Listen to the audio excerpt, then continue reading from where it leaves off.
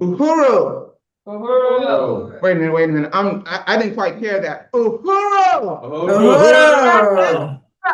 Black is back. Indeed. Black is back. Uhuru, everybody, and thank you to all those who are in the Zoom room and to all of those who are watching us live on Facebook, live streaming. This is day number 3 of our very powerful Black Power, Black People Conference in Washington, D.C. The beast, the belly of the beast, the bowels of the beast of this horrific capitalist, imperialist, warmongering machine that lusts on the blood of Black and brown people throughout the world and anybody that does not even fit their class. It is so significant that we are here today, especially with the way things have been revving up even more. And although we know that there is no significant difference at all between the Democrats and the Republicans, as I call them, but there are times when they will use different methodologies to escalate things. And we certainly recognize the militaristic approach that the current administration has been taking, and I should say an even more militaristic approach by trying to militarize the Black and brown communities even more the way they did in DC, and by also snatching people off the streets. We are unafraid. We say, do not agonize, organize. And we had a very powerful demonstration yesterday in DC as we marched through the streets, as we boldly marched through the streets, and Linda concluded our demonstration in front of that White House, sending a strong message to Trump and anybody else who sits at the seat of that power, that we are not afraid, and that our response is do not respond with fear, but to organize and not agonize. And that is the theme of this conference today, as we will be hearing powerful presentations talking about concrete strategies, concrete ways that we can organize. And I will just conclude this introduction with this. If you are not a member of a powerful, radical, revolutionary organization such as the Black is Back Coalition for Social Justice, Peace, and Reparations, you are doing yourself a disservice. This is how we must respond to the increase, to how we should respond living in this society in any way under colonialism. We must organize, we must become members of powerful organizations, and it is imperative that we examine this country, that we examine this whole system through the lens of the Black liberation struggle, upon which the Black is Back Coalition honors by choosing that name, the Black is Back Coalition for Social Justice, Peace, and Reparations. And with that, we are going to introduce our powerful Secretary General. These titles don't even begin to describe who they are and how important they are to us. Sisters IE, would you like to introduce us to the Black is Back Coalition Steering Committee and Uhuru? Uhuru. So welcome. Like Lisa said, we're on for a powerful day 3 of the 17th annual Black People's March on the White House. And now at this time, we will just go over some of the coalition steering committee members. Uhuru. So first we will go over the coordinating committee, and these are the persons responsible for the day-to-day work of the coalition. First and foremost, we want to salute our chairman, Omali Yeshitela, chair of the African People's Socialist Party, and chair of the Black is Back Coalition. Uhuru. Then we have vice chair, Lisa Davis, who also leads the Health and Healthcare Working Group. And then we have myself, Zaid Radisa, who serves as secretary for the coalition. And Kululeku Sachaba, and he's the outreach coordinator for the coalition. Uhuru. And Kinge Maele, who serves as director to the coalition. Now we're going to move on to the steering committee, and these are representation and working group leaders. We have Matsemela Odom, the chair of the Black Community Control of Police Working Group. Betty Davis of the New Abolitionist Movement, also with the Education Working Group. Emmanuel Maku, who is the international president of the International People's Democratic Uhuru Movement, and also the chair of the Youth and Student Working Group. We have Daoud Khalik, chair of the Reparations Working Group. Belinda Parker Brown of Louisiana United International. Reverend Edward Pinkney of the Black Autonomy Network Community Organization, also known as BANCO. Then we have Jihad Abdulhamid of the Jericho Movement. Yejide Mila of the African National Women's Organization. Life Malcolm of the Black People's Advancement and Defense Organization. Zaki Baruti, President General of the Universal African Peoples Organization. Then we have Joko Collective, which consists of Tasha Thomas, Yusef Imhotep, and then Jamila Feimster, excuse me. Then we have Amanda Wallace of Operation Stop CPS. Paul Pumphrey, co-founder of Friends of the Congo. Robert War Williams, the chairman of the Black Panther Party in San Diego, California. Cam Howard of Reparations United. And then in memoriam, these are members that have transitioned. Uhuru, long live Glenn Ford, founding member, and he was of the Black Agenda Report. Rob Pointer of the Lynn Stewart Organization, long live. Dr. Zena Crenshaw Logal of the Louisiana United International. And then recently transitioned Comrade Dennis Sayero. Uhuru. Long live. Long live. Uhuru, long live. So at this time, I believe we will be moving into the African Nation Fight Song. Just a little background, the African Nation Fight Song was composed by African People's Socialist Party member Alikia Ngoma under the leadership of Chairman Omali Yeshitela. Alikia has written and composed music and anthems for the Uhuru Movement, such as the Anthem of the African Nation, the Uhuru Medley, and the African Nation Fight Song, which we are about to hear. So we ask that everyone please stand and sing along. This is your song too. So Uhuru. Uhuru. Uhuru.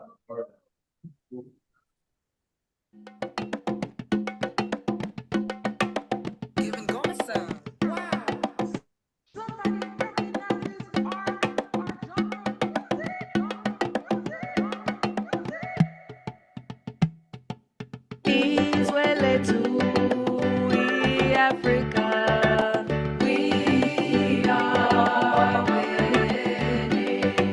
Shout Uhuru for our freedom. We are winning.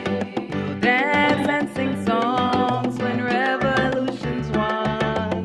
We are winning. Africa's best daughters and sons.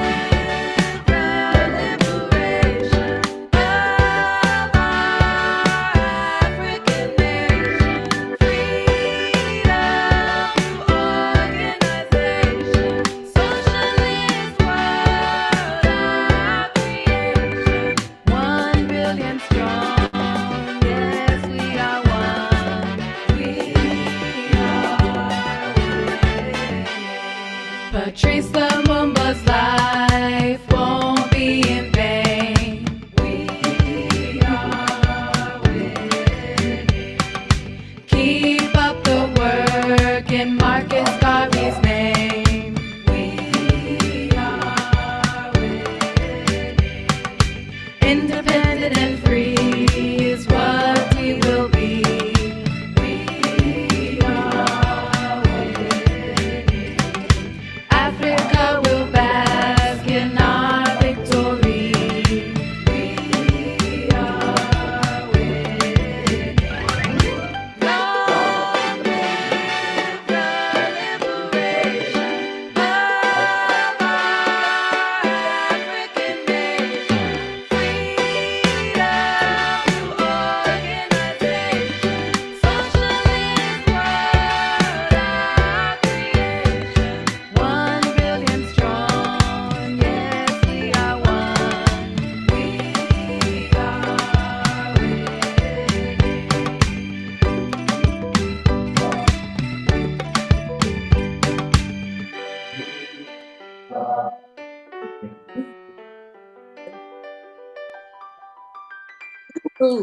Uhuru, we are winning.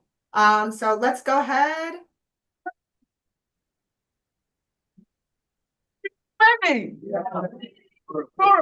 Uhuru, we are winning. So before we get into such a rich discussion today, I suggest that you go ahead, find a piece of paper, take out a pen, be able to take some notes today, because we're going to find out exactly how we can build dual and contending power in such a precious time. So I'm going to pass it back over to Comrade Lisa. Uhuru. Yes, Uhuru. Boy, that was very powerful. Now I'm a rope even more.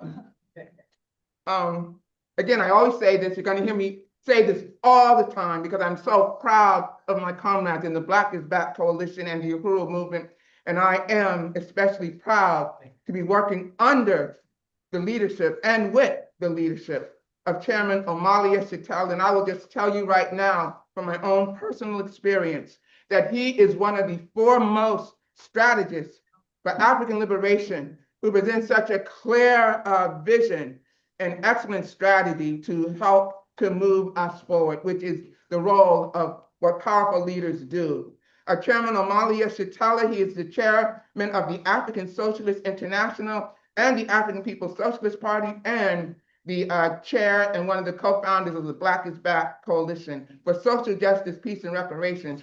From the day he tore down that racist mural from City Hall in St. Petersburg, Florida in 1966, the chairman has never stopped fighting for the liberation of African people. In the heat of revolutionary struggle and during years in prison for his political work, the chairman developed the theory of African internationalism that understands the world through the eyes of the African working class.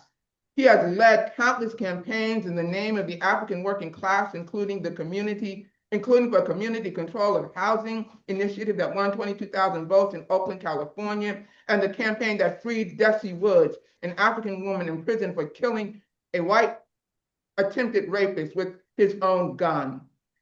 The chairman has founded the International People's Democratic Uhuru Movement in 1991 as a revolutionary mass organization to defend the democratic rights of the African working class. The party also launched Black Star Industries, bringing all of the economic development institutions of the party under one umbrella, creating partnerships with community members. Today, Chairman Omali Yeshitela, as the leader of the African Socialist International, speaks to his growing base around the world and leads the worldwide movement for the liberation of Africa and African people everywhere. Chairman Omali Yeshitela.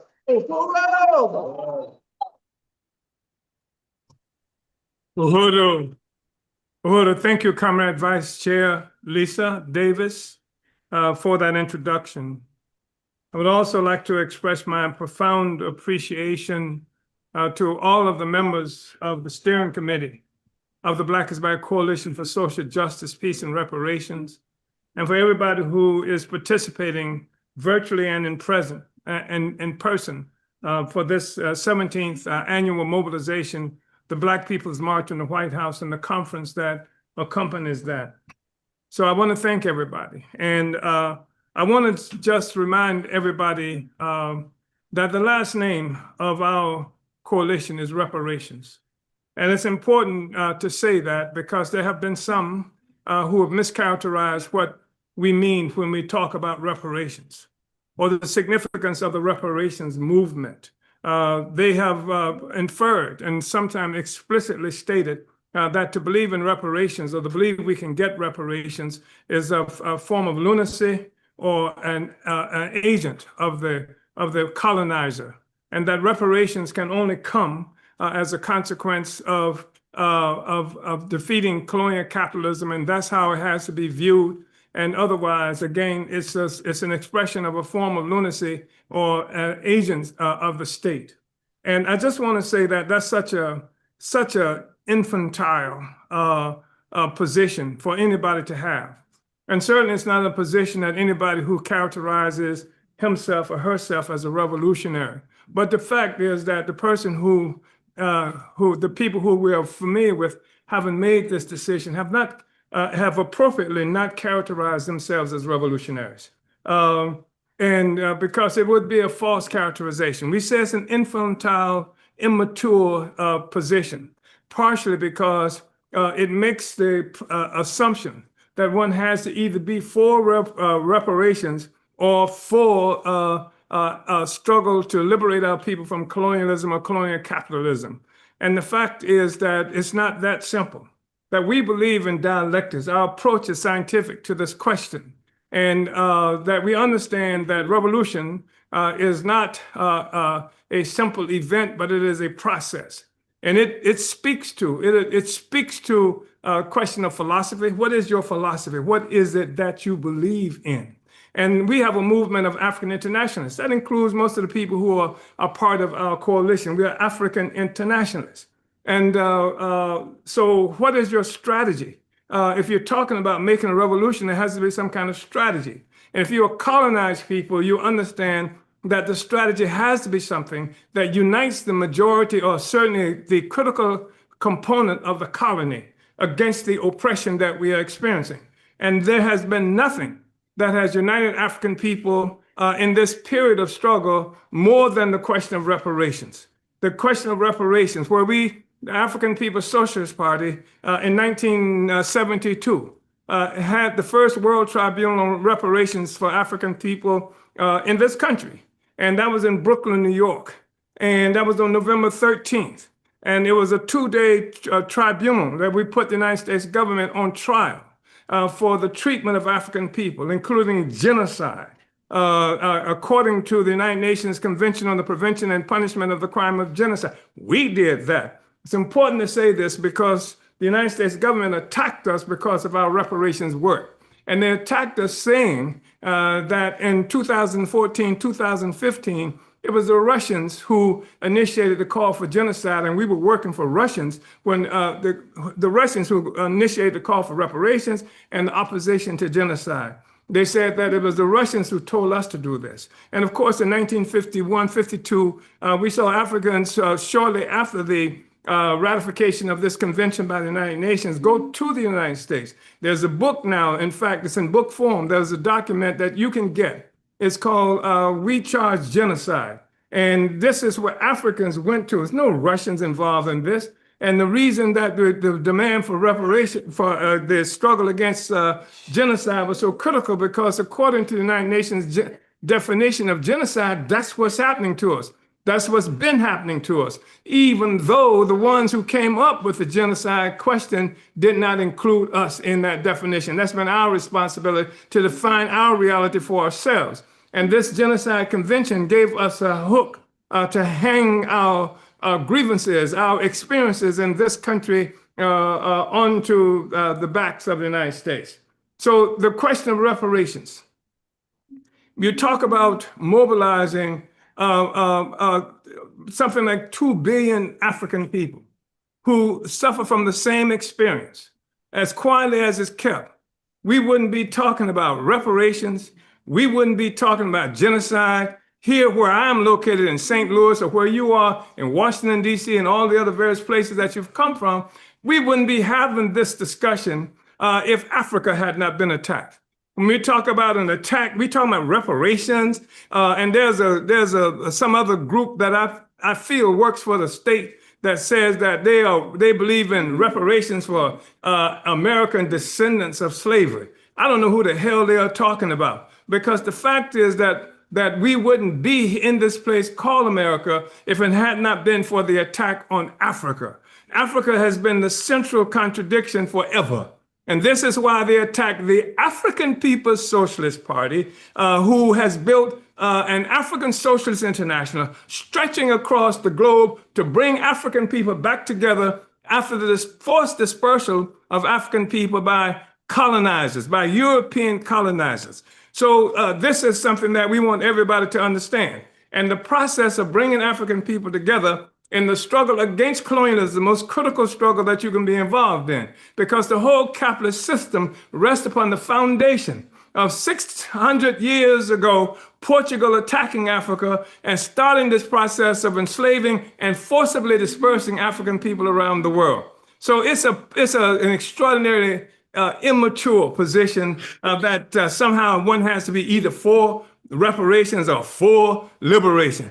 In fact, the reparations, from our perspective, and has been a function of the revolution. That's why we talked about it, that mobilizes African people everywhere. And we see that CARICOM, the Organization of Caribbean Countries, have united around this question of reparation. I have worked with the one who has led that struggle out of Barbados, worked with them in Suriname, worked with other forces who had come together to deal with this question. And so you got the CARICOM, the Caribbean nations have united in the demand for reparations and have concluded, it has concluded that Africans are owed $131 trillion in reparations, that Africans are owed reparations, amount of in reparations that's more than the money that exists in the world today. So this is the reality that we are confronted with. And you've got all over Africa, you see countries so-called countries, these carved up entities that were created by Europe as part of the colonial process, are demanding reparations. Everywhere you look across the continent, that is the case. That is a unifying project that's bringing Africans together in the struggle against colonialism, and not just colonialism as a policy, as it might have begun from Portugal some 600 years ago. Not just colonialism as a policy, as it may have, people may see it as it relates to what the false, the backwards reactionary, illegitimate white nationalist state of Israel. It's not just a policy. The Israelis may have a policy, but the fact is, it's more than a policy we are looking at. We're looking at a colonial mode of production that all the world, all of the economy in the world is affected by and connected to this process that humans are involved in for the creation and recreation of human life itself. So I just wanted to make that statement because I think it's important. We are the Black is Back Coalition for social justice, peace, and reparations. That's what we stand for, Uhuru. So I also want to say that I'm going to quickly look at the founding document for the Black is Back Conference. This was something that was put together in 2000, let's see, it was the year 2010, the year of the earthquake in Haiti. And it's an important document because this is the document that all the groups who came together, and there were more then than there are now.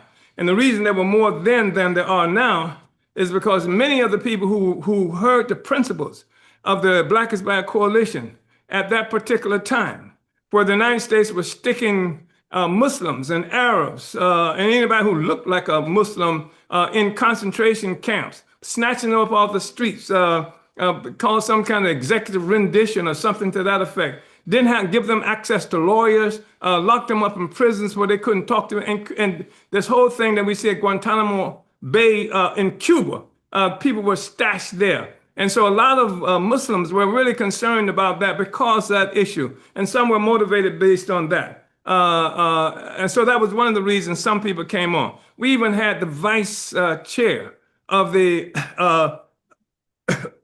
North Carolina state NAACP who came on until he was terrorized out of the coalition.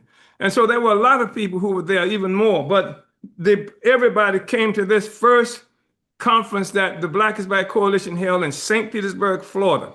And this is the resolution. This is the document that we all voted on that says represents the position of our coalition.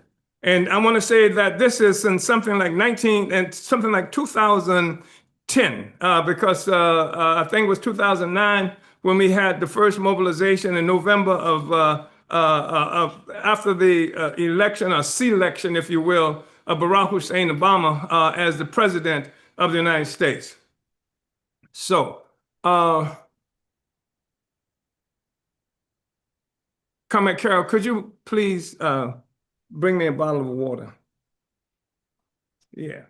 I want to go ahead, and here's the statement. It said, build the Black is Back Coalition for social justice, peace, and reparations. Advance the struggle for bread, peace, and Black power. This is a document that was voted on, united with by the people who formed our coalition. And it's the founding document.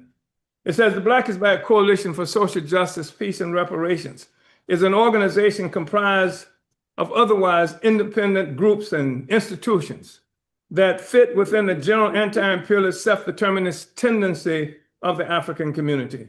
And this was really important because as the leader of the African People's Socialist Party, as a revolutionary organization, as a party that has a particular kind of responsibility in all parties, including the Democrat and Republican parties, if you will, although you could call them one party, organizations that speak to specific kinds of interests, class interests, if you will. The Democratic Party, though it allows you to join, it has allowed you to join, it has opened up the door to bring you in the same way spider webs bring in spiders to be devoured by the spiders, flies to be devoured by the spiders. The Democratic Party will allow you to come in, but it was a party that represented the interests of the colonial ruling class. And the same thing is true of the Republican Party. The thing is that they are organized around the interests of specific elements, specific forces of the colonial ruling class, with differences on how to maintain the social system of colonialism. Not whether colonialism should be disappeared. You don't see ending colonialism in any agenda, any program that's put forth by the Democrats, and you don't see it put forth by the Republicans. The question that they debate all the time is what is the most effective way to control and maintain the world as it is in the interests of the rulers of this country and rulers of the world. And these are colonizers that we are talking about. So we are a political party, and parties are represented by the most advanced aspect, the most advanced sectors of the class that they represent. So you've got people who call themselves Democrats who have no idea, and you can't find it easily, what is the program of the Democratic Party? How many Democrats in this room? And can you tell me what the program of the Democratic Party is? How many people who call themselves Democrats or Republicans would know what the program of those? They don't know because it's not for you. Even though if you search hard enough, you can find it, just like you can find other documents that represent the interests of the ruling class, but it's not easily available to you. So I'm struggling right now because I'm looking for, I can't make some stuff move easily on my iPad. So I'm looking at the founding document, and we are a political party that we have the responsibility of doing this. And why did we have a responsibility of doing this? Because our movement for freedom and happiness, our movement for freedom and happiness have been attacked in this country and around the world by colonial governments. It resulted in the things that we celebrate today without saying exactly why. We remember Martin Luther King. We remember Malcolm X, and we do things when we hold up photos of Garvey and what have you, but they came under attack, the Black Panther Party, for very specific reasons. And it was defined in some ways by this document that was created by the Federal Bureau of Investigation in 1960s, I think it was 67, as a COINTELPRO, the counterintelligence program. It was an intelligence program by the federal government to destroy the movement that we were involved in against colonialism. And they defined us and identified us Black nationalist hate groups. And at that moment, they gave the definition, they saw King as a possible problem if he should ever abandon his loyalty to white liberals, et cetera, and join in this vast trend that Black people were involved in at this time, not only in the United States, but around the world. And around the world, we weren't talking about how to join in the colonizer system. We were talking about how to get out of it and how to win our freedom from it. But after that, of course, that our people were murdered. Many of them, Malcolm killed, Martin killed, Patrice Lumumba murdered, Nkrumah overthrown, and I believe murdered. And we saw this happening around the world. So I wanted to just comment on the conditions that we were experiencing. And even when we talked about reparations, it wasn't just some empty wish.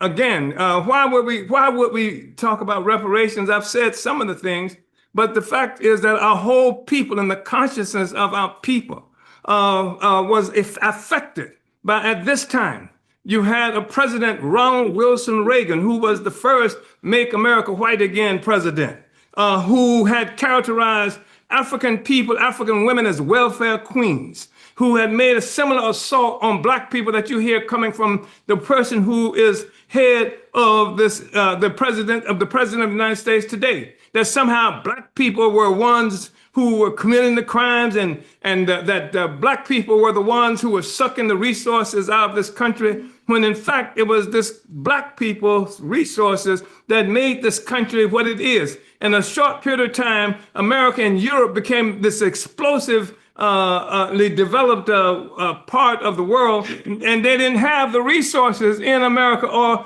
Europe to do it. Where did they get it from? They got it from the indigenous people who live here. When you're talking about the Mexicans, you're talking about the so-called Indians who live in concentration camps today that they refer to as Indian reservations.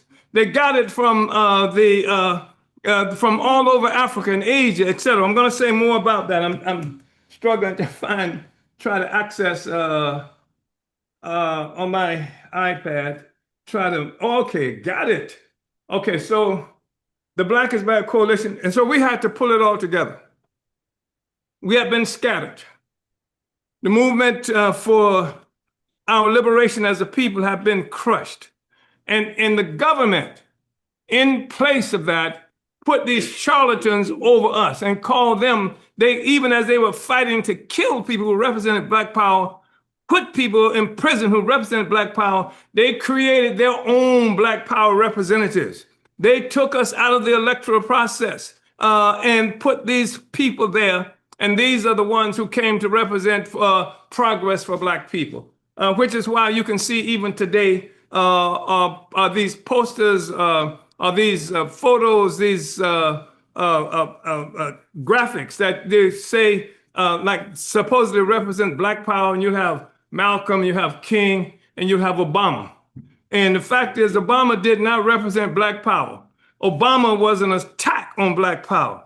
And Obama could not have won the presidency of the United States if the Black Panther Party had been on the ground, if Black people, Black Power movement had been on the ground, because Obama was able to win the presidency of the election of the United States because he didn't have to say anything about the conditions of Black people, and he didn't. The only time he spoke to the issues of Black people was in Chicago on one instance where right before Father's Day. And he said that the problem that Black people have is caused by Black fathers not being in the home, et cetera. He didn't say one of the reasons that Black fathers were not in the home because thousands of us were locked up in the prisons.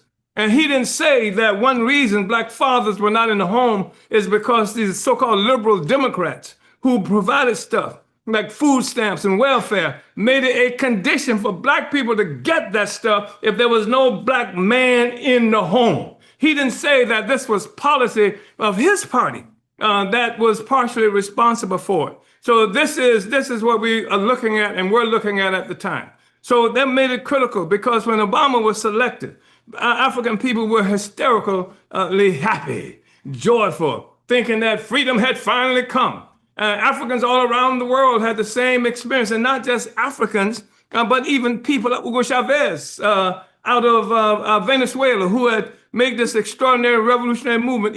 Even people and this is even people like Muammar Gaddafi, who Obama and Hillary Clinton helped to murder and actually showed themselves celebrating his lynching in Libya. So these are the organizations, they all represent colonialism. And so what we are looking at is not just colonialism as a policy, but as a mode of production. It is characterized by parasitism primarily. It is characterized by what is known around this country as a Delmar divide. And the Delmar divide is extraordinarily real here in St. Louis and got its name in St. Louis. It's that place that divides North St. Louis from South St. Louis. And North St. Louis is where the Africans live, and there's nothing but poverty, despair, et cetera, except for the work that we do here. And I say we, I'm talking about the movement, generally speaking, not just the party, but the movement. And the thing is, and South St. Louis is south of the Delmar, is where the majority of the white people live. You cross the Delmar divide, you see the difference right away in terms of the conditions of existence of white people who are colonizers versus African people who are those of us who are colonized. I hope I'm not working y'all too hard, because I know I'm messing with much of what people have come to understand to be the case and be the truth. But that's all right. We got to say it. Because alcoholics don't like for you to tell them that they're alcoholics, and they would prefer to just keep on drinking their lives away, their dreams away, their aspirations away. But we're gonna attack it because we've been locked up in this bad place, and people have been killed and arrested for trying to change this. That's what COINTELPRO was about. That's what killing Malcolm was about. Killing Martin Luther King was about. That's what the attack on the Uhuru 3 on my home on July 29, 2022 was about. Stop saying it. Don't talk about colonialism. All of us, let's go back to can we all get along together kind of politic, etc. And they would help people believe, if they would, that the reason that we have a different politic because we don't want people to get along together. We want everybody to get along together, but no one at the expense of African people or anybody else. That's the kind of system that we are fighting for, Uhuru. So anyway, comrades, I hope we're doing okay. So the Black is Black Coalition for Social Justice, Peace, and Reparations is an organization comprised of otherwise independent groups and institutions that fit within the general anti-imperialist self-determinist tendency of the African community. While the immediate cause of our organizing has been the escalation of the US wars in Iraq, Afghanistan, and Pakistan, we are representative of a people whose introduction to the United States and to imperialism in general has been our own experience as victims of the attack on our African motherland and the subsequent enslavement and colonization from which we still suffer today. It has been our own historical experience as victims of imperialism that helped to inform our views of imperialist aggression by the United States and others against the people of the Middle East, including Palestine and the Persian Gulf. It has been our own experiences that help us to recognize imperialist aggression by the United States and others against the people of South America, especially Cuba, Venezuela, Nicaragua, Bolivia, and the growing anti-imperialist bloc. And this is 2009, 2010 that we are talking about here. January 2010. And the same countries that I'm identifying now are the ones that's still under assault today. And this is what we are talking about. And so what's that, 15 years ago? So we recognize the current imperialist involvement in Africa and the African world as continuation of the initial assault on Africa.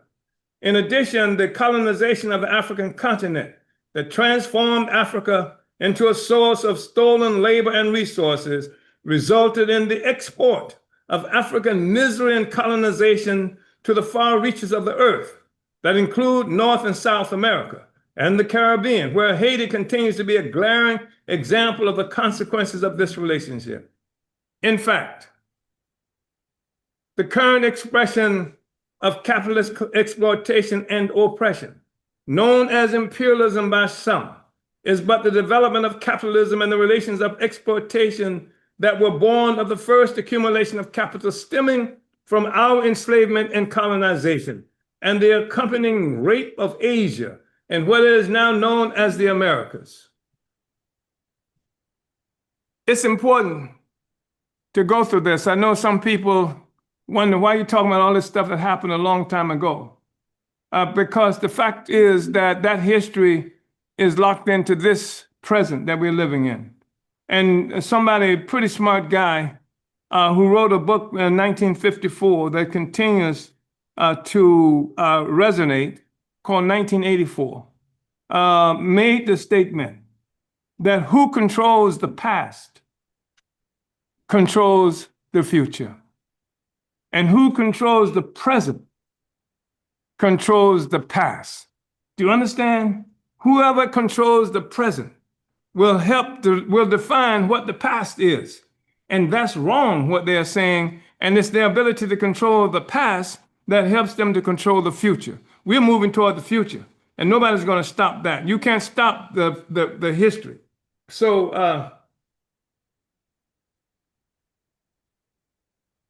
it is because we recognize their struggles like our own, talking about indigenous people of the United States, talking about people of Cuba, Venezuela, etc. It is because we recognize their struggles like our own are simply efforts to reverse the verdict of imperialism that require the vast majority of the world's peoples to live in perpetual misery and poverty for its success. It is because we know that the prisons of the United States are filled with the masses of our people because U.S. imperialism recognizes us as an internal colony. And since the formal emancipation of our people has maintained a public policy of police containment, most often with the democratic consent of the general white population. When I say democratic consent, the fact is that white people elected Donald Trump, but white people also elected Biden. Although Biden had a huge, and the Democrats have had a huge support by African people, who majority of whom are members of, who engage in political activity are members of the Democratic Party. They are not members of the Uhuru Movement. They are not members of Comrade Zaki Baruta's Universal African Peoples Organization. They are not members of organizations out there trying to make the changes in the world. They're members of the Democratic Party. And so this is why the brave men and women who organized themselves and boldly struck out to win our happiness and the return of our stolen resources have all been victims of character assassination, forced exile, and murder. This is why scores of such men and women are now rotting in prisons, are living furtive existence as hunted prey, even as the United States preens on the world stage pretending social equality, having hidden its historically recognized white power behind a black face in the presidency of Barack Hussein Obama. Unemployment and an imposed drug economy. And it's an imposed drug economy, comrades. I mean, you think about this. Here is a situation where actually billions of dollars worth of drugs come into this country. I'm talking about illegal drugs. Now, I'm not talking about the ones they use to kill you that are legal, that you can pick up at your local Walgreens or something like that. I'm talking about illegal narcotics, drugs. Billions come in. I remember some years ago, there used to be an airline called Eastern Airline. they found in Eastern Airlines behind the walls, there was packed with heroin, I mean, all over the place. And then, the ships come in loaded with the drugs. Now, this derivative from cocaine, sometimes cocaine itself, and airports, they come in. We don't control those airports and those ships that they come in on. All of these drugs can get in on the one hand, but they can find a dime bag in any African community here. And they would raid my home looking for something that's not there. They would do something like $2.5 billion of terabytes that they've taken from our computers and things like that to try to frame me up. They find nothing, right? But they can't stop any of the narcotics, any of the drugs that come into our community because they bring them here. And they bring them here explicitly for us. Other people may do drugs. Indigenous people may do drugs. We do drugs in our community, and white people do drugs. And, there's a false equation that people say, well, more white people do drugs and black people do drugs. But if, in fact, as this government has done now, you begin to legalize drugs, you will find the most oppressed people who will be using the most drugs because it's trying to escape the pain, the misery, etc. You can't realize dreams here using the normal machinery of society, so we use other machinery to try to escape it. And that's one of the reasons why it's so important, our stance around this question. Even the legalization of marijuana, which is much more potent than when your neighborhood dope dealer used to be pushing it to you, and which is why we are opposed to it, because we are materialists, because we understand that changing our mind about something or changing our brain, there's nothing wrong with our brain until we put drugs in it. And sometimes the drug is white power ideology. But the thing is that we have to see the world as it is. We have to change the world. We have to see this world is not one that accommodates life for Africa and other people, especially colonized people. So what do? You change the world. You don't mess around changing your head, changing your brain about putting drugs in it that makes it more palatable, that makes it easier to live with it. I mean, that's what we see. People who, there's some dilettantes. There's some dilettantes, wealthy people who do drugs, et cetera, but that's not the driving force for most of the oppressed in terms of drugs. So unemployment and an imposed drug economy, the ongoing theft of value through home foreclosure and other means reveal the use of our people as the reserve labor force, as well as a reserve source of capital accumulation. Capital accumulation. Just think about this. In 1972 in St. Louis, where we are located, this government, with the assistance of the Rand Corporation, put forth something they call a Team 4 plan that was consciously designed to starve the African community in North St. Louis. You can look for it, Team 4 plan from the Rand Corporation. They wanted to call it benign neglect, but it was neglect, but it was not benign. It was as cancerous as any kind of neglect that you can have. That you inject somebody with cancer like Tuskegee, you can't call it benign if you just put the cancer in there.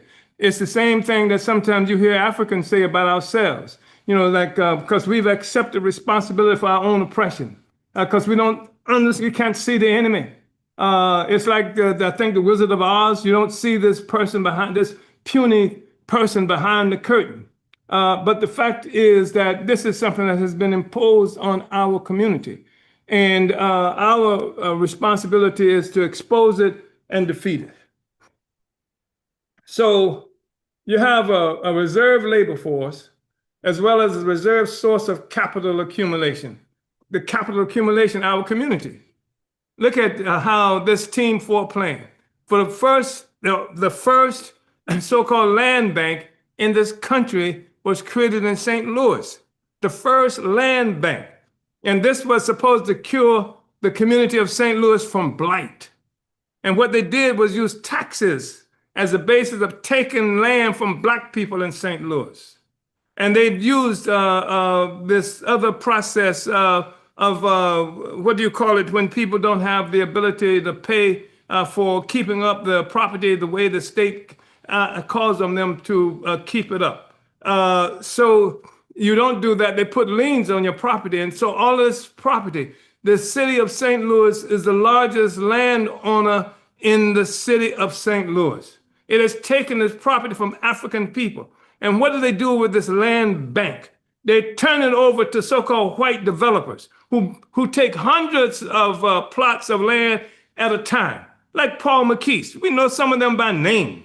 We like what is they actually did to put a spy center in our community, in the Black community, an international spy center, the so-called National Global Geospatial Intelligence Agency, which is the second one that they put in this country of major significance. They took 2,000 acres of land, property from Black people. They used the power of eminent domain to take this property.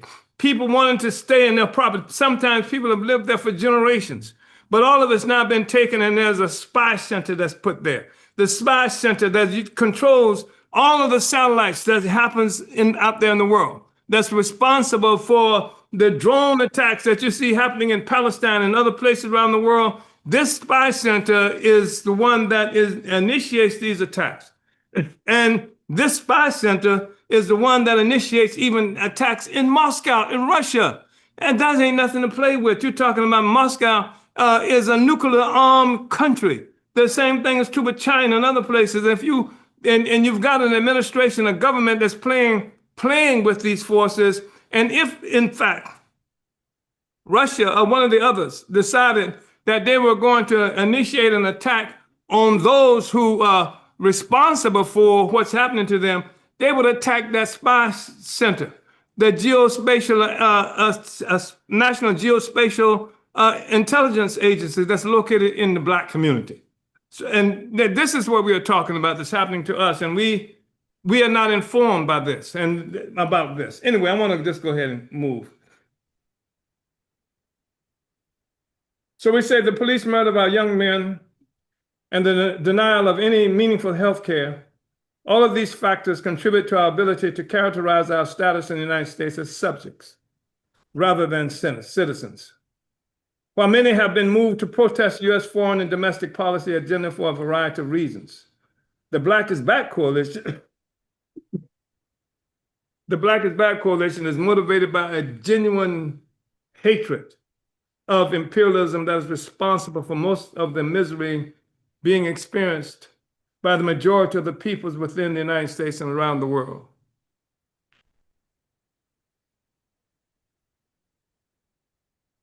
We protest the wars and injustices directed at the peoples of the world by U.S. imperialism. But more important, our existence represents the re-entry of our people into public life as an organized, conscious act of anti-imperialist resistance that has its basis in circumstances similar to those that have motivated the peoples of Palestine, Iraq, Afghanistan, and elsewhere. Our coalition is uniquely positioned and has a responsibility to provide leadership in the resistance against U.S. foreign and domestic policies.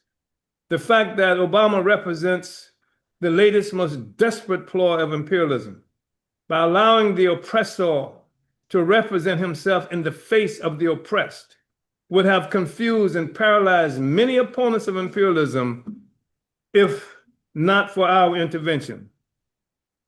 We have not simply called for peace as much as the U.S. anti-war opposition has done. More importantly, we have been able to express solidarity with those who resist U.S. imperialism, to the victims of imperialism.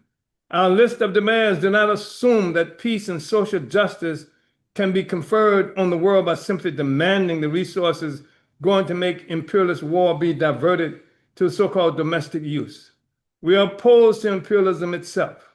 Our existence as a coalition marks the initiation of united resistance to imperialism, a resistance that advances the interests of oppressed and exploited African people within the United States and worldwide. Ours is a resistance for bread, peace, and Black power. Obviously, the demand for bread calls for self-serving employment that contributes to the development of our community and return of all the recently stolen resources due to our people from U.S. actions that accompanied and followed the catastrophe of Katrina and other Gulf region weather systems. We want restitution and repair for the subprime mortgage fraud that resulted in the greatest theft of African wealth since slavery. But the demand for bread also means reparations for all the stolen wealth that has accumulated to the coffers of U.S. imperialism from slavery up to now. Nor should the demand for peace be interpreted as an imperialist peace, the type of peace that the slave master can appreciate as long as the slaves are not resisting the system of slavery goes unchallenged. When we say peace, we mean peace that accompanies social justice, the peace that can only come through fierce, uncompromising resistance designed to overturn the relationship between the oppressed and the oppressor. We want Black power, self-determination, and while we may have differences among ourselves within the coalition about what that self-determination should look like, we do all agree that the fate and future of our people should not be determined independent of the will of our people whose conditions of existence owe themselves primarily to the fact that this critical democratic requirement has been forcibly appropriated by our oppressors. We are approaching the consolidation of our coalition conscious of the historical basis for our unity, but also aware that there are some political and ideological differences among us. Some of us are self-declared revolutionaries, while others do not harbor a criticism of imperialism or the U.S. that would lead to revolutionary conclusion. Moreover, there may be differences among us concerning the nature and objective of revolution, even when we agree that revolution must be on the agenda. For some of us, religion has been a major incentive to become organized as a part of the resistance against war and injustice. We are Black nationalists, Pan-Africanists, communists, social democrats, African internationalists, and just plain fed-up Black folks who recognize that united action among our people is a must. It is this diverse character that gives our coalition its strength, for such diversity is representative of the character of our community and offers us the opportunity to build a real, genuine social movement, such as those that existed in the United States in the 1950s and 1960s. For this reason, we recognize that the Black is Black coalition must be one that respects the ideological and political differences among us, even as we participate in the most serious discussions to advance our cause. While we do not require any group participating in the coalition to abandon this belief system as a condition for participation, we do require all its member organizations to agree to advance their agreed upon principles. We do require all its member organizations to advance their agreed upon principles, goals, and actions of the coalition without relinquishing their right to independent action, ideological and political expression outside the coalition itself. For a coalition such as ours to be successful and victorious in its objectives, it must be based on democratic principles. This is why we must be open to serious political discussion and debate and not struggle that degenerates into personal insult and slander. And all disagreements must be resolved through majority vote. And so on November 7, 2009, the newly formed Black is Black Coalition for Social Justice, Peace, and Reparations violated all notions of conventional wisdom by organizing the first national mobilization in opposition to U.S. actions, domestic and abroad, since the inauguration of the country's first Black president. Hundreds of mostly African people answered the call by our coalition to rally in Washington, D.C. and march on the White House under the slogan, "Resist U.S. wars and occupation in the U.S. and abroad, reparations now." The principles of unity that united our coalition and facilitated our ability to organize our rally and march prove themselves in practice and should be maintained as the foundation of any further discussion at our conference. This is also true of the revolutionary national democratic demands around which the coalition was initially organized. These principles and demands, fundamental to our unity, but they are also principles and demands that confront imperialism. They indicate the initiation of a new social movement a new period of resistance from an historically oppressed and exploited people. They state for our people in the world that despite the recent bloody past that has resulted in imprisonment and assassination of our leaders and destruction of our freedom-seeking organizations, despite the establishment of a black U.S. president that has proclaimed a post-racial U.S. Black is back, and the struggle for bread, peace, and black power is on. So this is the founding document this was the founding document of our organization, and this was voted on by the more than 20 different organizations who initially were at that. I want to say just a couple more things, and I shall get out of your way. I'm really concerned that this is a dangerous moment, a really critical moment. The whole system of the whole world economy, the whole system of colonialism, the colonial mode of production, is now threatened and shaken, being shaken to its foundations. And I just think it's really important for us to be conscious of some things that are especially significant to African people. The Washington, D.C., where comrades are now, participating in this 17th annual Black is Back mobilization.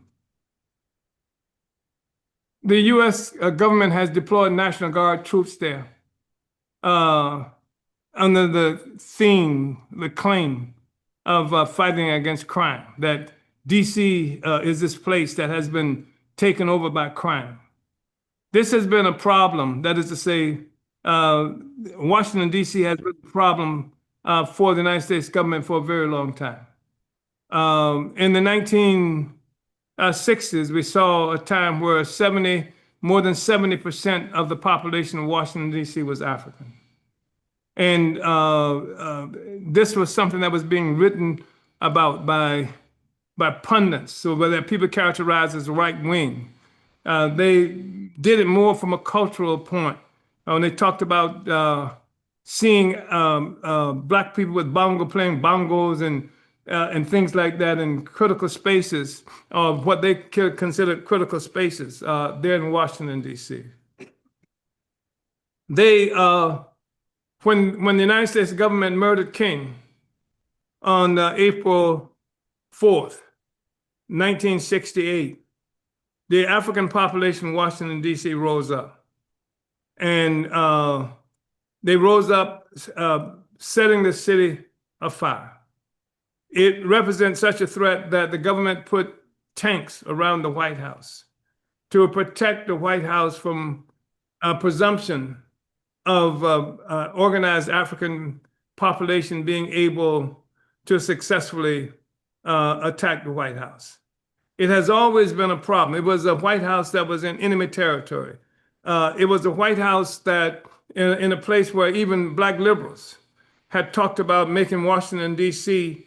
Another state, independent, not an independent, but a state other than just this district that could be represented in Congress and in other ways, et cetera. It was a problem for them to have that. So you had this political expression of anti-colonialism, even from liberals who may probably connected to the Democratic Party, Africans, who were talking about making Washington, D.C. a state.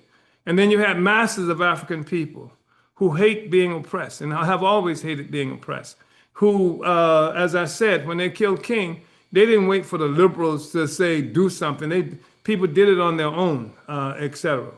So Washington, D.C. has been a problem for them for a very, very long time. And I would mention to you that perhaps the first African mayor of Washington, D.C.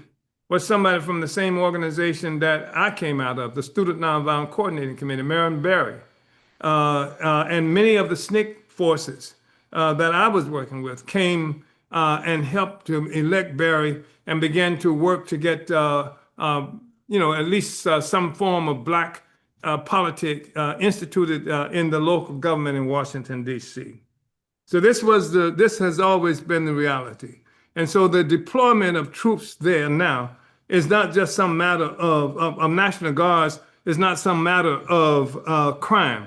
They deployed them there now for the same reason they deployed troops there in 1968 after the assassination of Martin Luther King. They deploy them now as an anti-colonial, as a colonial weapon to maintain our oppression and to maintain the security of this capital that is spreading violence and terror against the peoples of the world. So that's really important, that what we see National Guards there.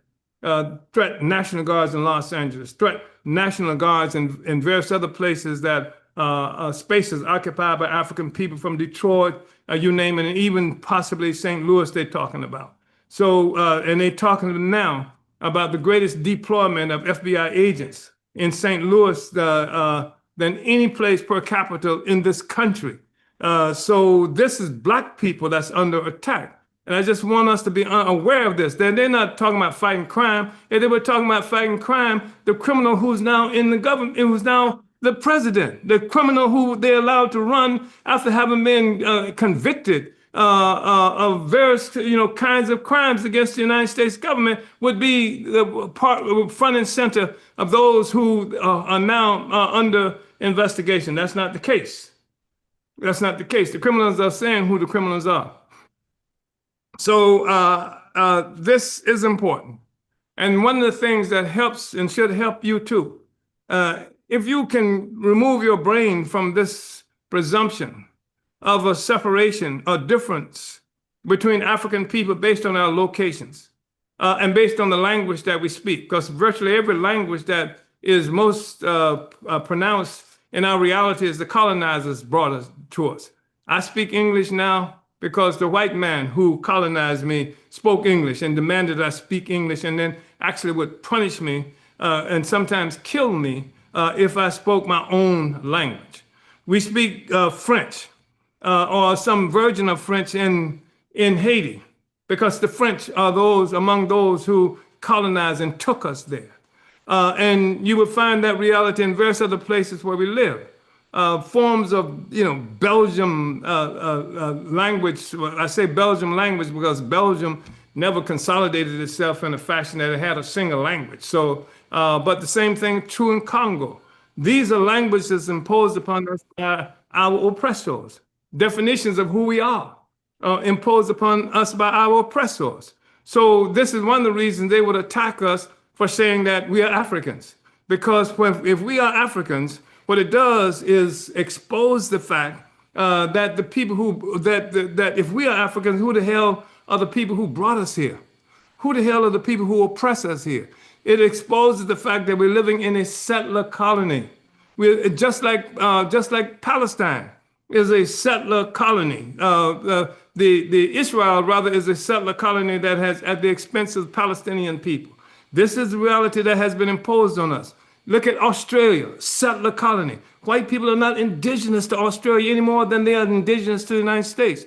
They're not indigenous to New Zealand any more than they are indigenous to the United States. They are not indigenous to Canada. But the people who are indigenous to those places have been nearly wiped out, who've been suppressed to the extent that you can't find them easily.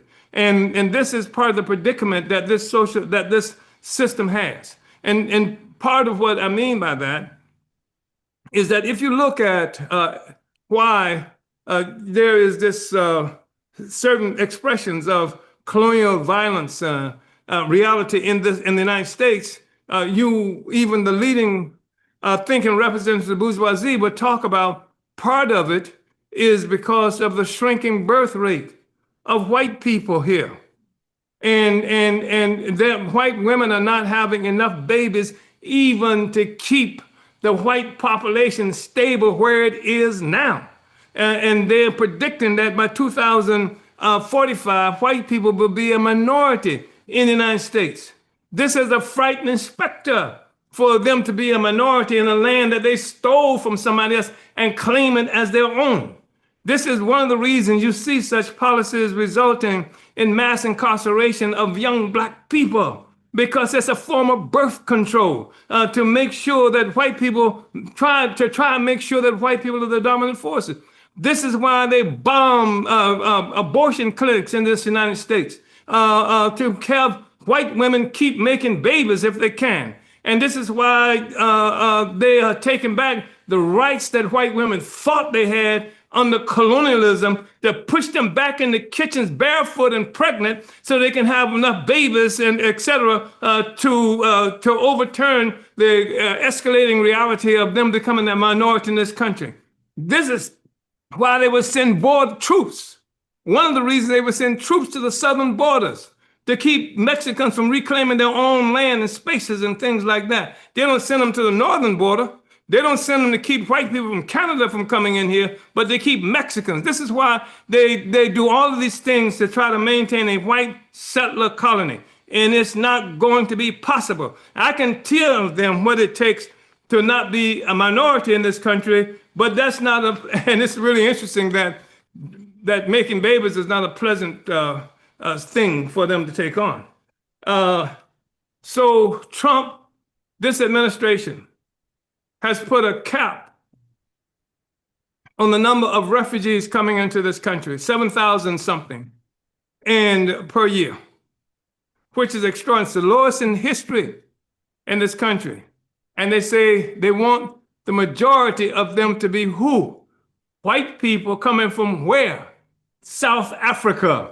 These people who are supposed to be oppressed, repressed in the apartheid South Africa.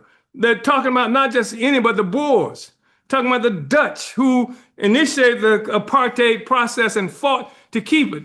The worst kind of domination of African people that existed in the last period was coming from there. That's who he's bringing here now. And he's bringing it here because he says they are being oppressed. That the black people in South Africa are oppressing the poor white people who looted everything and who today in South Africa own 87% of the land. Right now, they do. We have a situation where Trump is threatening military action in Nigeria, in West Africa. You know the basis of that? He said because Christians are being oppressed in Nigeria. So they're thinking about sending military, he said it, military action forces into Nigeria to protect Christians. And of course, part of what this does also is to split Africans up. Because in Nigeria, you have Muslims, you have Christians. And there can be a presumption, because it's a neo-colonial country, it's white power on the black face, whether it's Muslim or whether it's Christian or what have you. But they would have a situation that feeds into a presumption that some black people are being oppressed by these other black people there, and the United States government is available to help you fight against those who oppress you. So this is the kind of stuff, and that's something that we should be extremely concerned about. That the war against African people is becoming naked, more open, and what have you, and that's why we have to do what we have to do. That's what helps to shape the agenda that we have today at this conference, Black is Black conference. That's why we have to say, don't agonize, organize. And when we say don't agonize, don't be scared, because we've been living under this system, whether Biden or Harris or Clinton or Kennedy or whomever was in charge of this, was the titular head of the system. Don't agonize, organize. And what we're saying is, when we say organize, we're not talking about social media militancy. We're not talking about just passing out a flyer to say an event that's happening someplace. And we're not only talking about protests, which can be good sometimes, but it cannot be the foundation of the movement that you're involved in. Because all protests should be taken us someplace. There must be a to what end associated with protests, and there must be a recognition of when protest is good and when it's not good. It must speak to some strategic aims that a community of people are attempting to achieve. So we will be talking about what to do if the FBI comes. We would be talking about know your rights. And despite the fact that as some comrades continue to remind us that the government doesn't care anything about your rights, And the government, the police, when they're knocking you in the head, they don't care anything about your rights. But what has to happen is that we have to use what they claim to recognize as rights, because this is foundational to what they define themselves to be. So if they are put in a place where openly negating or attacking the very principles that they say that this whole system rests upon, then they're working at our liberation from just another angle. They attacking the very foundation when they do that, and it heightens contradictions, which are really important to educating all the people, etc. That is the colonizer and the colonized. That's what we'll be talking, and we'll be having the extraordinary Union de Barrio, who's organized a magnificent resistance movement throughout California, and being asked to do it in some other places against this deployment of ICE agents, against and kidnapping our people, jumping out and snatching up people. Sometimes children go to school and come back; their parents are not there because they've been taken up by the government and shipped out of the country, or put in camps and stuff to be shipped out of the country. And so the last three, the ICE is the last three letters of ICE what ICE is represent the last three letters of police. And so what it is that Union de Barrio can bring to us is going to be extremely important, because they are colonized. Mexicans are colonized. And there's an anti-colonial struggle that they're bringing to us as well. And we've got extraordinary forces who will be there, who are participating in this conference, and I know you're there.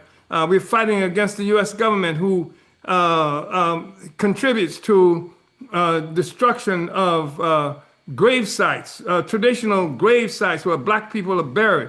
And it's part of the process of erasing the history of African people here, just like they're trying to erase the history of Palestinians in occupied Palestine, and given an opportunity, they would do it everywhere. They're trying to do it here. You can't teach history.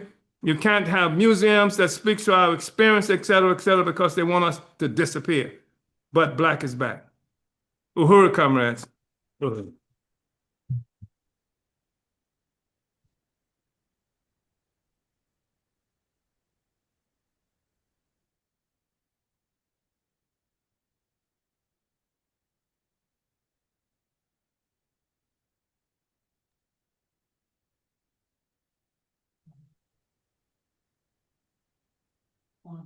Uhuru, wow, powerful presentation, powerful. And I just want to say that as many of these Black is Back conferences that I have attended, and as many times as I've listened to many of the discussions that a lot of the panelists will be having in this room, including the chairman, there is always something new that I learn, always another perspective that we can really utilize. So I'm very appreciative of that. Next, we're going to be having our panel discussion on the theme of Don't Agonize, Organize, and we will be hearing from various presenters about what we can do. And one of the presenters we will be hearing from is Sister Belinda Parker Brown from Louisiana United. On this particular panel, all participants will have 10 minutes. And Sister Belinda Parker Brown, she is an educator, a researcher, and a life specialist, community organizer, and motivational speaker. And she is with Louisiana United.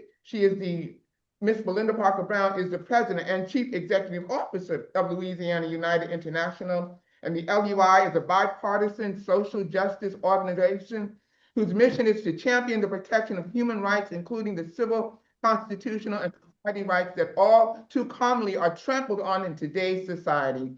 Miss Belinda Parker Brown. Uhuru. Uhuru. Yeah, can y'all, everything is good? Yeah. We're gonna make it all right. Wow, this, I just want to appreciate our chairman, our great leader. I want to salute that man with all sincerity, from the bottom of my heart. Chairman, you just dropped it. I mean, you just dropped some really good, hot and rich and rewarding information on us as a Black people here in the United States of America. I just, I really want to take my time. Thank you, Sister Lisa, also for that introduction. You don't have to talk about me because, see, I want to talk about myself and let the people know the hard, cold truth. I, are so happy and so excited and so just, just over, overwhelming, with how good and just wonderful that to be a part of such a powerful organization like the Black is Back Coalition with for social justice, peace, and reparations, people, because see, I was a victim of the colonizers.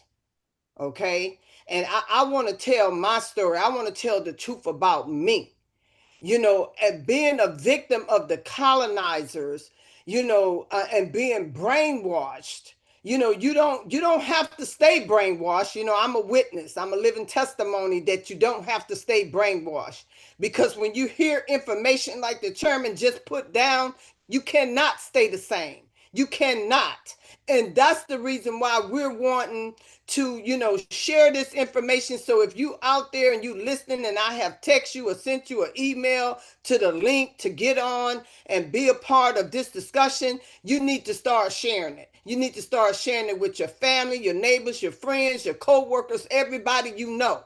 Okay, because it's time, people. It is time. And I really want to take my time because I got to drop some stuff on y'all too here today, just a little bit. I only got 10 minutes, and I don't really even want to take up my whole 10 minutes because a lot of times it's going to take times for y'all to join up.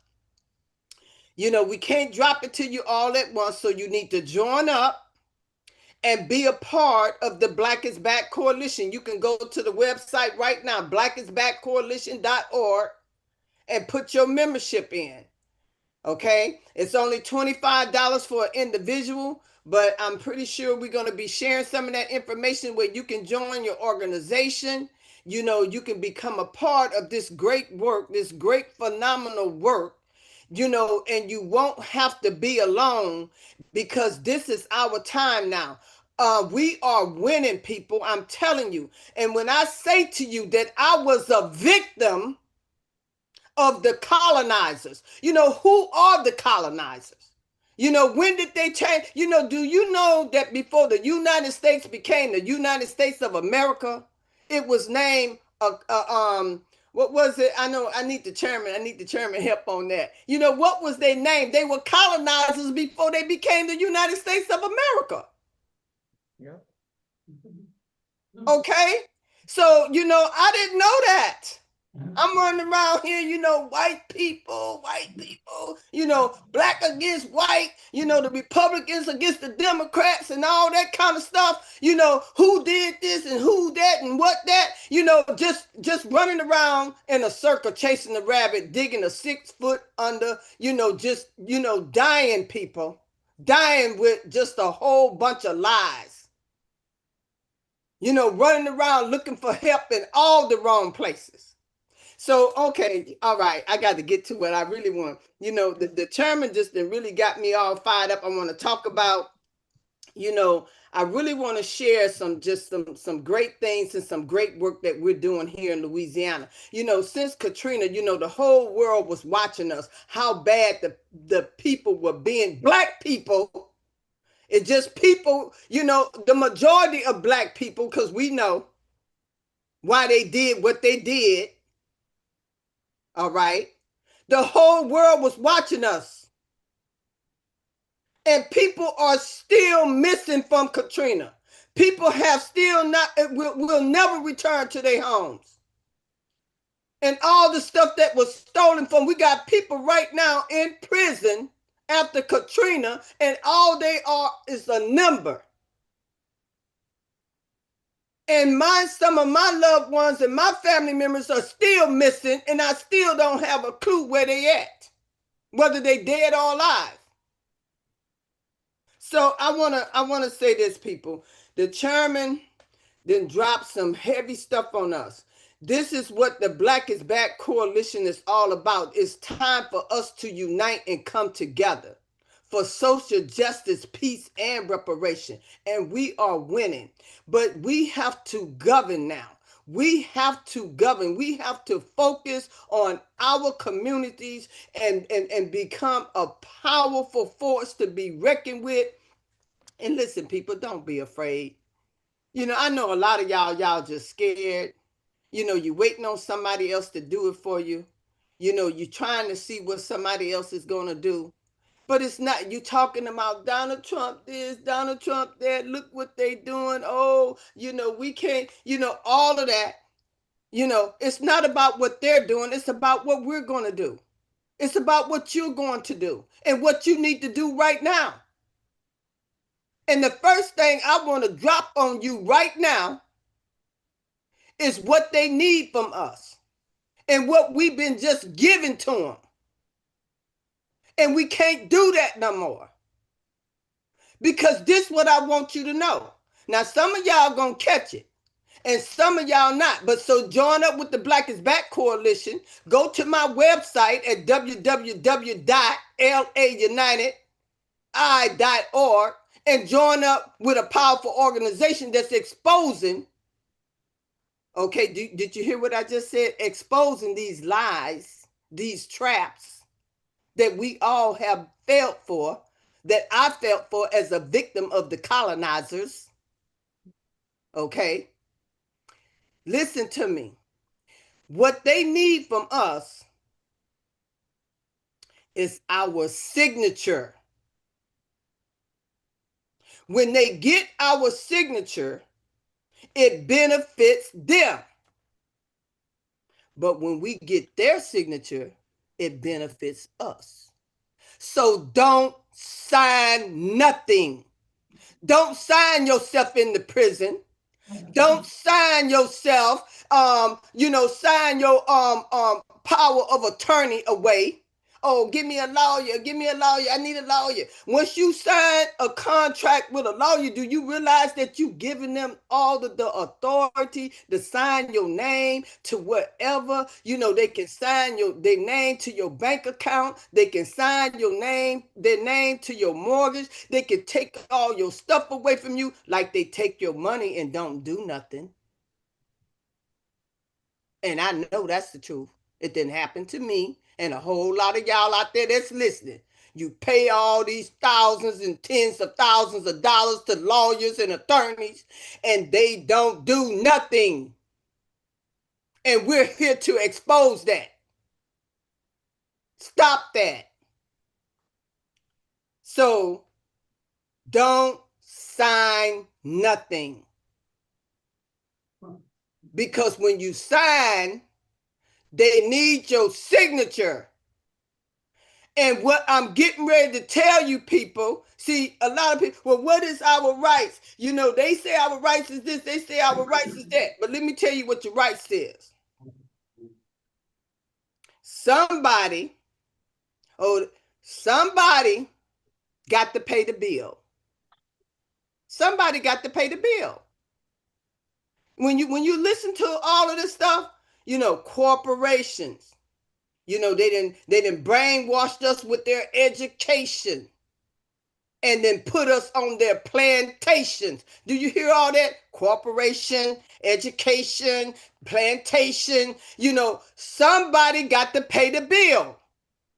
Now, what I done found out that the whole world need to know that I'm exposing that who took the loan out for the bill.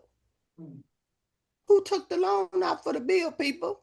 So on that note right there, I want to say, you know, I think Marvin Gaye used to say, you know, wake up everybody. Okay. And he say, stop sleeping. I don't know the song, but I know some, y'all know what I'm talking about. Barry Wright, Barry Wright also wrote a song. He talking about it. Okay. James Brown died in bankruptcy, broke. Isaac Hayes, y'all know who that is, died broke, but guess who's still getting the money from him? Listen, people, What's wrong? It's time to know the truth. And so you need to join up with a powerful organization, a coalition of powerful Black people. We're talking about the Black Power Blueprint. We're talking about controlling our own communities, becoming self-sustainable, taking care of ourselves. Time. Time. The time is now. Time is now. Rise up now. Right, we got to change it. Like Chairman said, we can't be running around here just protesting. Look what they doing, and then soon, when everything die down, we go right back to the same old stuff. So, time. Thank you so much for allowing me to share. It's so much I want to tell y'all, but hey, I am excited. I am fired up, and we are winning, and I'm just so happy to be a part, and just so excited to be with the Black is Back Coalition. Let's go, y'all. Let's go. Let's go. Let's go. Uhuru, Uhuru. We are winning. And just a little bit of light trivia. It was Teddy Pendergrass. Teddy Pendergrass who said, "Wake up." Marvin's like, "What's going on?" Oh, okay. Oh, okay. But I love them both. Anyway, thank you so much. Our next presenter, we're gonna have a next presentation about the Political Prisoners Working Group. And I believe that the person who was scheduled to give that, Sister Brittany Hutcherson, one of our young comrades who we appreciate her work. I think Sister Betty Davis will be speaking on that, correct? And to No, just- she's here. She's on the call. Sister Brittany, yes, all right, Brittany Hutcherson, which is Jericho, Political Prisoners Working Group, Uhuru. Hello, everyone. Good afternoon. Appreciating the energy in the room. I hope everyone is listening. The message is very important. I just wanted to share really quickly. As mentioned, I am a member of the Jericho Movement and NYC and the Black is Back Coalition, representing the Political Prisoners Working Group. And I wanted to speak on behalf of our elders suffering behind the wall. And I just wanted to let everyone know to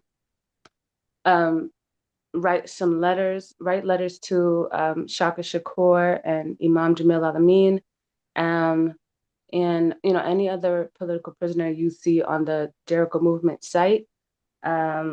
We just need to keep in mind that we have no idea what they're suffering under colonial death camp treatment. So we have to remind them that we have not forgotten them and that we are doing the best we can to continue advocating and being an extension of a voice for them. I also wanted to share that in the Philly area, please try to join the meeting in person on Monday, November 3rd from 6 to 9 EST. Ethical Society, 1906 South Rittenhouse Square, Philadelphia, Pennsylvania. If you're not, there's a registration link where you can participate online. Folks are, whether you can take part in walking the route or not, November 28th to December 9th march to the prison of SCI Mahanoy will need a lot of logistical support. March to end elder abuse, march to end medical neglect, and march to free Mumia Abu Jamal. There is a link that we can share so as many people as possible can sign up for this march and to participate and to, find out more about what is going on with Mumia and his treatment in Mahanoy. It is especially time to bring him and all our other elders home who have been behind the wall for 20, 30, 40 plus years. So please do all you can to ask for any information involving that march or being able to participate online. And free them all, free all political prisoners of war. I'd just like to add, there's a contact number, 862-240-6589. Once again, it's marchformamia@gmail.com. And the contact info is 862-240-6589. 6589. And also, do you have a website that you could repeat for the Jericho movement? Because they have a lot of information as well, correct? About what we can do? Yes, apologies. I put myself on mute. No problem. Yes, the Jericho Movement site, I believe, is jerichomovement.com or www.jerichomovement.com. And you can go to where it says prisoners, and we have a list of everyone who we are supporting behind the wall and all of their information where you can send their letters and any other kind of support that you would like to lend. Uhuru, and thank you so very much. And Sister Brittany, we appreciate you. We appreciate you greatly. Our next presenter is Brother Lukede Maku, who is the international president. He's the international president of the International People's Democratic Uhuru Movement. And he says he's also a member of the African People's Socialist Party. And he says he came into political participation through being at one of the Black People's March on the White House. Uhuru. And I just comment, I think we can go switch chairs because the camera's right there. Okay. So I can just move over real quickly and gracefully.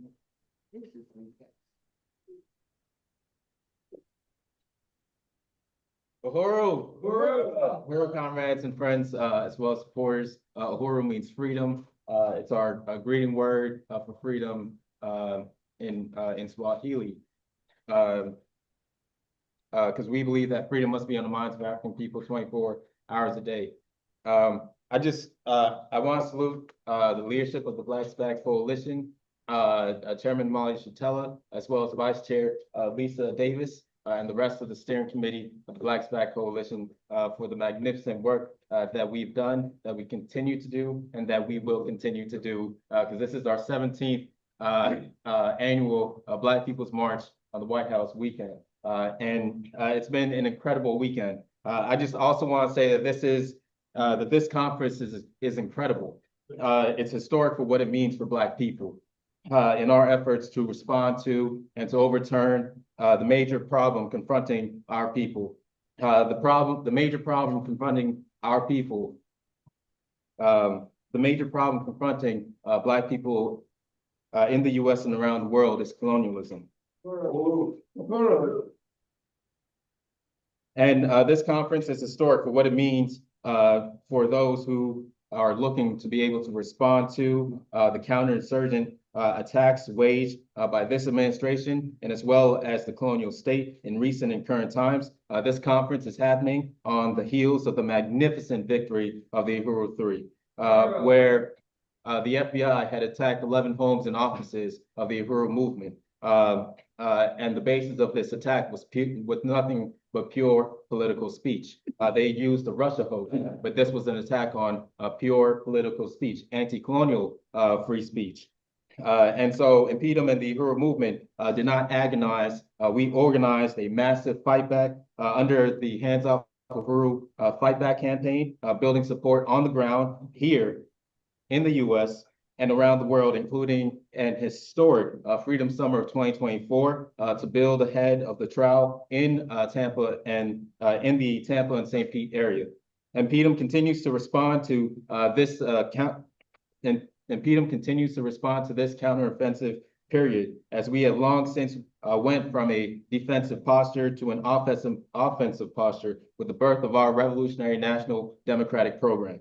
We have seen examples of InPDUM taking to the counteroffensive, even with InPDUM members this weekend. You have seen and heard that when housing was at stake in New York, and it's been at stake for a very long time, InPDUM members had created a campaign around housing, attending city council meetings where this one city council member, Crystal Hutcherson, was selling out the Black community and was being called out on that. We put her on the spot and we pulled massive support from the community around this issue.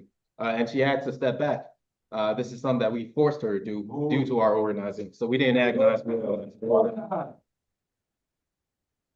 This and many others, the police shooting of Darrell Mickles for evading a fare. You know, when you take the train, you know, you gotta like pay your way in, but some people jump over that a bar or whatever. Because Africans are incredible high jumpers. Sometimes we need to practice that. But yeah,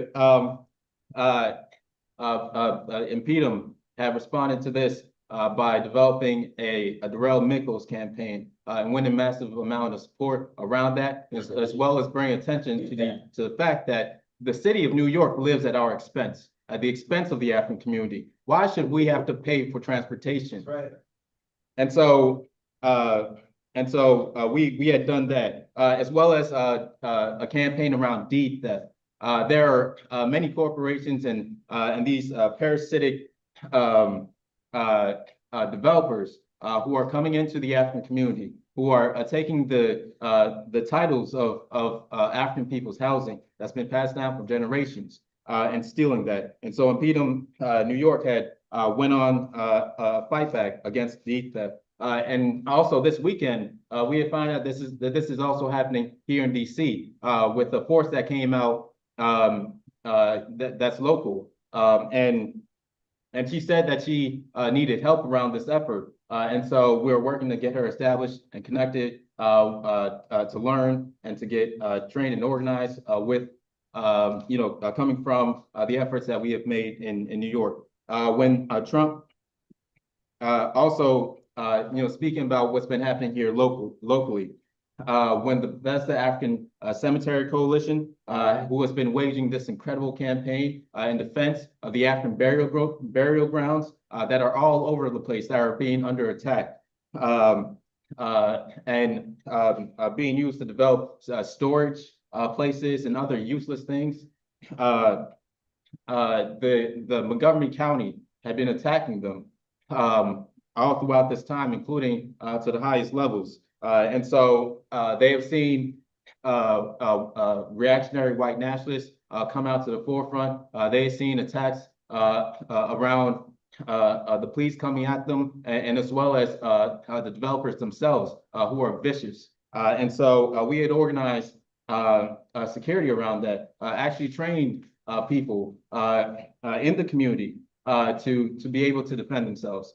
And with that, they have seen no further attacks and things like that. So right on. And we also, when the Montgomery County and these neocolonial sellouts who have been holding seats in office and things like that, who are preventing justice with the African burial ground and preventing any real leadership of the African working class to take over, the city's so-called work around these burial grounds and things like that. We had called out these sellouts. Sellouts don't like to be called out by their own, and they don't even like to be called sellouts, but they are sellouts. And so we had put them on the spot, and they had to concede to the demands of the African people. When Trump had attacked education, the InPDUM, as well as the Youth and Student Work Group, had organized Black community control of education programs, and as well as worked with the Black community control of education working group in Comrade Sister Betty Davis and the many others of that working group to put together a Black community campaign, a Black community control of education campaign. When the tornado had struck the north side of St. Louis, and there were billions of dollars of damage to a majority African community. Most of it is African. And many homes were damaged. Many people were left without homes. They had to, rebuild and things like that with little to no resources because many of them were uninsured. And so the city was sitting on over $1 billion of liquid funds that they can use to rebuild the African community of North Side. And InPDUM had waged this incredible campaign to bring attention to the resources that the city of St. Louis had in its possession, and to win those resources back to the community. And so that's been an incredible effort led by the St. Louis folks who are here in attendance today. So when ICE and police were committing community raids all throughout Chicago, the forces, the InPDUM forces in Chicago had organized and is still organizing the Black community control of the police. You have seen them today, this weekend, doing outreach. Maybe you have gotten a flyer around this, doing education, getting contacts, and things like that. All who can be worked with, all who can be won. We are there at the ICE facilities, in the communities, and doing outreach on a regular basis. So, Uhuru. Point is, we are not agonizing, we are organizing always. We had just came back from our InPDUM convention, which celebrated the 40th anniversary of InPDUM and 40 years of this kind of continuous, unrelenting work to expose and defeat the U.S. counterinsurgency war, to bring the masses of African people back into active, conscious political life, to bring the masses of African people back into revolutionary organization and under revolutionary leadership, and to build the confidence of the African working class to lead the struggle for freedom, happiness, and the return of our stolen resources. Persistent today are still issues that exist in our community stemming from colonialism. The InPDUM will be working this coming year to build Black community conventions all throughout the various cities and communities from where we live and work working with our communities to create a Black community agenda and other resolutions that can be united on what issues we want to work on, to bring attention to, and to resolve both in the immediate and as well as the long term. So I call on all who want to join this incredible and historic work that InPDUM has been pushing forward. You can join InPDUM at inpdum.org, and we have membership levels at all levels, as well as even if you want to volunteer and be a volunteer. We want to train you, especially if you are new. We want to train you on how to organize, and if you want to learn more and things like that, we want to train you. This is a magnificent campaign happening today. And for those who want to get political education, we do political education all the time. We flush our communities with the Burn Spear newspaper, the oldest Black revolutionary newspaper in publication today, the News Journal of the African People's Socialist Party, who we are under the leadership of. And we hold weekly studies on the RNDP, the Revolutionary National Democratic Program, the program of InPDUM that we use to win African people back into political life and organization, as well as all progressive democratic social forces that can be won to support the program of InPDUM, which is the African Working Class Program. And so you can join those studies at tinyurl.com/RNDP studies. I want to appreciate this incredible conference. And as well as all you who are in attendance today and all you who are listening. We are winning. Victory to the African Revolution.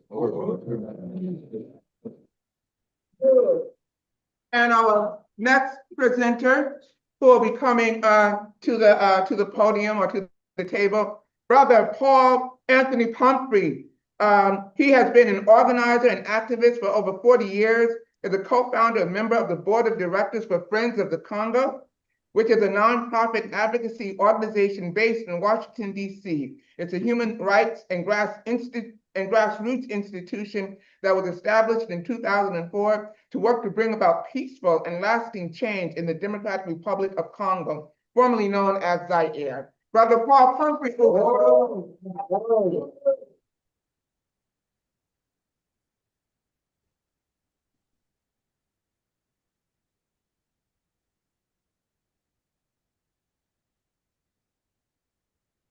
Peace, my brothers and sisters. Uhuru.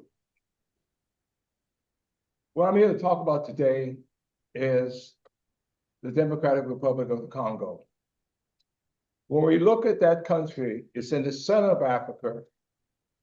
It's the part in which, in fact, Kwame Nkrumah says should be the capital of Africa. When we look at the Democratic Republic of the Congo, and see what's happening there today, we begin to understand that the imperialist powers in Europe, United States, Canada, Australia are anxiously there to try to rob the natural resources in the Congo. And especially when they found out key minerals needed for the electronic industry was found in huge quantities in the eastern part of the Congo. The US government used its power to do two things. One, they knew the puppet dictator that they had put in place for over 30 years in the Congo, Mobutu, was too greedy to get it at the price they wanted those minerals for. So they literally sent an envoy over to the Congo to tell Mobutu to leave. Of course, Mobutu got insulted and said he wasn't going anywhere. And so then they went to option two. What was option two? Yeah. To find countries that bordered the Congo in the region, in the eastern region of the Congo where these minerals were found. And they approached them. They went to Uganda, and of course, Museveni said, yes, boss. Then they went to the government of Rwanda. They said they weren't interested. They went to the government of Burundi. They said they weren't interested. And they went to the government of Kenya, and they said they weren't interested. So the United States moved to Plan B. And Plan B was to get the gentleman who happened to be the head of intelligence in the Ugandan military, a man by the name of Paul Kagame. Yes, the same Paul Kagame who's president of Rwanda today. His family left Rwanda in the 1950s. So he grew up from a child to an adulthood in Uganda. And the United States, under the presidency of George Herbert Walker Bush, recruited him, brought him over to the United States. In fact, he was in Fort Leavenworth to be trained on how to overthrow the government of Rwanda. At the same time, you had a group of Rwandans living in Uganda who created an organization called the Rwandan Patriotic Front that started going across the border from Uganda into Rwanda and into Burundi, attacking government installations in the early 90s. The person who was heading that particular group, interestingly enough, was assassinated in 1994. The same year the United States brought Paul Kagame from Fort Leavenworth back to Rwanda. Now, let's understand that the Tutsis were a minority population inside of Rwanda. And yet, Paul Kagame wants us to believe today that the people who died in that war were Tutsis, 800,000 worth.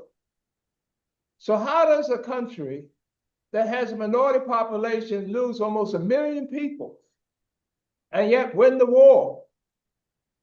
Well, one, they had logistical support from United States satellites to tell them where the Rwandan army was. But what led to that escalation of the war in the first place? Well, George Herbert Walker Bush first started off with Paul Kagame, and then he lost the election. And then Hillbilly Clinton became president. And so when he became president, he went to the government of Rwanda, the government of Burundi, the government of Kenya, and invited them to come to Tanzania for peace negotiations between these rebels that the United States had sponsored to see if they could come up with a peace agreement. And they supplied air transportation for the president of Rwanda and the president of Burundi to go to Tanzania to go through the peace negotiation. They came up with a peace settlement. And as the plane was bringing them back, that's the president of Rwanda and the president of Burundi, yes, back to Rwanda, the plane mysteriously got shot out of the air, and I believe with a SAM missile.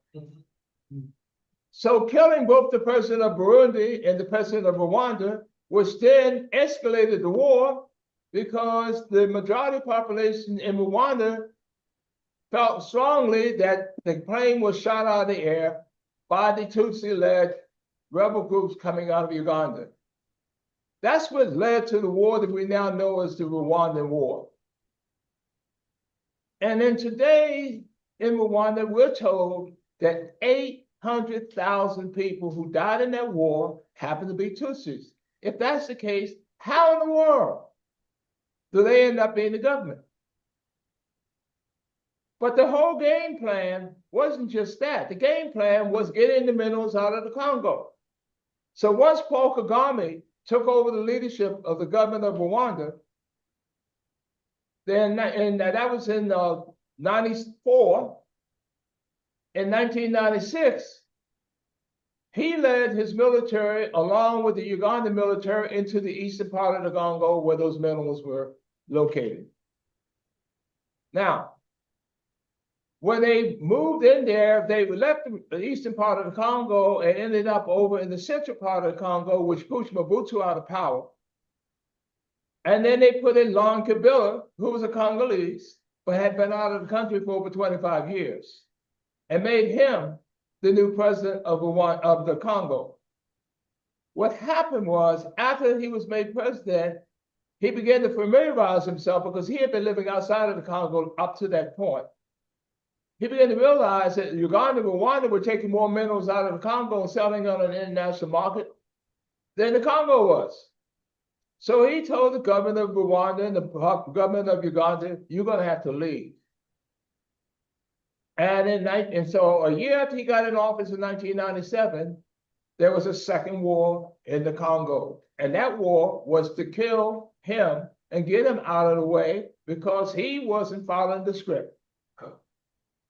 And mysteriously again, the army of Uganda and Rwanda was found in the central part of the Congo.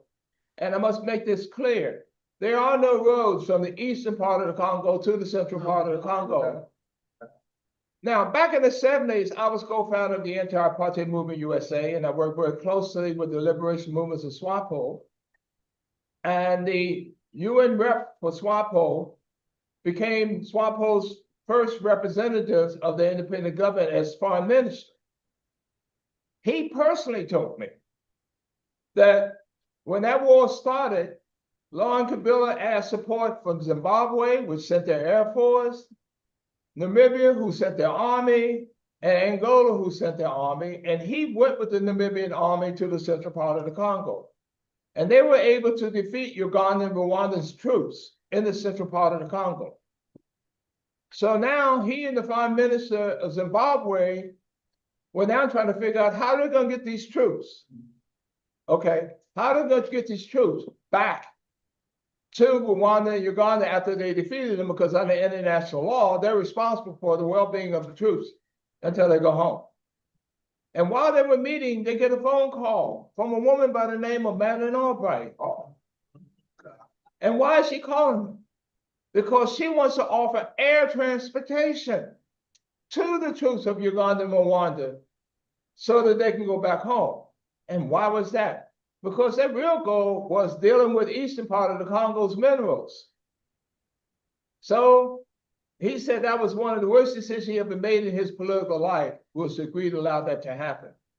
Because the war just transferred from the central part of the Congo after Laurent Kabila to the eastern part of the Congo after the minerals in the eastern part of the Congo.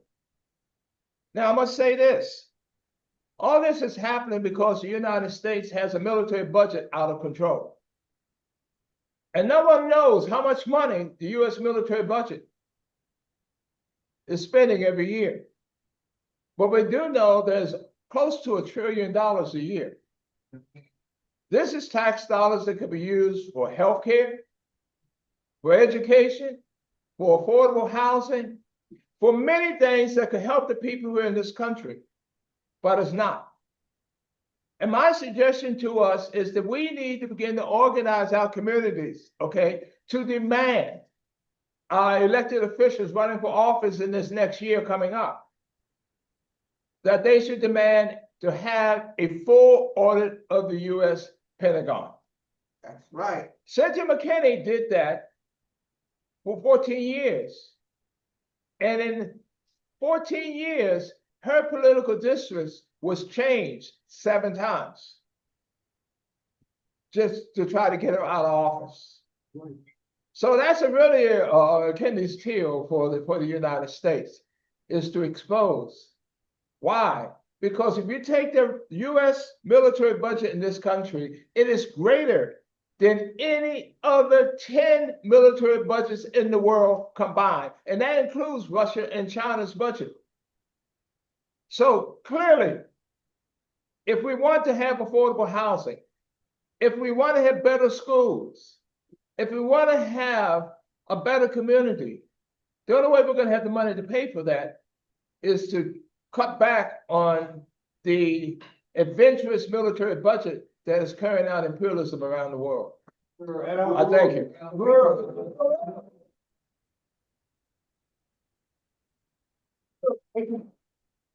Thank you so much, Brother Paul. Thank you.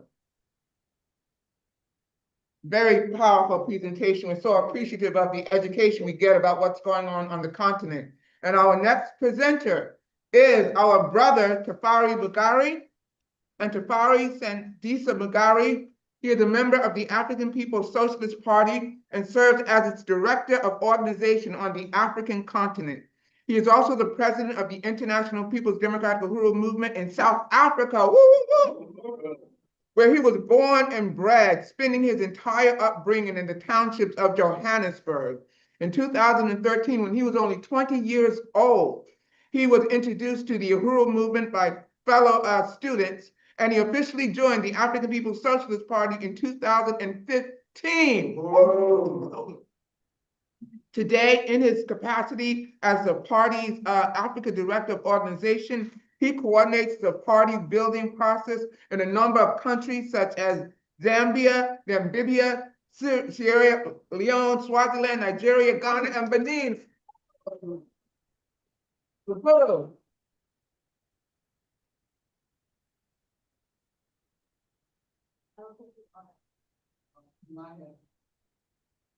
I just saw him on WhatsApp. Should we then go to the education working group? Uhuru Secretary Saeed, do you see Brother Comrade Tafarie? Looks like he's falling out. Yes. Try to reach him through the chat. It's hard to hear. We can just go on, right? So while we're trying to get our brother Tafarie, we're going to go on to the next panel discussion, which will be the education working group. It will be led by the education working group, the Black Community Control of Education Working Group, which is chaired by our strong comrade, Sister Betty Davis, and she is a member of the new abolitionist movement, and she's such a strong member of the Black is Back coalition. She's on the ground fighting for our issues, and she's also the chair of the Black Community Control of Education, and she is doing such tremendous work on the ground. Sister Betty Davis, Uhuru. Uhuru, is my volume acceptable? I'm sorry, did you call my name Sister Betty? Yeah, I'm going to call it, but I want to know if the volume is acceptable. Yeah. Yes. Okay. All right, folks, it is my pleasure to introduce my, shall we say, partner in crime, because those who stand for freedom are criminalized at this time in this country. And it is no other than Dr. Barbara Patterson. She will be joining me. She is a decades-long education advocate for, wait for it, traditional public education in Washington, D.C. For 10 years, she was employed as a teacher.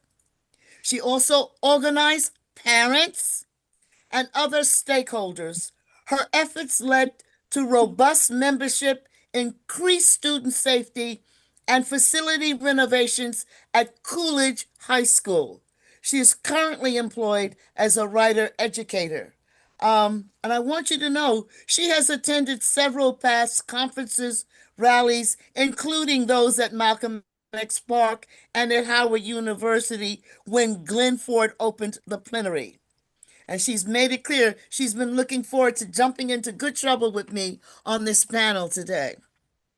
And I want to open by sharing some interesting quotes from A Tale of Two Cities by Dickens. It was the best of times. It was the worst of times. It was the age of wisdom. It was the age of foolishness. It was the epic of belief. It was the epic of incredulity. It was the season of light. It was the season of darkness. It was the spring of hope. It was the winter of despair. We had everything before us. We had nothing before us. We were all going directly to heaven. We were all going directly the other way. As you know, this quote opened into a novel which talked about A Tale of Two Cities, which was a novel which talked about the overthrow of a vicious form of government, which led to the beheading of a government of kings and queens and all of those who served them. And so I want to say that when we say don't agonize, organize, this history repeats itself of the struggle for human rights, the right to be human, the right to fight against dehumanization. And we have to organize and fight to be self-governing. Who will defend us if not ourselves? And within that context, I want to just review some of the statements from Chairman Omali Yeshitela. I really hope that he will make this presentation available quite soon online, and all of us that are interested in picking up the struggle for liberation need to study it very carefully. One of the things he makes clear is how this phrase, make white America again, has a history. And one of the other things he makes clear to us is that there has been a campaign for the genocide of any one of the communities that represent non-white cultures, not only in this country, but all over the world. It has been documented that as those who are called Europeans moved across the globe, 80 to 90% of the original people on any particular territory that they occupied were exterminated. This is not my making this up. This is a question of history. When the chairman mentions Australia, when the chairman talks about what happened on this continent that some people call America, when you study the statistics on the place called Europeans call Hawaii, the statistics on genocide are clear. And so when you stand up and you fight for liberation, you're not just fighting for liberation, you're fighting for the existence of humanity. Within that context, we have to organize and fight to be self-governing. It has become obvious who will join us if not ourselves. The script is the same. The chairman also talked about, and Brother Maku mentioned, how tax cuts are being encouraged by the super wealthy. In New York City, we have 1 in 25 millionaires. And what is happening is these spending cuts disproportionately hurt the Africans and other people of non-Caucasian persuasion and increase inequality. Property tax is the most local of all taxes, and it is local nature. It is the key to understanding how capitalism and dual contending powers works. Bureaucratic racism and colonialism are structural inequality. And when we talk about civil rights, the struggle that we are addressing is not just the issue of voting rights, which is now being reversed. Can you spell Clarence Thomas in the Supreme Court? But what we are saying is local tax control is exactly that. And housing administration is exactly that. The whole issue of deed theft did not come in this decade. The whole issue of deed theft and the lack of the ability to pass on intergenerational wealth started the minute the first Africans fought their way out of chattel slavery, because the Civil War would not have been won without the African warriors who were on the front lines. So once we liberated ourselves from their chattel slavery and we stepped out, one of the generals, and I believe it was Grant, actually tried to institute the 40 acres and a mule. And the majority of that farmland in the area that is called the southern part of the United States represented that. The minute that took place, that 40 acres and a mule, the southern states began to take that land back. And one of the ways they did it was with the administrative local tax structure. The source of wealth is a significant factor in the governing divides between the economy's winners and losers. The two wings of the Democratic Party are growing further apart because of the advantaged and disadvantaged populations within our cities, our major cities. These demographic patterns exacerbate the struggle for power in every single one of the major cities where Africans are a huge majority. The state of housing affordability reflects that. The attempt to steal the deeds of Africans in every major city reflects that. It is very important to understand that even the so-called liberal whites, most of whom are in Clinton's party, consider themselves committed to racial justice. Many of them are, however, tech workers who are not so inclined when they become our neighbors in our communities. For example, the chairman also mentioned the traders. No people are enslaved without the connivance of their own. When Eric Adams became borough president in the Republic of Brooklyn, we were 70 to 80% African population. When he went on to assume the mayoralty position within New York City, Brooklyn was down to 20 to 30% African. Over the last 20 years in the Republic of Brooklyn, our population, 200,000 of them have been disappeared as a result of a massive, vicious ethnic cleansing. The reason this is important is because the whole issue of community control of institutions is a direct threat to colonialism.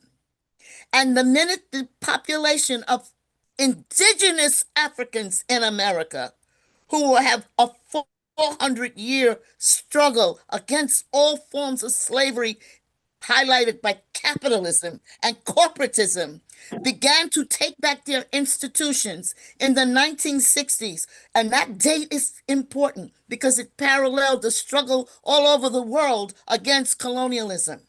And as many of you know, it ended up, as the chairman has made so clear, that is why I insist that you read some of his discussions on this, in something they call neo-colonialism. And what that meant was the colonizers stepped back and they put the traders in the front. And that is what Obama represented. And when the chairman tried to discuss the importance of the role of the African traders in our community, and he emphasized how these are represented by Obama, it is important to understand that he was the white face on imperialism. But parallel to that, one of the things he did was he enhanced COINTELPRO. He approved and signed the Patriot Act, which re-indicted a lot of our political prisoners who are on the front lines. That is why Sister Brittany's Hutcherson's decision to step in and make sure the political prisoner working group is still a part of our struggle as the Black is Back coalition is pivotal, because we not only still have some of our warriors who were on the front lines as captives, These are not just political prisoners. They are captives. They were active warriors in defending us from the army of occupation known as the police. You cannot have community control without those who are willing to control the army of occupation. The movements for community control reflect your tax dollars coming back to you. And here I want to take just a slight point to the side. I was talking about New York City in the 60s. The advisor to Kennedy, who was responsible for internal security, his brother was the person responsible for the Hamlet Project in Vietnam. When the chairman tries to make you understand the relationship between colonialism at home and abroad, the fight for community control of public education in New York City is a perfect example of this discussion. The same two brothers who were part of Kennedy's security program to destroy the Vietnamese fight for freedom in their own land had a brother who was responsible for the experimental districts in Ocean Hill, Brownsville, which refused to let the Africans in that Republic of Brooklyn control their schools. In America, there is no such thing as an institution that does not reflect capitalist wealth. The school budget in New York City is one of the 23rd largest budget in the world. And we are a majority of that population in the public school system. This statistic is reflected across the majority of the major cities in America where Africans are still in a majority. So the fight for public schools is still relevant. This threatened funding for school districts and defunding by the current leader of the capitalist regime, which is Trump, is very pivotal for us. Because what the Europeans have always said, as the chairman said in the very beginning, they called us criminals. They said we didn't make any contribution to the economy.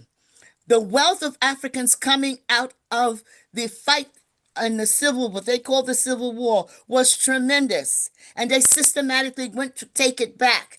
And that was our right to control what kind of jobs we have, to create wealth for ourselves. And when you control the budget of education in any major city where Africans are still a majority, that is a tremendous budget to fight against colonialism. And so, yes, the public schools do matter. But more than that, one of the things I have tried to get you Africans to understand is stop calling it Black history. Just call it history, and we'll dominate the stuff. If they say they don't want Black history, say fine, we don't want it either. We want world history, because we'll be on top of that too. And so within that context, I'm going to step aside, and I want to introduce another warrior, and her name is Barbara Patterson. Because one of the things we want to talk about is you don't have to teach parents how to take community control. You just have to get out of their way. Thank you. Sister Barbara, the mic is yours. Absolutely. You're guru, and thank you so much for inviting. You have 10 more minutes for this segment, Uhuru. I'm sorry, repeat that. You have 10 more minutes for this Oh, segment. okay, thank you so much. And once again, thank you, Sister Betty, for inviting me. I'm happy to be a part of the Black is Back Coalition and have been supportive of you for many, many years. And I'll talk about some of the practical applications that we implemented as parents and actually other stakeholders, meaning our teachers, students, faculty, and staff when I was involved with the Coolidge PTSO. One of the things we did, and it seems superficial at the time, but we rebranded our meetings because somehow monthly meetings were a turnoff to some of our parents. So we rebranded them as actions. But that meant that we had to do something every month, not just come into a room and talk about the problems and talk about what we saw as the solutions. We actually sat there and we brainstorm or developed key points for our testimonies at city hearings. We also cleaned up the school, did cleanups. Also had had people come in from the community to talk about scholarships. So we were actually doing something that the parents found beneficial. And during that first year of my activism as a parent teacher, we called ourselves the Parent Teacher Student Organization. And during that first year, we actually saw our membership increase from 0 to 100, which was phenomenal. And they were active. Not all parents, again, they included the stakeholders. And one of the actions that we did too in our monthly meetings, we would have phone trees where parents from the quote unquote luxury of their homes would actually call other parents and tell them about the PTSO. And that's one of the ways that we grew membership. And let me just back up. We were initially members of the national PTA organization, but we found after a few months that they were simply siphoning money from us. They weren't really giving us any benefit. So when we disassembled ourselves from that national organization, of course, 100% of our membership fees and any monies that we raised were ours, and we were able to affect much more change right there within our school. Two initiatives that come to mind that I'm really proud of. One was I can't remember the exact title, but we actually went into the classrooms and it met with a lot of resistance among the teachers, because of course, those teachers thought that, oh, they're coming in, parents are coming in to spy on us. But no, we weren't. We came in, maybe we were, but we were also there to observe our children, to see if their needs were being met, or if not, what did our students need in that classroom? And we wrote a comprehensive report and gave it to the principal, sent it to our council members. And, unfortunately, it sat on someone's desk. It did not go anywhere, but we did that. We were in that school, we were in the classrooms. And another initiative that we did, a major initiative, was we brought parents in. And again, this involved the entire community, all stakeholders, students, staff, faculty. And we did several walkthroughs of that school and noted what was needed, because our schools were, Coolidge was built in, I think, 1937. So it was almost 75, 80 years old. So we noted what the repairs were. And I'm glad to say that it took another 5 to 10 years, but it was on the radar, and actually they broke ground for major renovations in their school. And that started with parental involvement in the school. And again, that facility walkthrough led to a comprehensive report of what was needed. And, the city eventually hired an architect, et cetera, to make those renovations. And then another initiative, again, as an independent parent, teacher, student led organization, was for students to, from beginning to end. They came in and organized what the 50s Europeans call sock hops, but we know them as mixers or dancers, after school activities. So our students led those types of activities, and we were really, really proud of that, because it involved all of the community, all of our, again, stakeholders. Something else we did too, as a PTSO, we had an adjacent community center. So we worked with that community center to include swimming as an activity for our students. as a part of their PE class. So we had students who were taking swimming lessons. And, those things were unprecedented, at least during, I would say, the past 30 years, 40 years at Coolidge. So we were glad about that. And then one thing that the city did, they didn't really want to work with us. They gave us a lot of resistance, but throughout the city, they mandated that every school had to allocate space for a parent resource center. So they allocated this space, but we were on our own for not funding it, but for furnishing it and for operating it. And we were able to get that done. So our parents had a place where they could come. There were computers there, so they were able, it was a job bank where they could look for jobs. We had a display of all types of pamphlet if you needed food assistance, if you needed free training courses, things like that. That information was there. And we also worked with the University of District of Columbia and their cooperative extension program. So we brought their experts in to talk to our parents. They conducted many home repair sessions for our parents. We talked to our parents about cyber security because back then, this was a couple decades ago now, but back then the internet was new. 3 more minutes. Okay, thank you.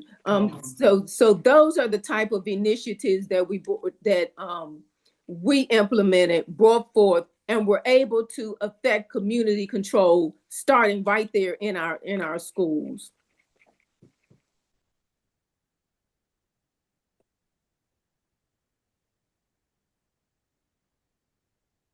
I just want to emphasize that when you talk about the public school system, you must understand one of the things the chairman mentioned in one of his other presentations is that the crack cocaine legislation, which was passed with the connivance of the Black Congressional Caucus in our so-called government, was responsible for the worst incarceration system. We now have more people in prison than any other country in the world. And that was enhanced by the phrase school to prison pipeline. So 90% of our children are still in the public school system. We must end that link for the school to prison pipeline. And now is our opportunity. As the chairman says, don't agonize, organize. If you have to sell tea, if you have to give away cake, get into those public schools as a volunteer. Join up with the community organizations close to you. We partnered with, believe it or not, the Alvin Ailey Dance Company. They sent people to our school and we converted our gym classes into dance classes taught by the Alvin Ailey Dance Company.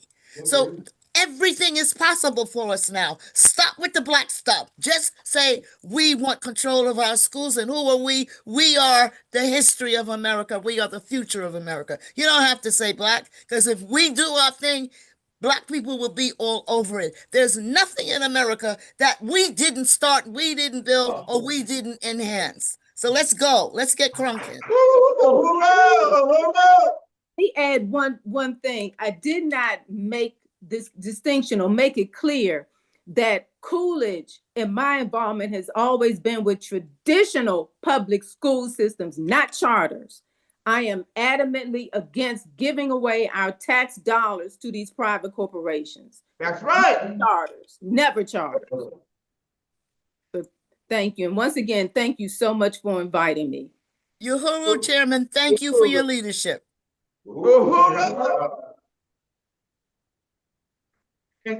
And now we do have our brother Tafarie.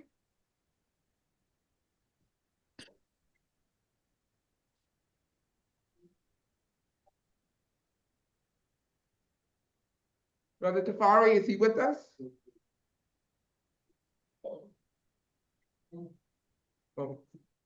There he is. All right. And Brother Tafarie, I've already read your powerful bio, so please just go right into your presentation. And Uhuru! and you have 10 minutes. Uhuru. Thank you, Comrade Vice Chair Lisa. And just want to salute this annual convention of the Black is Back Coalition for Social Justice, Peace and Reparations. And I want to also salute Chairman Omali Yeshitela, who is the leader and founder of the Uhuru Movement and the leader of the International African Revolution. I really have to salute once again this organization that has been in the trenches for almost 2 decades now. And just to insist that African people must be able to be our own liberators, you know. We are our own liberators. We don't have to be out there hoping that some elected uh, official representative of the settler colonial state is going to, you know, have mercy and consider us for freedom. You know, we have to take it ourselves. Today, I was looking at a video on Facebook. These young people who call themselves or who refer to us African people over there in America as um, FA what? FBA, FBAs. And they were discussing about reparations, and they said um, that FBA stands for fundamentally Black American. To say that for you to be eligible for reparations in America, you are supposed to prove your lineage, that you know both of your parents are American descendants of slaves or something like that. But then when I look at it in terms of our history and the history of the world, America, how it was born from the snatching of African people here, undermining the political and economic development of the African continent by capturing people that were supposed to be intellectuals, people that were supposed to be engineers, etc. That's what the chairman has said. That's how Africa has been robbed, the underdevelopment of Africa from the African people who have been, you know, stolen. You know, that's what we talk about when we say brain drain, and it's not something that happened in some past. It's something that is ongoing because even today, a lot of African people that are doctors from Nigeria and these other places, uh, they after graduating they go to America to work there because uh, somehow they cannot get the correct um, you know remuneration because of the colonial mode of production that is parasitic in its nature. So America owes us as African people across the world reparations. And South Africa, where I'm at here, owes us as African people everywhere reparations because even here in South Africa, there is a situation um, whereby there's these reactionaries that are supposed also to be fundamentally, you know, black South Africans or something like that. And they're saying that South Africa belongs to black South Africans. But then to say black South African is a contradiction in terms. Because in 1910, when South Africa was founded, African people were not allowed to be South Africans, were not allowed to vote. The so-called um, 9 to 11 official languages of South Africa were not recognized as official languages until 1994 when Nelson Mandela became the president here. Um, so there were only two official languages, which was English and Dutch. They call it Afrikaans, appropriation of our African heritage, and so we cannot identify with these settler colonies, with these colonies altogether. Whether it's called Ghana or it's called Zimbabwe, South Africa, and what have you. As African people, we have to recognize ourselves as Africans, and we have to recognize that we are in the process of building the African nation, in the process of building our own country, like Marcus Garvey did. That vision, without that, then whatever we would be doing is wishful thinking, and we cannot withstand the forces that always work to undermine the interest of Africa in the form of Africom, in the form of these multinational corporations that come to Africa to suck us dry, even in terms of some of the so-called emerging economies like China and whatever. These people are looking out for their own interests. And Africa, when you come to Africa, we have 54 Africas. And all these 54 Africas cannot save us as African people. That's why we are building the African Socialist International on the African continent and everywhere. So that Africans who are in America, Africans who are in Europe, Africans who are dispersed throughout the African continent through these colonial borders can begin to identify with Africa and its riches. So that wherever you are, through the power of the state, of the liberated state of Africa, you know that you can be protected, and you can know that you have a stake in terms of the economy that we shall be building on the African continent and wherever we are in the interest of Africa and African people. So we are building the African Socialist International. Currently, I'm in South Africa. I was born here. I've lived here my whole life. And we have our organization in Namibia. We have organization in Zambia in terms of Southern Africa. And when you go to West Africa also, in Sierra Leone, that's our headquarters there. And Nigeria, Liberia, Ghana. So the goal really is to build the African People's Socialist Party and the Uhuru Movement across the African continent, everywhere, wherever African people are. And we are able to demystify this whole notion of us being different people. Because when we are in meetings, when we are talking, whenever we're listening to music and everything, just it's just testimony that African people are one wherever we are.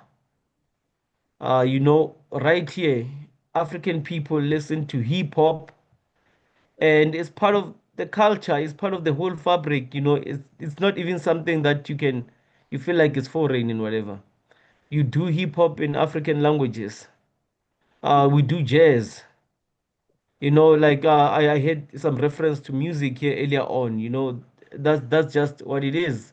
Fela Kuti, Miles Davis, whoever it is, that this African culture, and it's one Africa, one nation, and not only that, even in terms of how, yeah, even in terms of how the world treats us as African people, because the world can see imperialism understands that these people are supposed to be colonized because they are Africans, and we have been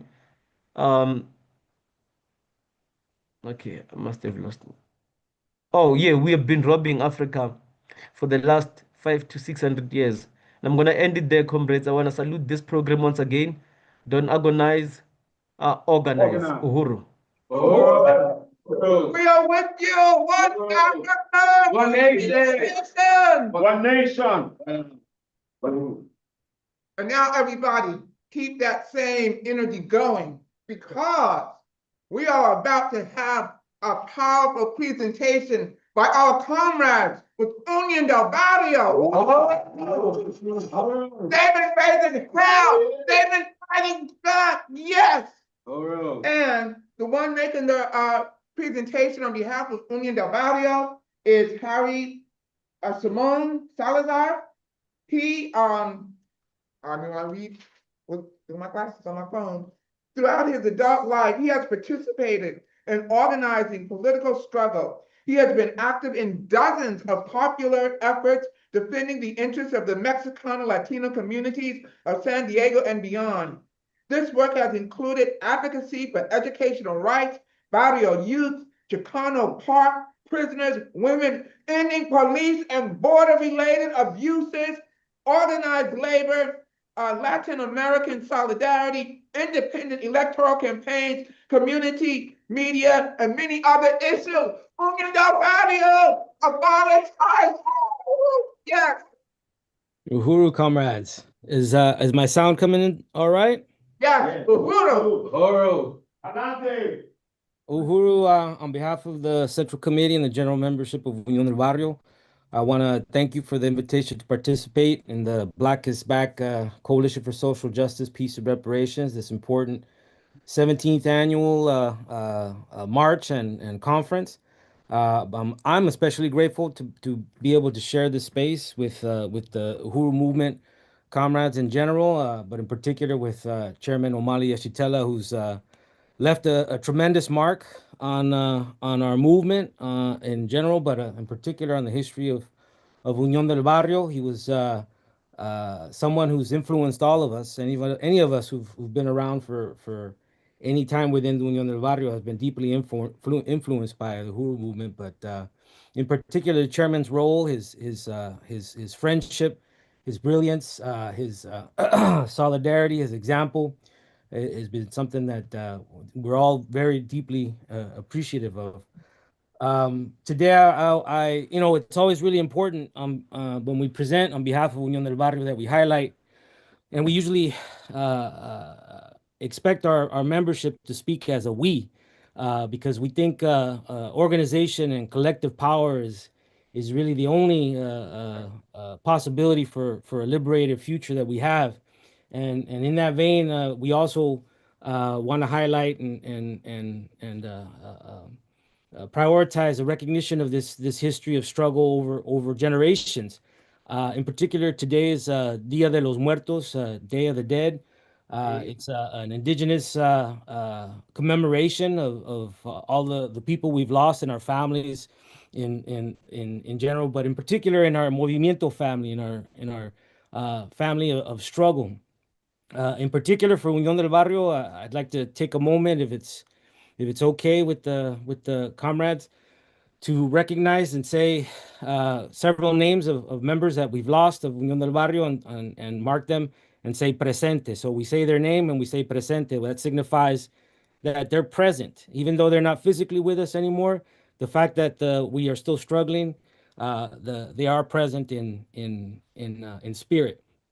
So I'd like to start out with Ernesto Bustillos, who was one of the founders of Unión del Barrio, also someone, a deep friend and admirer of the Uhuru movement and the Chairman Omali Yeshitela in particular.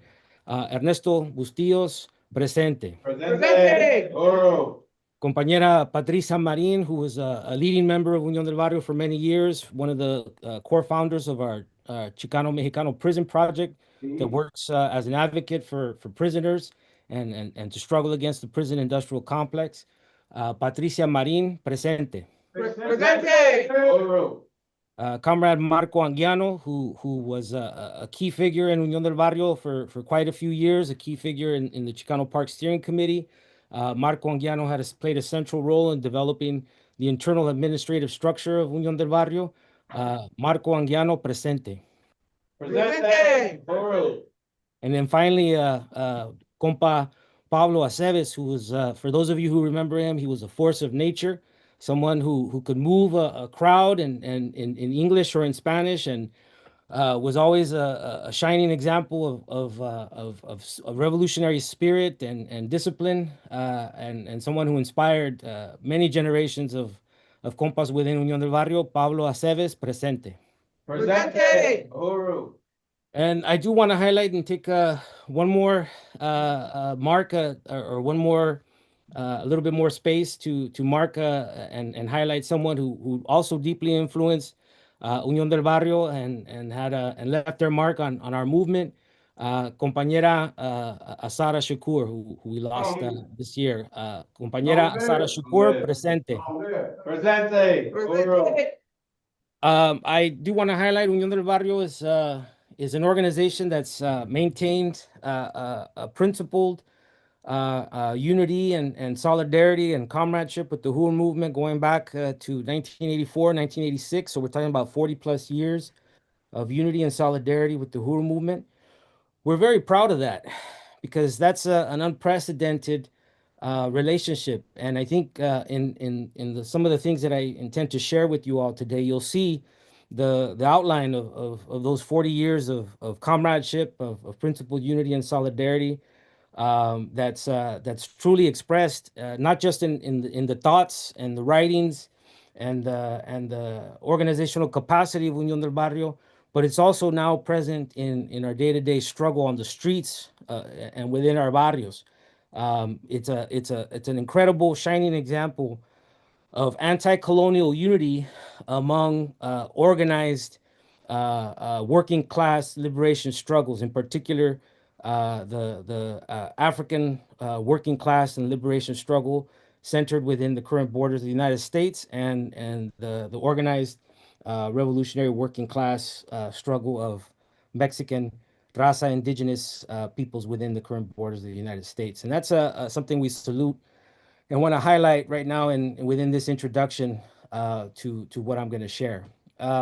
I think the key, what I was instructed or what I was told was going to be the most important contribution to the discussion today is our current experience of what's been coming down, which now has really taken shape on a national level within the United States and really an international level throughout the world, but in particular throughout Nuestra America, throughout Latin America and the Western Hemisphere, is what we've seen as this what they call the mass immigration raids or the ICE enforcement operations that have been taking place to this day now that we see on the news every day occurring in throughout California. Now we see throughout Illinois, in particular in Chicago, New York City, Portland, Washington D.C., throughout the border region. It's always important for us to be able to historicize and contextualize what we've experienced and not just get caught up in the activism or the activity of the moment, because that seems to be nonstop and ongoing. But we got to take a moment, and in fact, we've learned to appreciate spaces like this when we talk, where we can talk to comrades, so that we can develop this science of struggle, this kind of more precise understanding of what we've been through and what yet has to be taken care of or addressed on a urgent basis.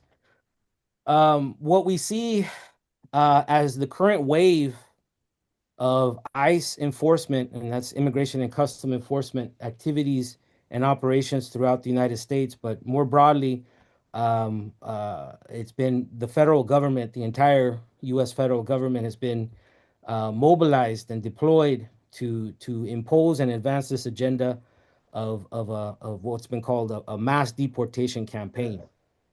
This campaign, just to historicize it a little bit, from what we understand, it took shape before the entrance of this wave of it. There's a longer history to it, which I'll contextualize, but this particular moment, this particular manifestation of so-called immigration enforcement was initiated or took place before the entry or before the taking of office of Donald Trump, and actually in the final days of the Biden administration. It was in January, the first week of January of 2025, 11 months ago, where there was a substantial operation under the name of Operation Return to Sender that took place in Kern County, in the Central Valley, close to the Central Valley of California, where 78 people were rounded up in a militarized operation done primarily by ICE agents and Border Patrol.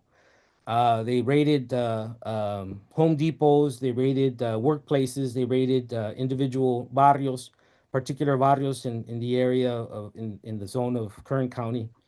And of those 78 people, I believe, and this was all under the guise, right? Still under the using the language of criminal activity and the most dangerous criminals and the rest of it.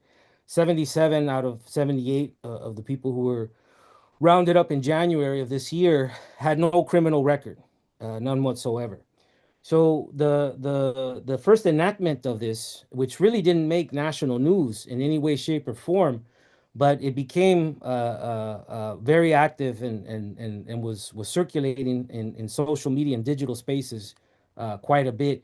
We see that as the first moment, and it was actually Greg Bolino, who's now made national news, who was out in front of that particular operation. And now it's easy to understand. We understood it in this way at that time, but now it's clear for all to see that that was a dress rehearsal. He was actually undertaking this operation to make a mark in the minds of what would be the Trump administration as they were coming in to office.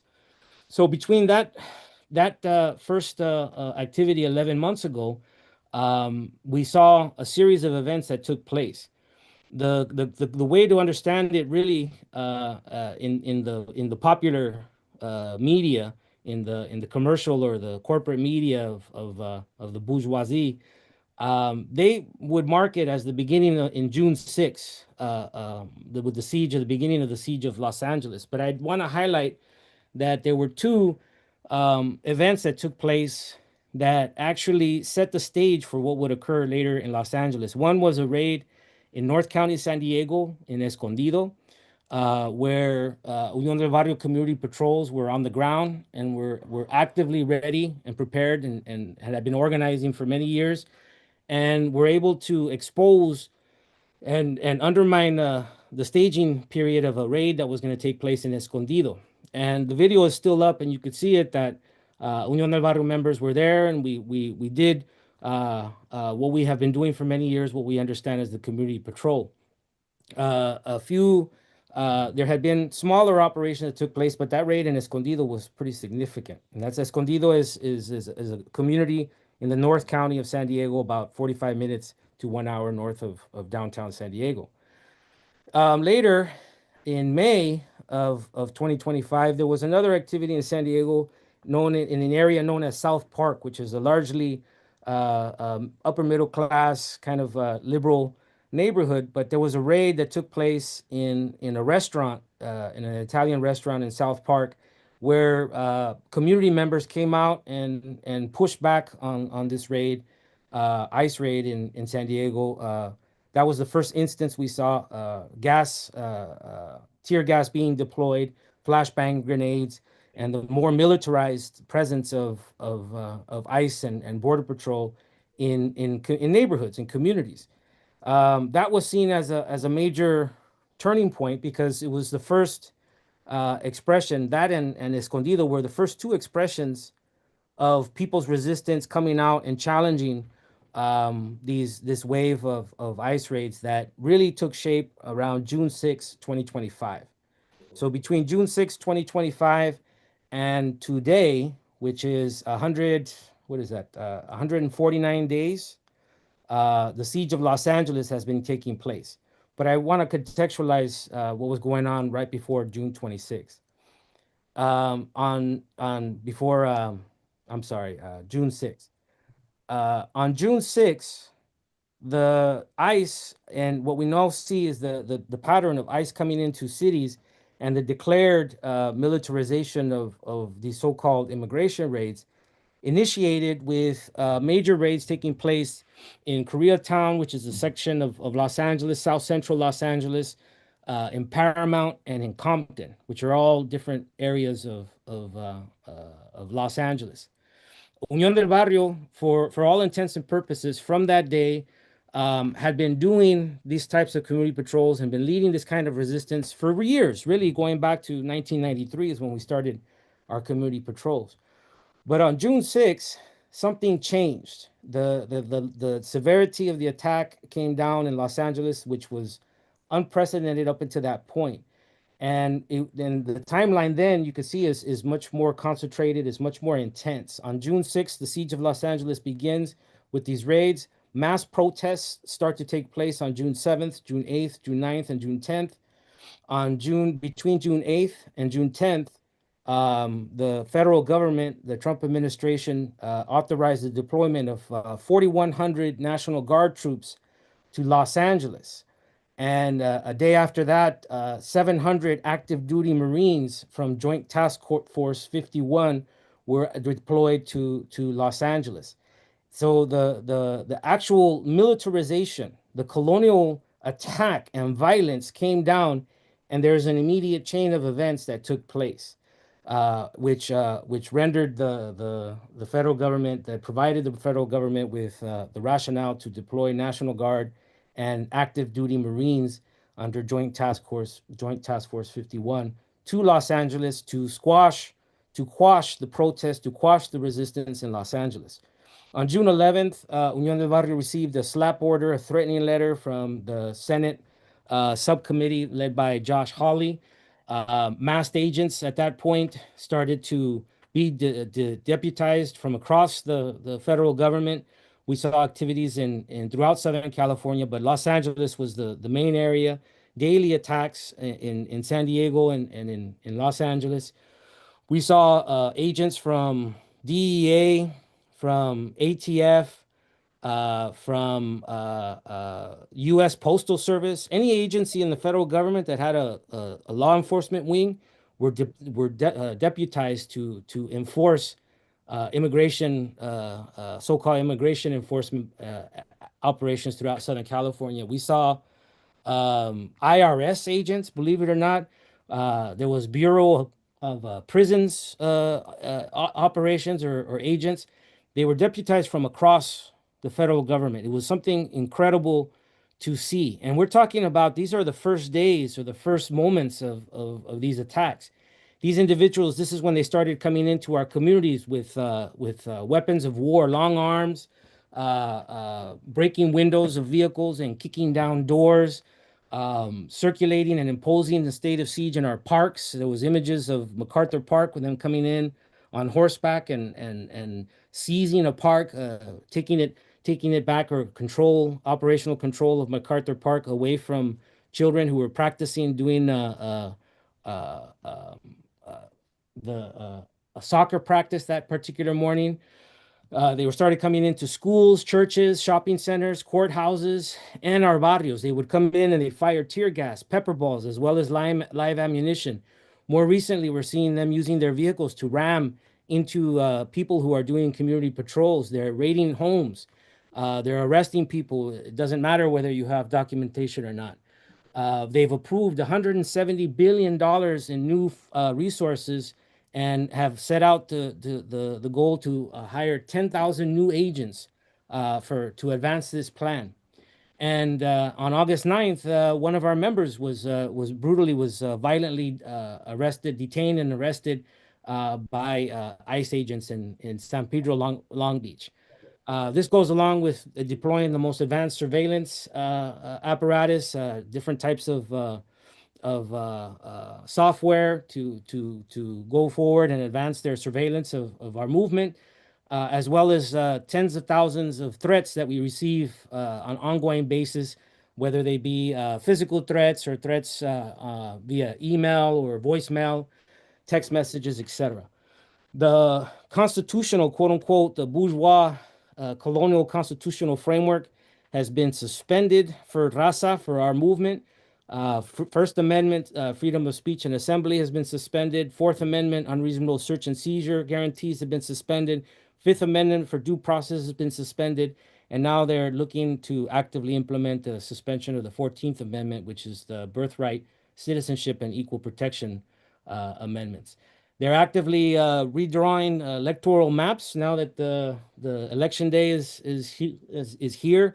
They're gerrymandering, especially in those areas where Raza make up significant portions of the population. You see what the news came out of Texas, what they were doing to redistrict and disenfranchise Raza communities, barrios in Texas. And so we see the entire federal government mobilized to enforce a particular relationship on our community. Yes. So when we say, what does all of this say? It's not just a question of resistance. It's a question of unmasking of what the Uhuru movement has been saying for generation, and what the chairman insists on, correctly so, that this is the manifest evidence of the colonial mode of production between Rasa communities and U.S. Colonialism, U.S. or international global colonialism, imperialism led by U.S. imperialism, and manifestly or being made manifest within our barrios. And so we understand this in a very personal way, in a way that's not rooted just in an ideological perspective, but our anti-colonial struggle is rooted in now the moral imperative of defending our communities and defending our families and defending our barrios by any means necessary. And that's the essential expression of what we bring now at this moment on November 2nd, 2025, what we bring to the table, and the unusual role that we have find ourselves in now, of being projected into the space of providing a model and leadership role to an anti-colonial struggle for self-defense and dual and contending power, barrio by barrio, street by street, throughout wherever La Raza finds ourselves. And so this is the in sum what we bring to this discussion today. To this coalition. We thank you for the invitation.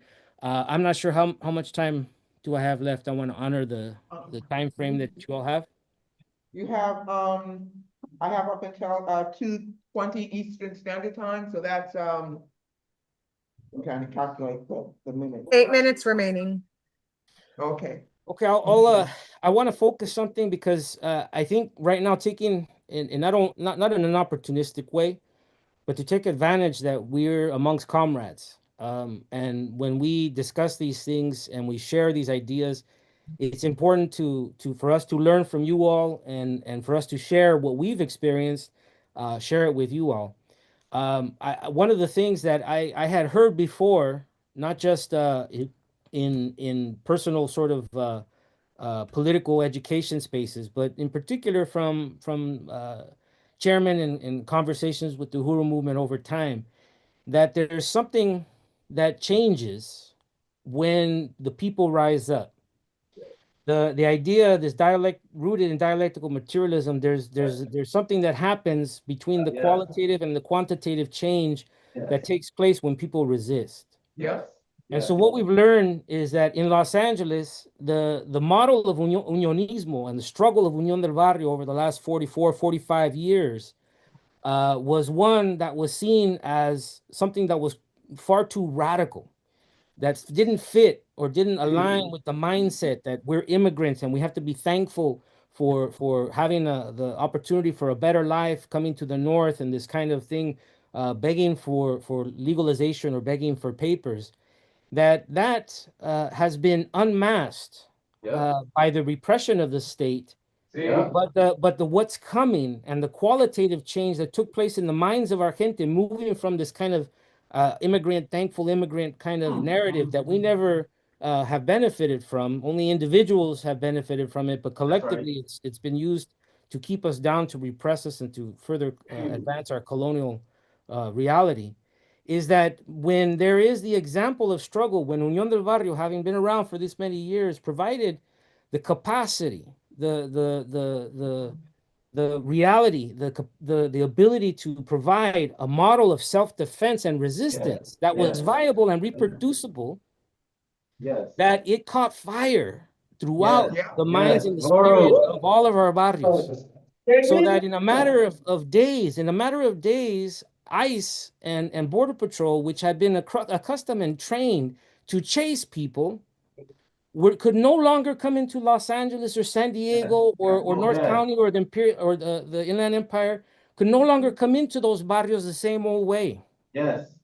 They had to bring in reinforcements, Marines, they had to bring in National Guard, they had to put on masks, they had to bring in weapons of war to stop people who were ready and organizing and resisting. Something transformed and something changed. And that took hold in Los Angeles. It was the cutting edge of resistance. Before anybody else saw and experienced what was happening, whether it be in Chicago or Portland and the rest of it. That resistance took shape in Southern California, and it's not lost on us. It's no coincidence that it was the experience and the timing and the history of Unión del Barrio and our relationship with the Uhuru Movement that was on the ground in the right place at the right time. And I also want to highlight another point. That change, that shift between the qualitative shift of political culture, of resistance, of struggle, has now changed into a quantitative shift. Unión del Barrio has grown exponentially. Yes. Yes. Yes. And the people who are now members of the Unión del Barrio will never forget this particular moment when they came into political life in this heat of the moment. And now that this is going to be their memory, their lived experience, which is fundamentally different. What we've learned, and this is the second lesson I want to share with comrades today, is in this science of struggle, is that a digital representation, a meme or an image or a slogan of struggle can never be as powerful as a representation of living struggle on our streets, in our barrios. Being on the ground, being on the ground with real people, with the working class raza in the barrios, defending our communities, is the most powerful example that we could ever provide. And that is what allows for the exponential growth of our digital platforms that is able to break through the algorithms that have been trying to slow and shut down and throttle or shadow ban, they call it, our digital capacity. So the digital capacity, our online sort of representation, you'll find it on Unión del Barrio, all of our platforms, whether it be our social media or our websites. We don't just have us perpetually being the victims. We give voice and we give imagery and evidence, manifest evidence on the ground in our barrios of pushing back, Yes. of resistance. That is the key to breaking through these technologies of colonial values, of neo-colonial values, of neo-colonialism, whether they be in the hands of the MAGA faithful or the despicable Democrat liberal That's right. Yes. opportunism that we see, on an ongoing basis. This is when the people take their own struggle into their own hands. This is how we identify the difference between what people who are against Trump denounce as fascism. And I know this has been an issue, talking about Jimmy Kimmel and talking about the higher education and talking about different rights and privileges that they've lost within their pedestal of power and privilege within this system. And those of us who are at the bottom, who uphold this system within the colonial mode of production, when we stand up, we resist, and that resistance is made manifest and exemplified by our organizations. And so the key to that idea here is there is no revolution without revolutionary organization. There is no struggle without revolutionary organization. There is no revolutionary consciousness without revolutionary propaganda, agitprop. This is essential to our science of struggle. They're anti-colonial struggle in particular, and we have to use these instruments the best that we can. I'll stop there, comrades. I'm sure that there's a lot more to share, but I just wanted to highlight those key points.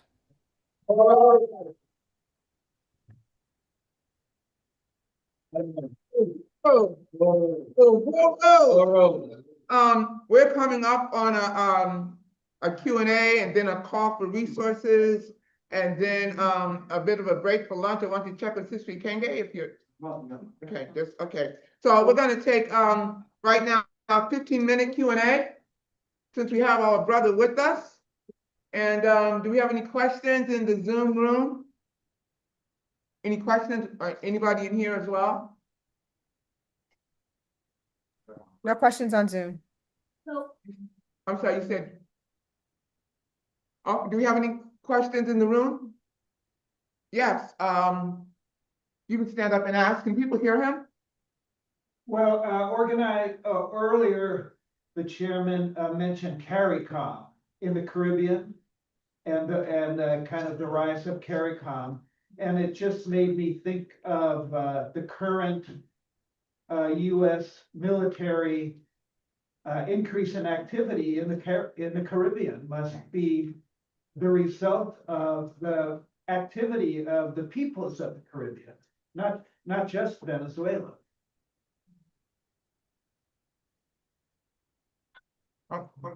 We have any, did you want to respond? Anybody want to respond to that, Chairman? Oh, You can't, something's going off the mic. Uhuru. I'm still, okay. Stay muted. We have an echo going on. Yeah, is that here? Yeah, mute. Yes. There we go. Uhuru. Yeah, I really appreciate that question. It sounds like Comrade Redbeard.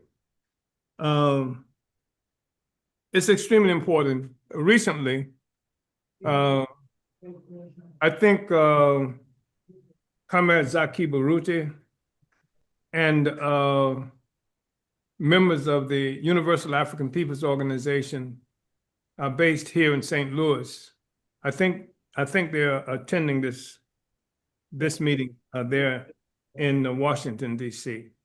But whether they are or not, recently they sponsored a trip to St. Louis by the Cuban embassy. And it was a really important trip for a number of reasons. It just continues to reinforce the relationship between the African Liberation Movement and Cuba. But it was also important because the comrade who was the ambassador, who was supposed to have been there, could not participate in much of the meetings that lasted over 2 or 3 days. And partially because the United States government had sent letters to most of the Caribbean countries threatening them because they had refused to support the United States aggression against Cuba. They had especially opposed the designation of Cuba as some place that supported terrorism. And the only 2 countries that supported that notion at the United Nations have been the United States and Israel. So these countries have been threatened. But up to now, what we've seen is that there have been several countries who have actually stood up to the United States and pushed back. I don't see and I know at one juncture, CARICOM, well, let me retreat from that because I'm thinking the Organization of African States, of American States, which was a U.S. neo-colonial entity for the longest period of time. I know at one time they had even opposed the United States activity as it regards Cuba. But I don't know if we're seeing like organized statements coming from CARICOM. I know that there's a huge mistake that's being made by the United States, is killing people without regard for law, blowing up boats of people who they claim are drug pushers and things like that. And of course, these are ridiculous claims. In the same way they claim they're in Washington, D.C. to deal with criminals, crime. So they come up with these false articulations. But I think what they are doing, and this is something that I want us to understand here, in this conference, the 17 different organizations that constitute the coalition, the Hands Off Uhuru initiated front, Latin American front, I think is really important to really sum up what all of this means. This attack, these attacks without regard for law or anything like that, is that we're on our own. Yes. And this is one of the reasons I appreciate the work that's being done by Union that contributes to building our own capacity in these communities that we live in, that we exist in. And the work that's being done by a comrade like Sister Betty there with the educational process. building our own capacity, going into these institutions in our communities. And if they don't exist, create them. That's what Comrade Sister Belinda Parker Brown was talking about. We have to govern. We have to become self-governing, and don't worry about the fact it can mean participating in local elections and things like that, but it doesn't have to. We can create our own institutional capacity for government where we can do like in St. Louis, where we create a Black Power blueprint. When I say we, I mean, we've seen this emergence of Black Power blueprint and push back against gentrification, which has created capacity for African feed, clothe, and house ourselves. That's growing and trying to pull more African people in particular into this process. And one of the things that's been helpful for us is that to designate our struggle as a struggle against colonialism as opposed to a struggle against racism. Because the whole anti-racist thing is so subjective. It's a subjective thing and white people, if they want to, the colonizers can treat it with subjective horrors and sometimes disdain and concern. Why not have White History Month, this kind of stuff, all kinds of stuff that see it as an offense against white people. It's a struggle that we are making against colonial domination. And if white people participated as colonizers, it's a struggle against white people who are colonizers. And the thing is, you cannot not be white, but what you can do is not participate in supporting colonialism. And this is Right. this is the clarifying thing. And so this is what we are struggling with. So I just appreciate the thing that Comrade Redbeard is raising. And I think we are going to see more of this. I think in Africa, like Nigeria, I mean, here is this government declaring that it may attack Nigeria militarily in order to protect Christians. And on the one hand, on the other hand, they're attacking Palestine, I guess for the same reason, to kill Muslims and or Arabs or et cetera, et cetera. So these are just false claims that they make to justify what it is they're doing, but it's not just to justify it in terms of law. It's to win public opinion among the settlers, among the colonizers, among Europeans and what have you, whose existence up to this point is based on what the resources they suck from those of us who are colonized. And what we've done, that's one of the reasons they have come for Penny Hess and Jesse Nevel in this instance. Because when they killed Malcolm X, you didn't see white people rising up. When they killed Martin Luther King, you didn't see white people rising up. When they killed more than 30 members of the Black Panther Party in 1968 alone, you didn't see white people rising up. The white people were dormant. And in so being, they actually functioned as covers for the attack that was being made on us.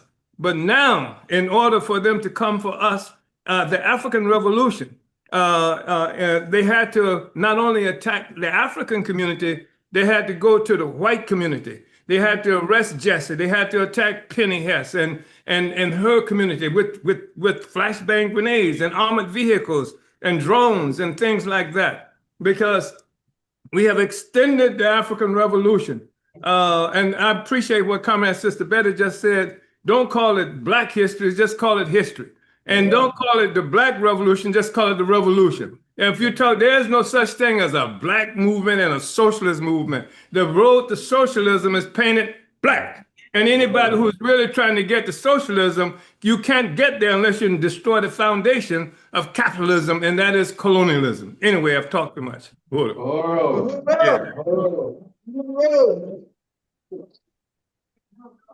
we have any more questions?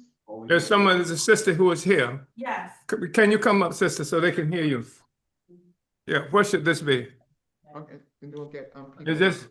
Yeah. This question is actually general for the speakers that I was able to see. I didn't get to see everyone, but I'm thinking about what I'm hearing about how the struggle should not necessarily be against racism, but against colonialism. And when I think about a struggle against colonialism, I think I really appreciate that, because then I begin to think, okay, well, part of colonialism as well is compulsory heterosexuality. That is a part of the colonial history and past that we are aware of. And so I'm wondering, where does, and I think of Hubert Harrison here, for example, revolutionary Black socialist who was ousted from the Socialist Party in 1912 and who died because he was so critical of compulsory heterosexuality and compulsory monogamy, as well as his other revolutionary thinking. And I'm wondering, what is the place of queer people, queer and trans, African queer and trans people, African queer people in this movement, when we're talking about when we're talking about how do we launch a charge against capitalism and colonialism? If we could speak to that. Yeah, because queerness is not something that is isolated in white communities or African communities, anything like that. J. Edgar Hoover, who was a terrorist who initiated the war against the African community, most public face of that was himself a closet homosexual. And he was very vicious toward homosexuals. But his thing was that to crush the colonial movement, because Africans who are queer, the state does not say, okay, because you are queer, we will not oppress you. We will not keep you under colonial domination. A nation has the primary identity of a nation. That's the thing that we are dealing with. And there are other identities that every nation has. And within every nation, there are other identities. There are religious identities and other kinds of identities. But the primary contradiction that we have is the relationship in the world, is the contradiction between oppressed and oppressor nations. And all the other contradictions in the world revolve around this main contradiction, which is not to say there are not other contradictions. This main contradiction is the contradiction between oppressed and oppressor nations.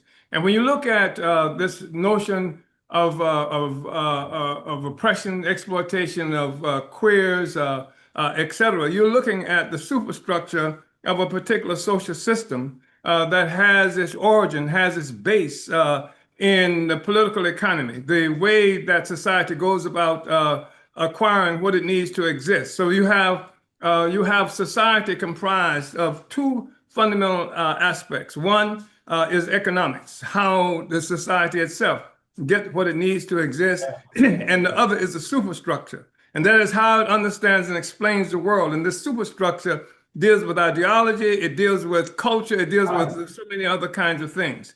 And so, so we're saying that the primary struggle is the struggle against colonialism. And I'm saying this as an organization that has been attacked. We lost an entire party organization in France because we would not condemn homosexuals. And we said we refuse to participate in any kind of politic or any kind of philosophy that will split the colonized African nation based on sexuality, sexual preferences, or anything like that. So we lost all of France at one time. We got it back. We've got France now. But the thing is that, and we've been, I mean, the most vicious kind of faggot bashing and stuff like that. We've been victimized by that because we've purposely put in leading positions in our movement people who were clearly homosexuals, et cetera. So that's who we are. And then the people who came into the organization came in to fight against colonialism and everything that's related to colonialism, such as this whole sexual identity, et cetera, how people are characterized and defined based on sexuality, based on sex, or itself. Uhuru.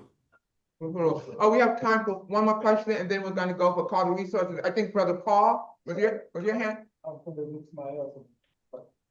was just going to say something about CARICOM, and that was that CARICOM in many ways is set up a lot like the AU.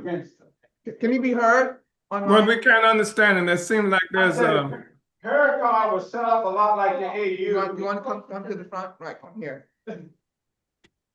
Take the chair. Take the chair.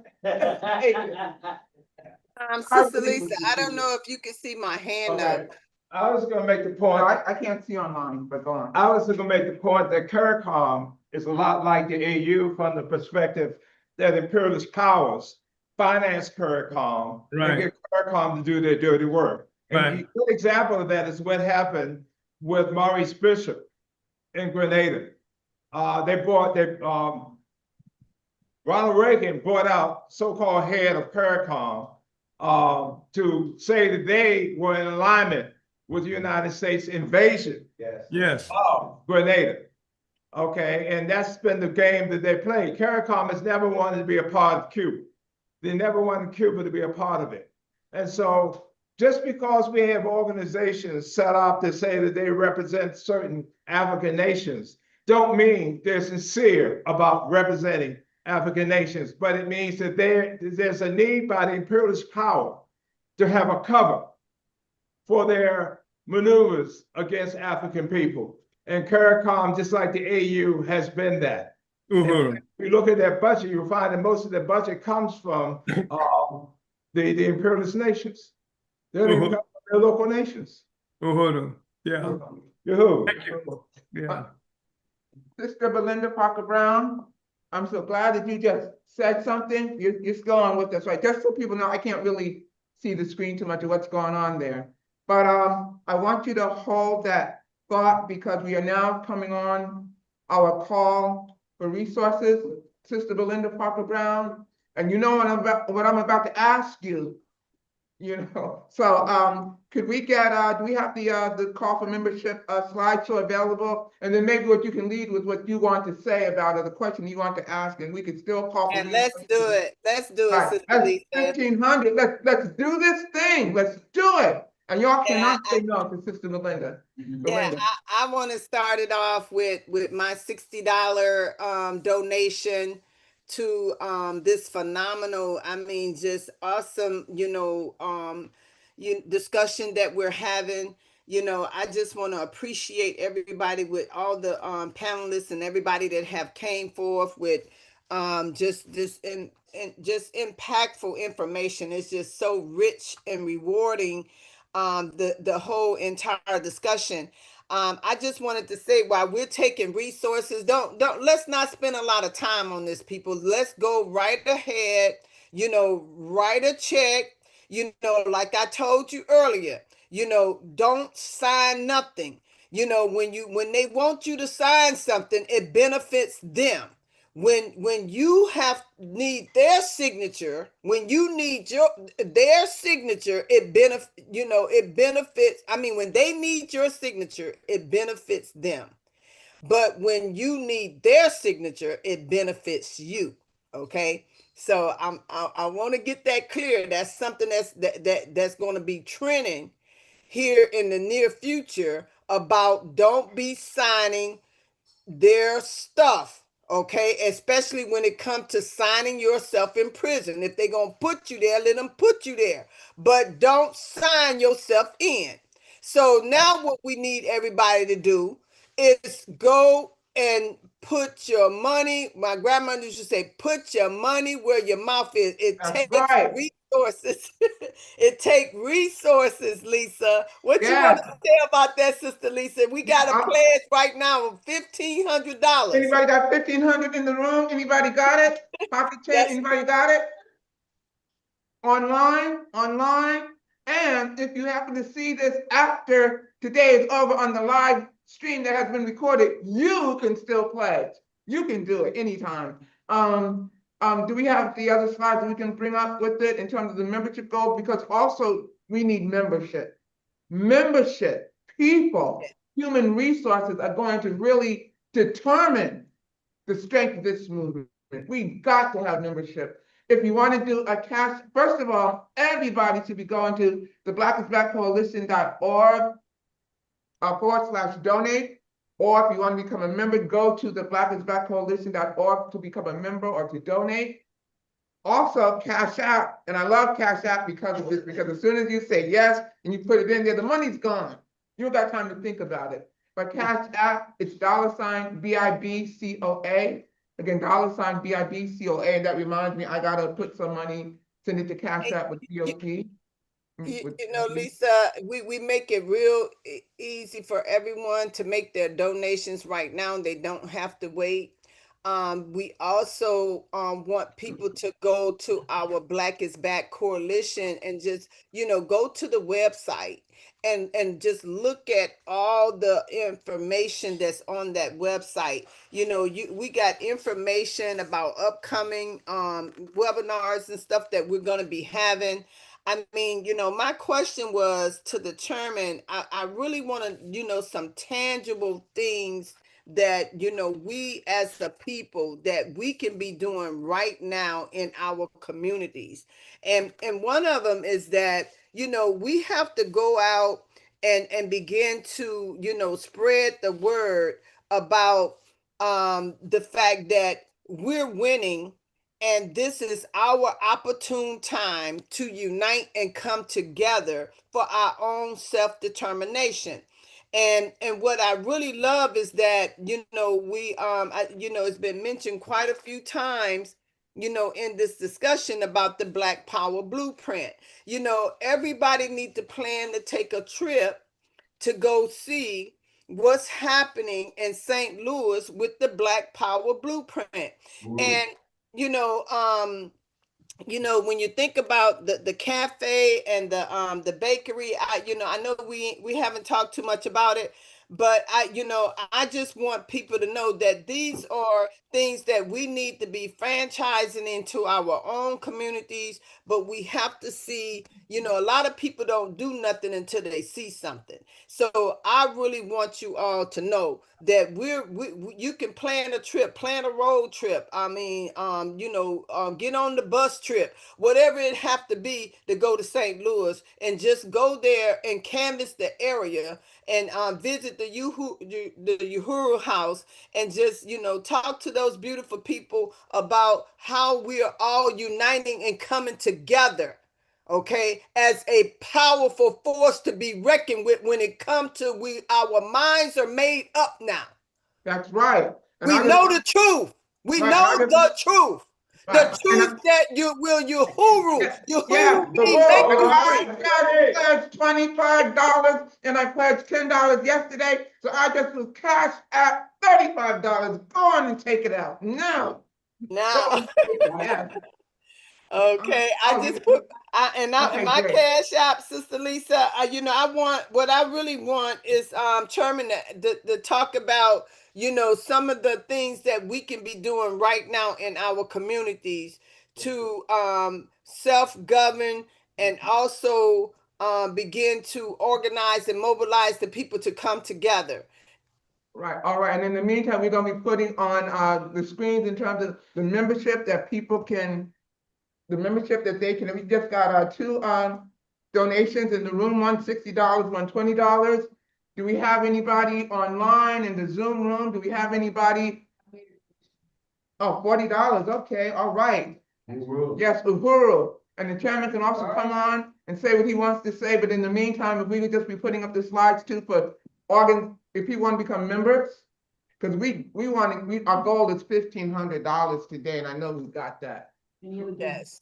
And then for I'm an international member because we're an international organization. You can become an international member for just $200, a national member for $150. Join up your organizations, people. Yes. You out here, you doing this work. You might as well be connected to something that's greater. I mean, that's more powerful. That's where when we come together, that's what they never intended for us to do in the first place, Sister Lisa, was to unite and come together, against the colonizers.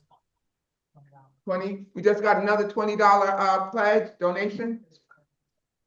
Oh, it's gonna happen every month, recurring. And did the person want their name mentioned? Wow, that's great. Awesome. Who did that? That's wonderful. Kara. Yes, we like the recurring membership too. We like the recurring donation. That's $240. Who said 40? Uhuru! $20 a month. Oh, yeah, that's right. That's right. And here in St. Louis, we've collected $80 in the room of the people that got left behind. Uhuru! You got somebody else to keep track of this? Somebody to keep track of the donation. Okay, we want to make sure to also be keeping track of the donations. Do we have any donations in the chat, in the online chat? Yeah. No new ones. It was hot. We don't need to get any colder in here, that's for sure. Any donations in the chat? Did anybody check the chat out? Her chairman says trying to send $100. We had a Denise Young who said she donated online. Penny Hess, $100 on the Black is Back Coalition website. Oh, comrade. Uhuru, Comrade Penny. Uhuru. I'm trying to write. Uhuru. Do you have anybody that's also helping to keep track of the donations? I'm trying to write them down in myself, but I can't give a tally of it. Right. Do we? MQ. I'll go find the. That's good. Yeah. Uhuru, MQ, all right. And what did MQ donate? $20. 40? Uhuru, MQ. Uhuru. Yeah, a powerful Ruby with revolutionary. $30. Ruby. What did somebody just say? I work on the activists. Right. Do we have any more donations in the chat? I don't have access to the. We have $30 from Ruby. Ruby, 30.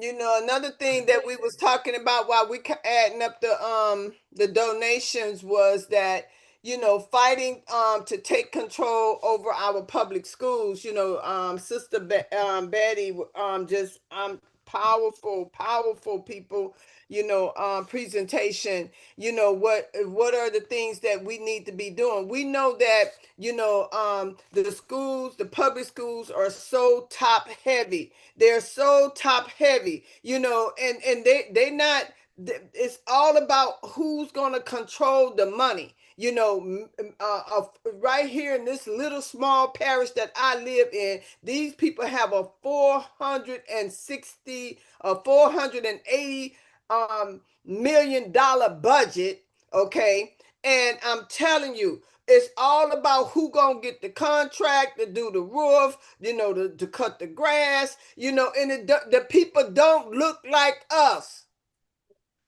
You know, so we're fed up. We know the truth now, and we're coming for that. We're coming for all of that. It's so important that we get organized and unite and come together so that we can take control and fight, you know, for our public schools. And a lot of times, you know, we have to be in these positions, just like the chairman say, you know, we don't have to be, you know, stand down from not getting involved with their you know, like the city council meeting, the parish council meeting, you know, who's going to be the mayor. You know, I'm telling you people, you know, we cannot just let them think that they can, you know, rule and you know, be in charge of these powerful positions. We can run for some of these positions. Right. You know, we can unite and come together.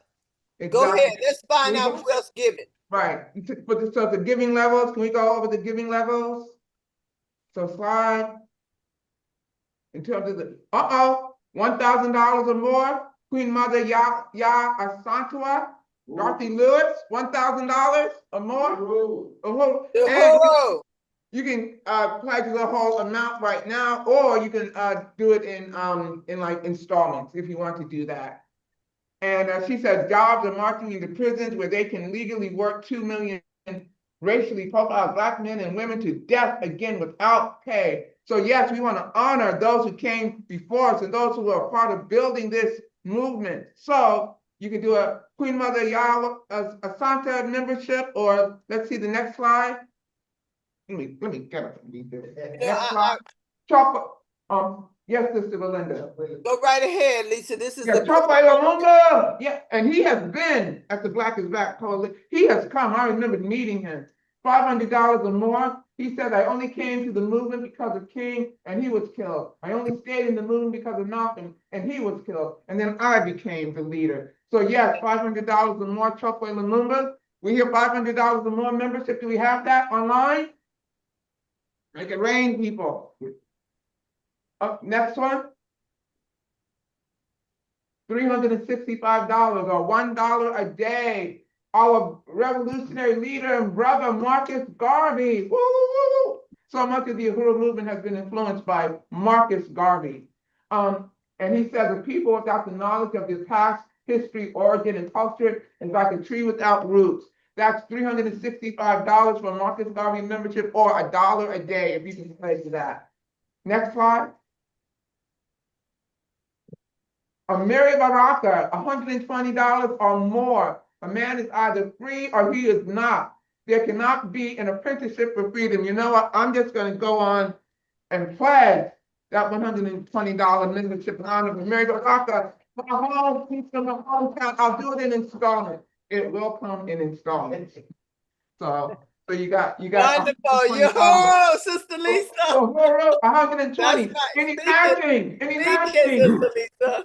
That's it. That's it. Yeah. You know, if we get more people, the more people that would become memberships, and just, you know, look at how we can be, I'm telling you, people, we can become, you know, overnight. I'm just saying, Sister Lisa, you know, I like to think big because, you know, thinking small. One thing that I realize is that it's difficult for people to go to the banks and buy, you know, sometimes it's so hard for them to even buy a car. You know, the bank don't want to finance their homes. But if you know, I look at these colonizers, they go to the bank and they get hundreds.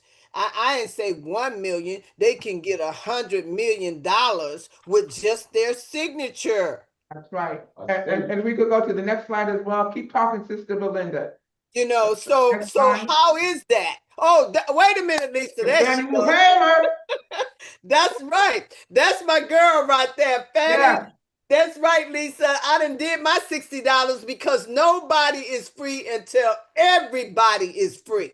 So okay, so that means that we don't have to run around looking for help in all the wrong places and talk about, you know, they ain't doing this, they ain't doing that. It's about what we're gonna do and how we're all are gonna be free. And that's why we went it with the Black is Back Coalition. Right. Sister Belinda, you opened up with the $60 pledge, right? Yeah, that's right. Yes, I'm gonna make sure I'm recording it. That's I'm so free right now. I'm so free right now. I want everybody to get free. That's right. Yes, that's right. That's right. That's right. Next slide. Next one. Okay, again, so if you want to pledge, you go to blackisbackcoalition.org/donate. Cash App. That is the easiest way and the least painless way, at least initially up front it is. But that's Cash App, $BIBCOA, which stands for Black is Back Coalition. It took me forever to realize that that's what it's for. Wow, somebody needs to add up. I think we almost there. Are we there? We almost there. This is beautiful. You know, and it don't take long for us to get there, people. That's what this is all about. You know, it's just phenomenal to see how ready people are for what we're doing right now because of what's happening in this country. You know, look at the good side. You know, look at the good that's happening with us as a people that's saying we're going to unite. We're coming together. You know, we're going to be a strong force to be reckoned with. You know, we're going to free our people and have self-determination and build our communities ourselves. We're not going to wait on nobody else to do it for us, which they never was going to do it anyway. That's the truth. And also for those who still want to write a check, now that you can sign if you're writing it to the Black is Back call, sign it fearlessly when it comes to us. Sign it. This is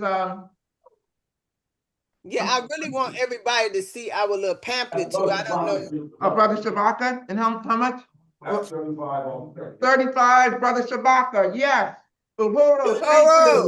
Right. And if people want to, you can mail it to 41, mail it to the Black is Back Coalition, care of Sister Ikenge Mayeli, 4101 West Florissant, St. Louis, Missouri. Right? I didn't know if that's West Florissant Street or Avenue. Avenue. Okay. You know, this feels so good, Sister Lisa. I gotta say this. You know, this feels so good because even though we know that we're entitled to reparations, and you know, they done stole a lot of stuff from us, but you know, this feels good because it's showing that, you know, we're not gonna wait on them to do the right thing. We're gonna go and you know, do what we're doing right now, you know, for all these people to be calling in, making donations, sending their money in. That let us know that this is something that we should have been doing all along. But you know, I am just so grateful and thankful for, you know, our chairman, our leader, you know, Chairman Omali Yeshitela, because you know, I'm telling you people, this information, you know, the secret, you know, I used to tell my kids, you know, the cat is out of the bag now.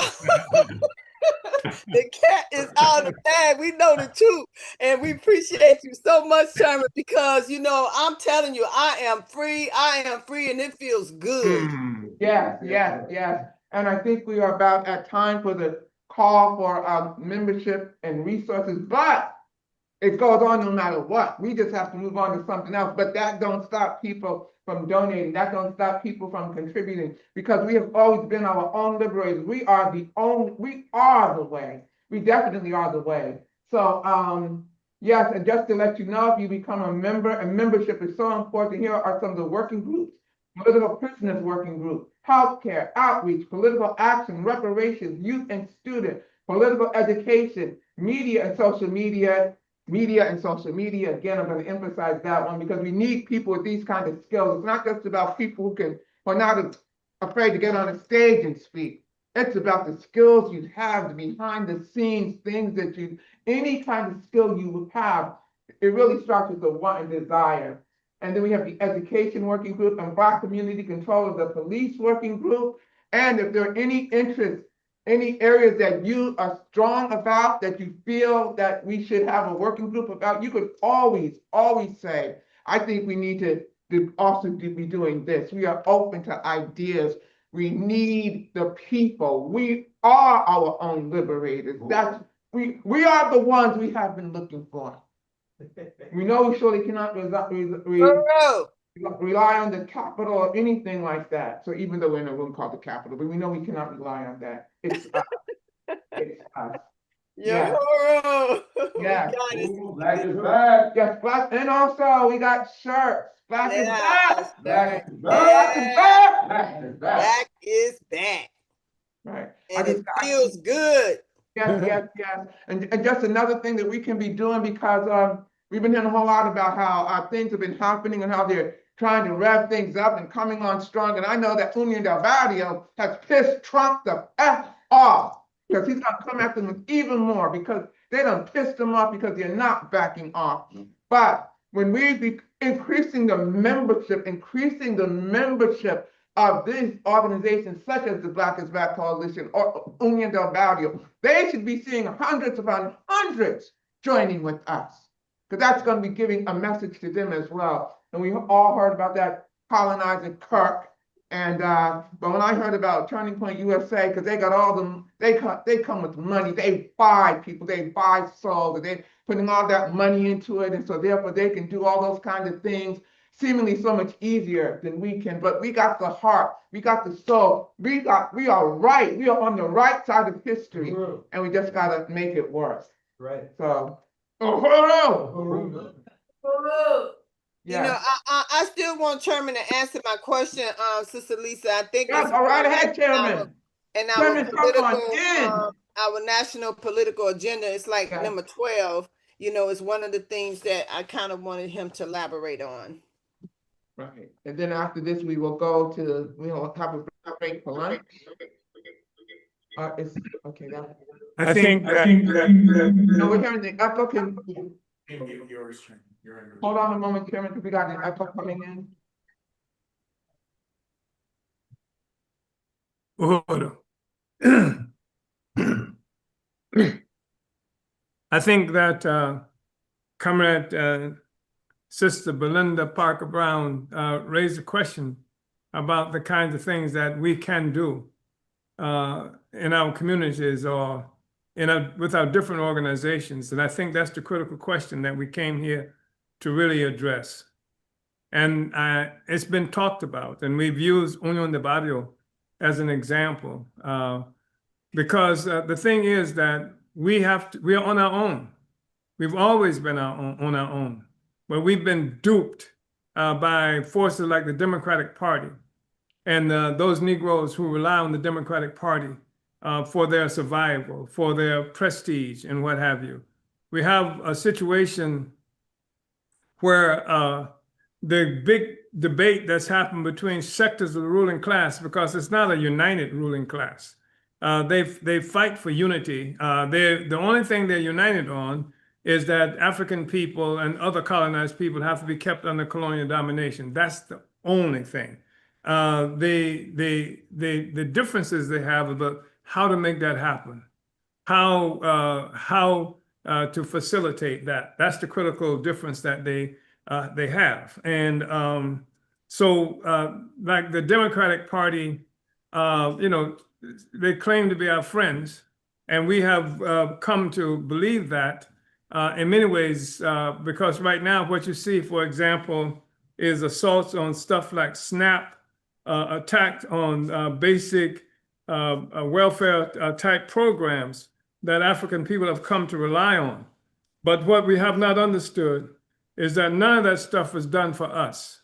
What it has done is, like with certain components of welfare, food stamps, etc., is take billions of dollars of taxpayers' money to give it to corporations, like agricultural corporations, who are supposedly given this stuff.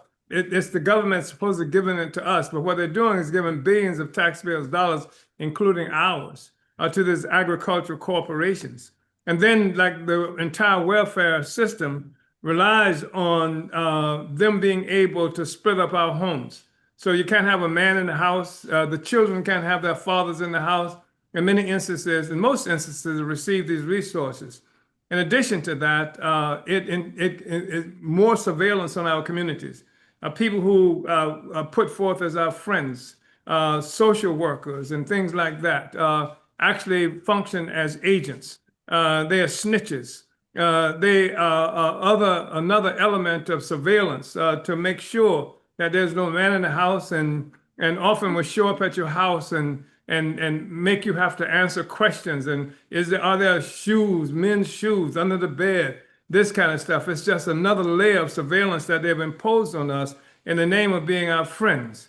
There's a whole array of money, of jobs, et cetera, structured into this process. Many people are fighting that. I mean, people are concerned now because they're losing their jobs due to the thing that this administration is doing to take away these institutions that's provided resources for them, their families, et cetera. But they maintain the colonial domination of African people.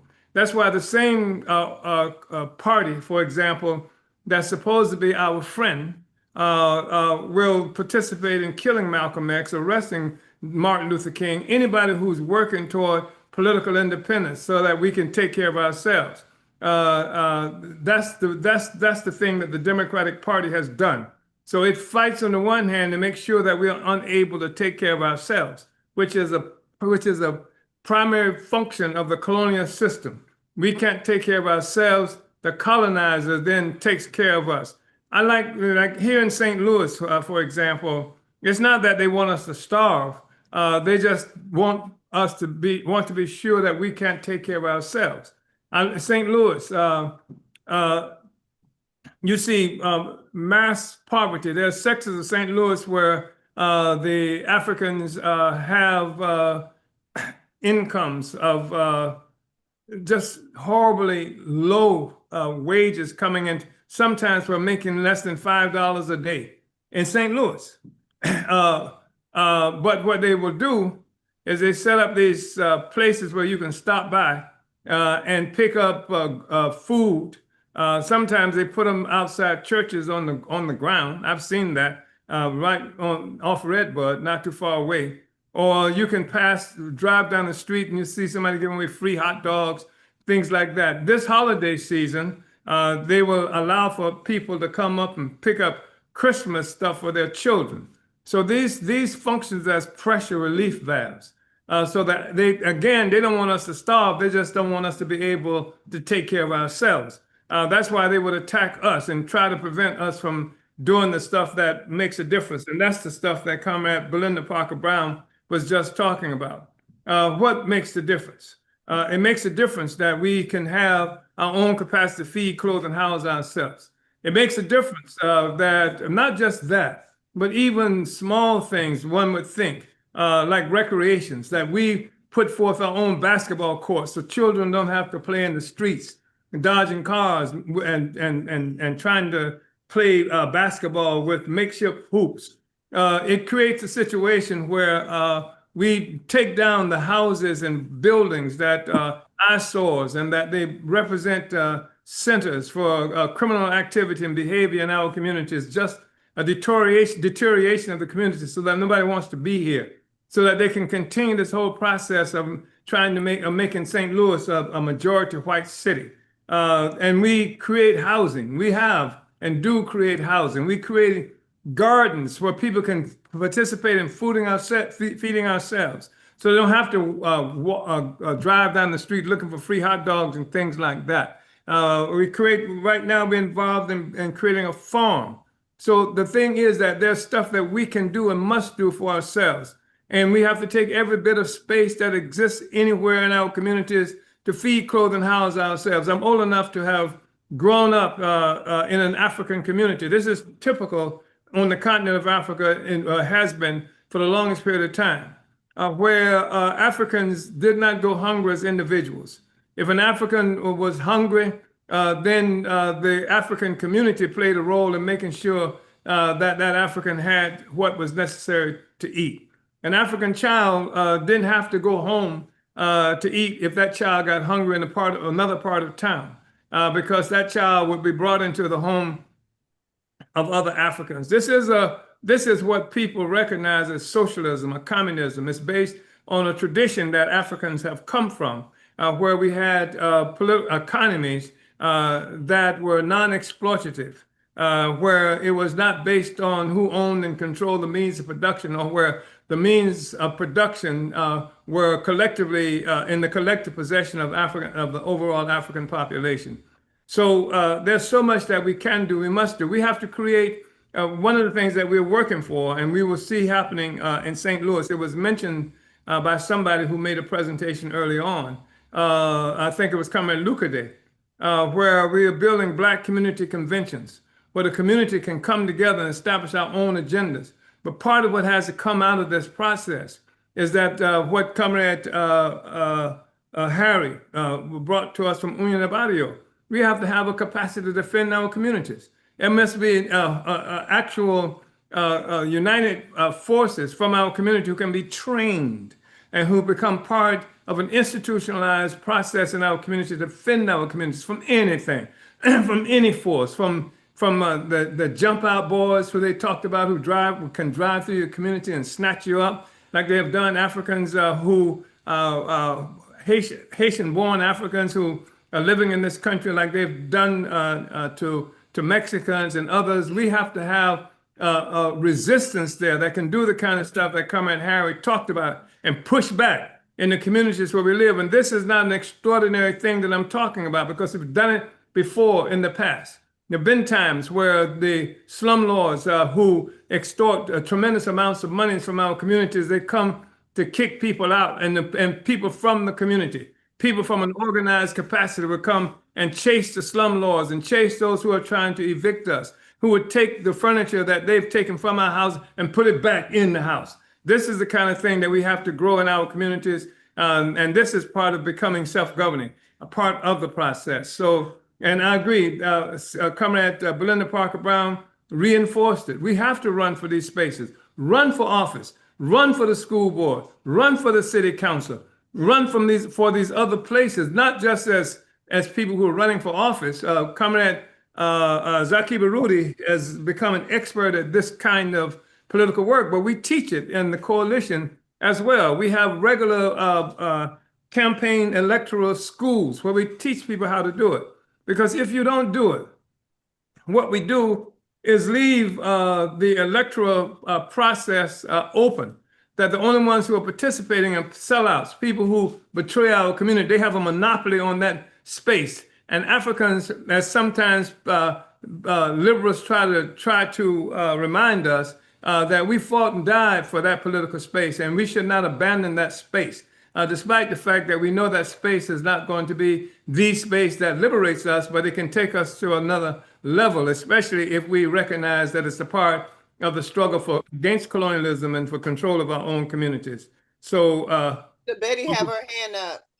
Yeah, Yeah, Chairman, I hope it's sometime in the future you will make the connection between the fact that coming out of chattel captivity, they set up all these laws that forbade us to practice the skills we had that helped them build their capitalist economy.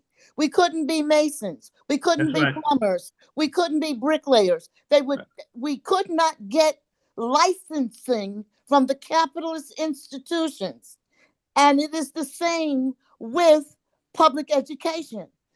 The Mayor Bloomberg said you couldn't have a contract with the Board of Education if your company did not have a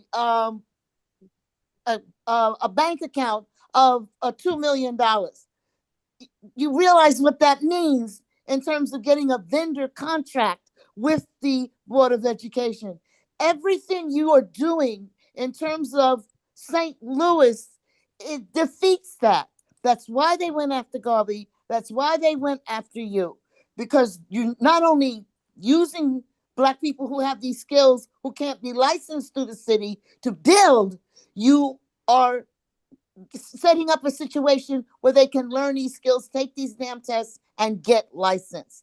Uhuru. And I just want to say, though, and I think we need to talk about that, Jim, because it's very, very real. It's still real. I agree. It is real. And the fact is that at the end of colonial slavery in this country, the formal end of it, I should say, Africans were the only ones who knew how to do stuff. Thank you.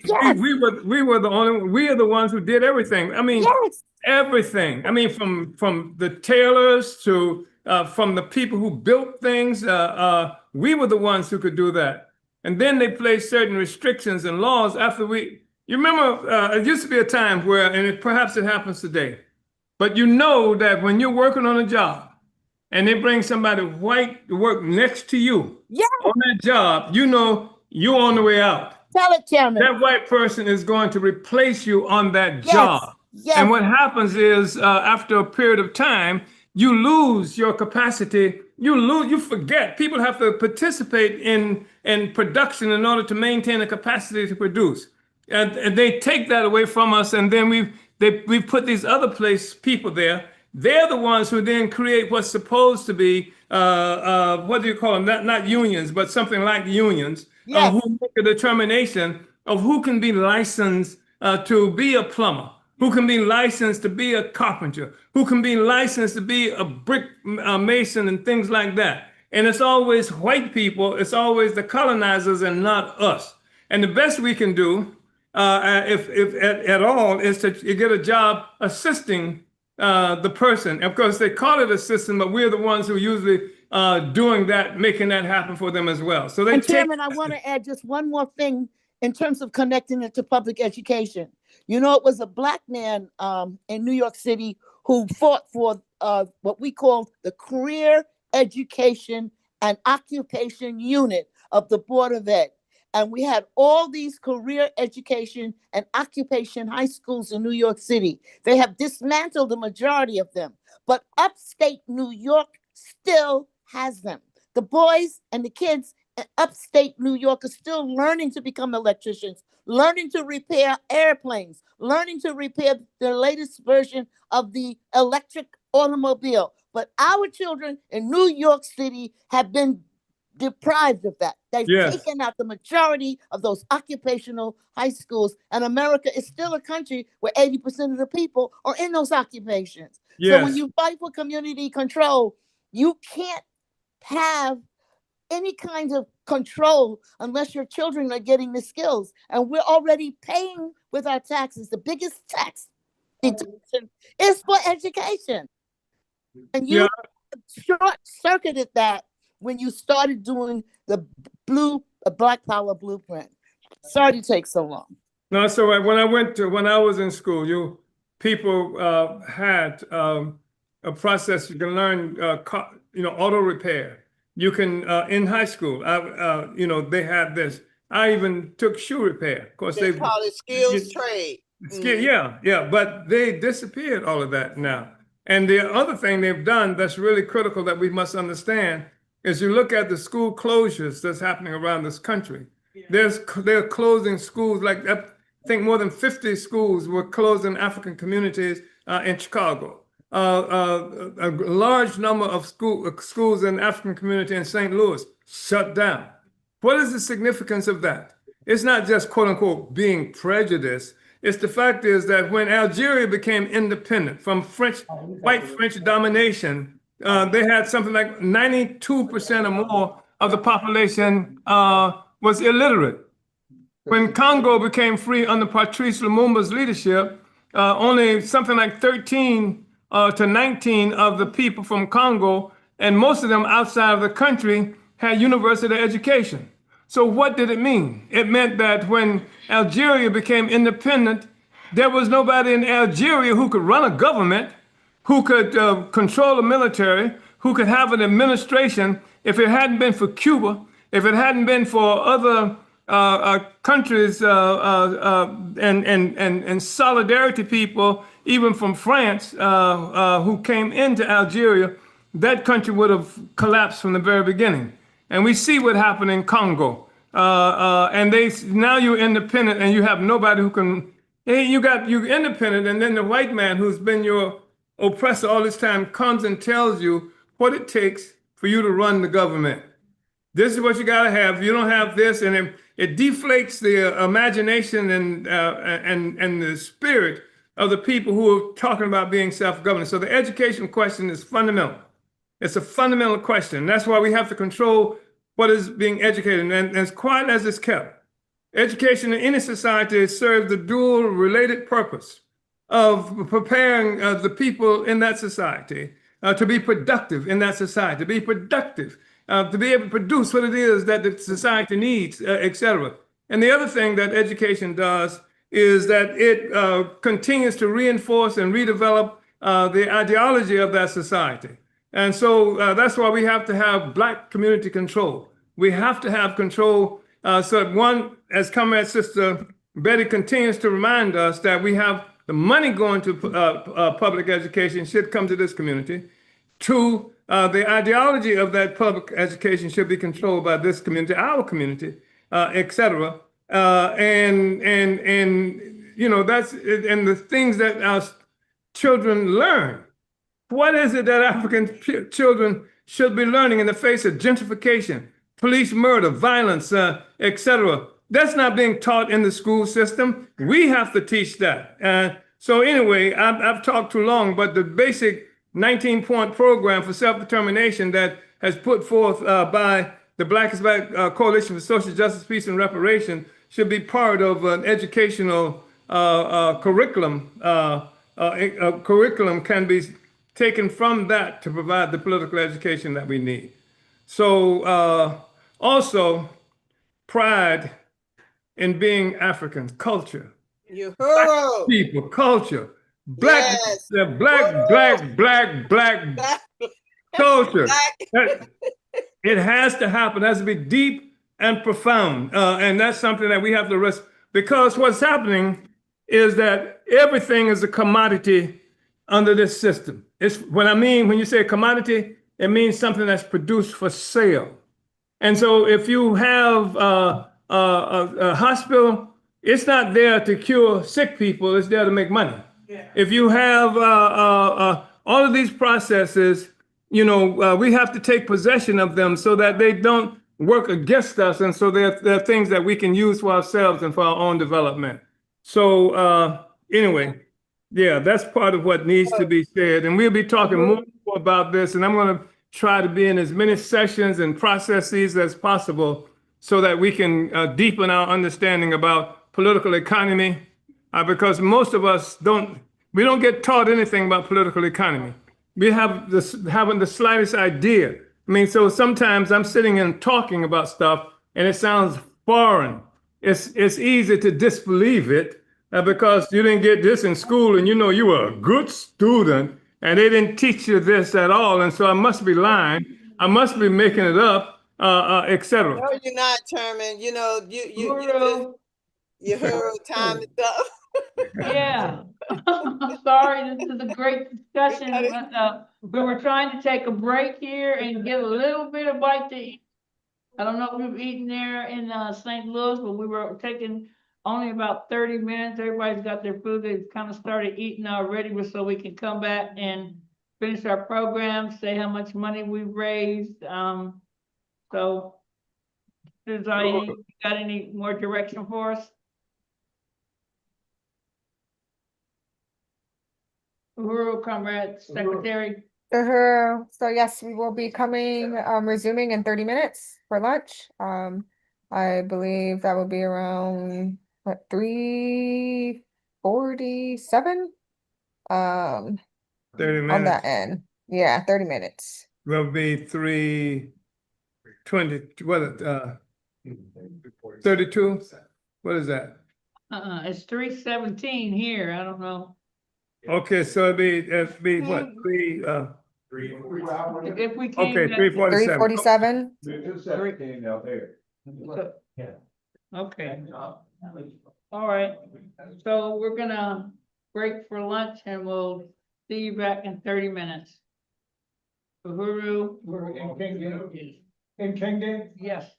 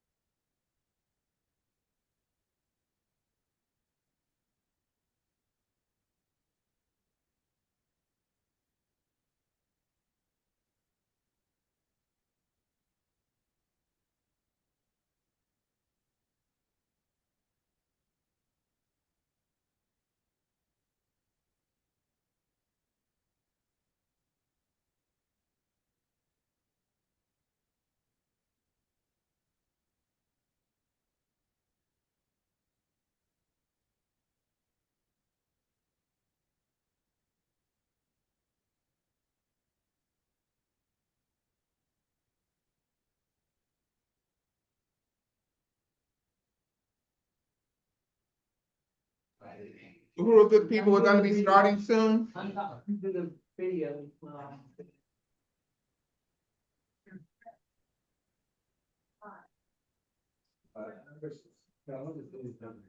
Uhuru! Uhuru! Uhuru! Uhuru! Welcome back. Uhuru, good people.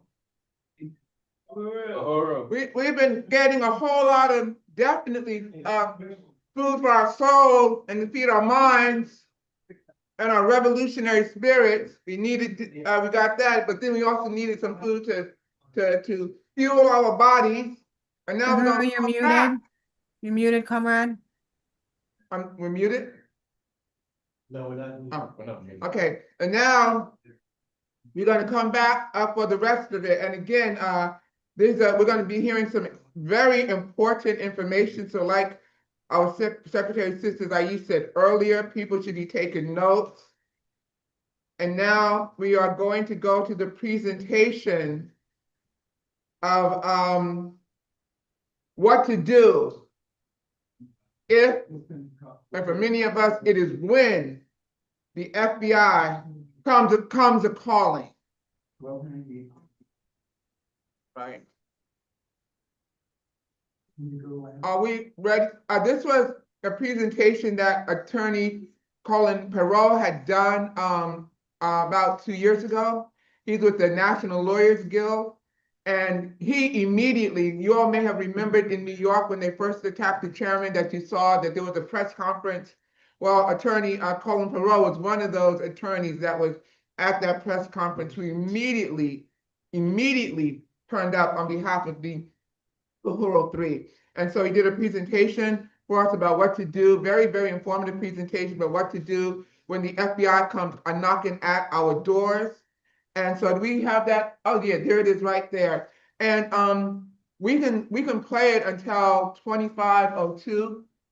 So we can stop it there. So we're going to begin right now, and let's hear from our attorney with the National Lawyers Guild, our comrade, Attorney Colin Perot. Uhuru. Uhuru!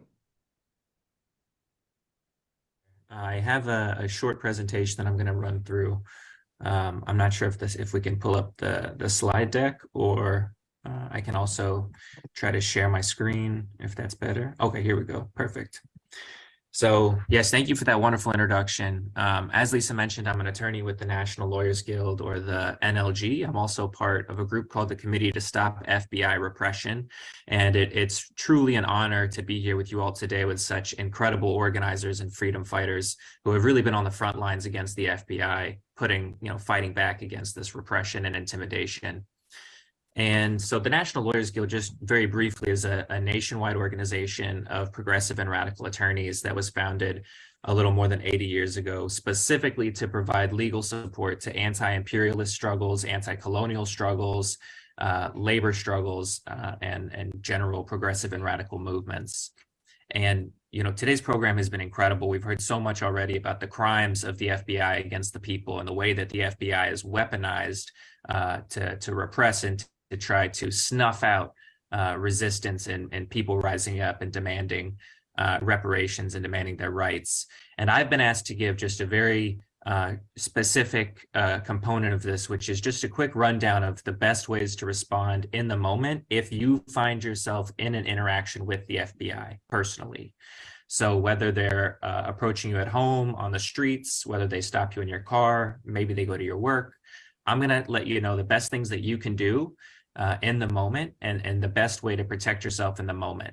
At the end of the day, fighting back and demanding justice and organizing is really the only way to put pressure on the FBI. But hopefully the information that I can give you today is going to help you get into the best position to fight back after the FBI approach you. And I know many of you are lifelong freedom fighters and know a lot of this information, but it's always good to have a refresher. And for those of you who are new to this information, I hope that this helps you if and when you have the extreme displeasure of interacting with an FBI agent. So the first thing that I want to talk about is, why would an agent contact me? So you might be thinking, I don't think I've done anything illegal. Why would the FBI contact me? Why would they show up to my house? I mean, we've heard so many examples today of people who have already had this happen to them. And it's important to remember, it might not have anything to do with you personally. It doesn't necessarily mean that you're under arrest or that the FBI is investigating you personally. There's a lot of different reasons why they might try to talk to you. And I'm going to quickly run through them. There's real reasons why they might talk to you. Of course, it's possible that they are investigating you or people you know, or they could just be fishing for information. They could think, well, maybe we can just put pressure on this person and maybe get them to give us information that we didn't already have about, you know, people in the movement that they might know. It's also possible that they're just trying to harass you for your organizing activities. Their goal is simply to intimidate you and to make you scared of fighting back, scared to attend conferences and panels like today's. And, you know, the speakers today have made the correct point. The FBI attacks not because there's any crime or any, you know, wrongful activity. The FBI attacks because Black is back. The FBI attacks because people are standing up and fighting for their freedom and organizing. And that's considered a threat to the existing power structures. And this has already been covered extensively today, but that has been their role throughout the history of this country. And that's their role to this day. So it's likely that they're hoping to scare you and make you afraid to do the work that you're doing. They could also be hoping to coerce you into becoming an informant, trying to put pressure on you to answer their calls in the future, maybe to tell them something that they don't already know. They're very creative and cunning and deceitful people, and they're not required to tell you their true reason for contacting you. There's no law that requires them to be honest with you. So on top of the real reasons, they're true political reasons for harassing you. What are some fake reasons that they might give you if you say, I'm sorry, well, you know, why are you trying to talk to me right now?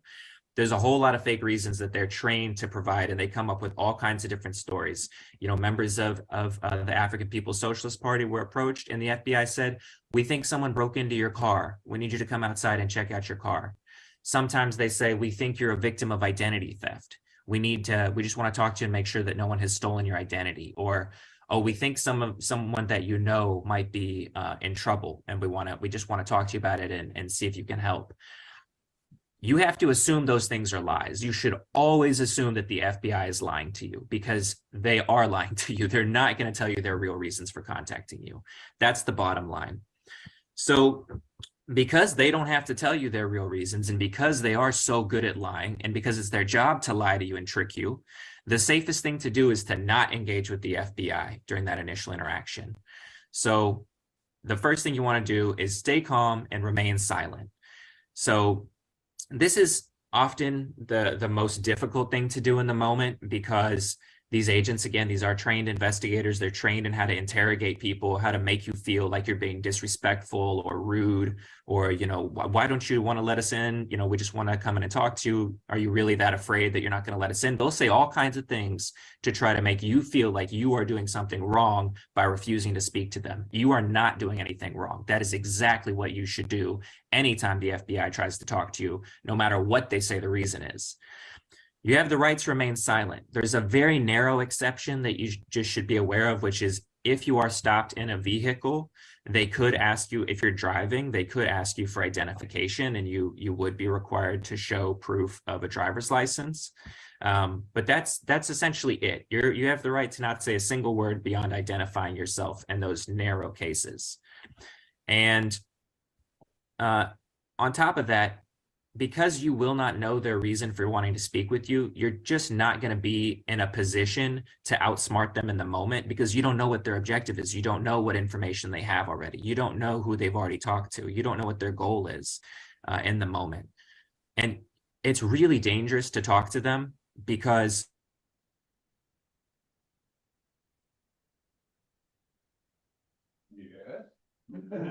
we see. We seem to be having technical difficulties. Yes, just a second. Let me try to fix it, Uhuru. You see how exactly they know exactly the point. Exactly what. Do it is because. You. And they'll start a conversation that seems casual, and they'll say, oh, you know, do you know so-and-so? And you might think, I don't really know that person, so no, I don't know them, to the extent that I would have information about that person. But if you say, no, not really, and then they can say, well, you're friends with them on Facebook, all of a sudden they can accuse you of committing that federal crime. Whether you would actually be convicted or not is a separate situation. They're just looking for a reason to arrest you, a reason to get more power over you. The more you say in that moment, the more power they have over you to twist it and to try to really put pressure on you. And you just have to remember that they have that extra tool in their arsenal that they will use against you. The next thing I want to say is that it's important to remember, even if you do end up answering a few of their questions, it's never too late to say, you know what, I don't want to speak with you anymore until I have an attorney. I'm not going to answer any more questions. Do not feel like just because you said you'd speak to them, all of a sudden you have to. You can always change your mind and say, you know what, I'm done speaking to you. You can give me your card and you can call my attorney, which I'll talk about in a moment.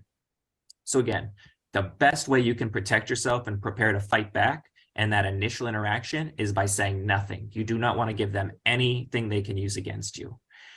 The only exception is if they have a search warrant and they are in your home and there's someone in the home that is having a medical emergency and their safety is at risk, you can make that decision to inform the FBI to say, look, this person is right here.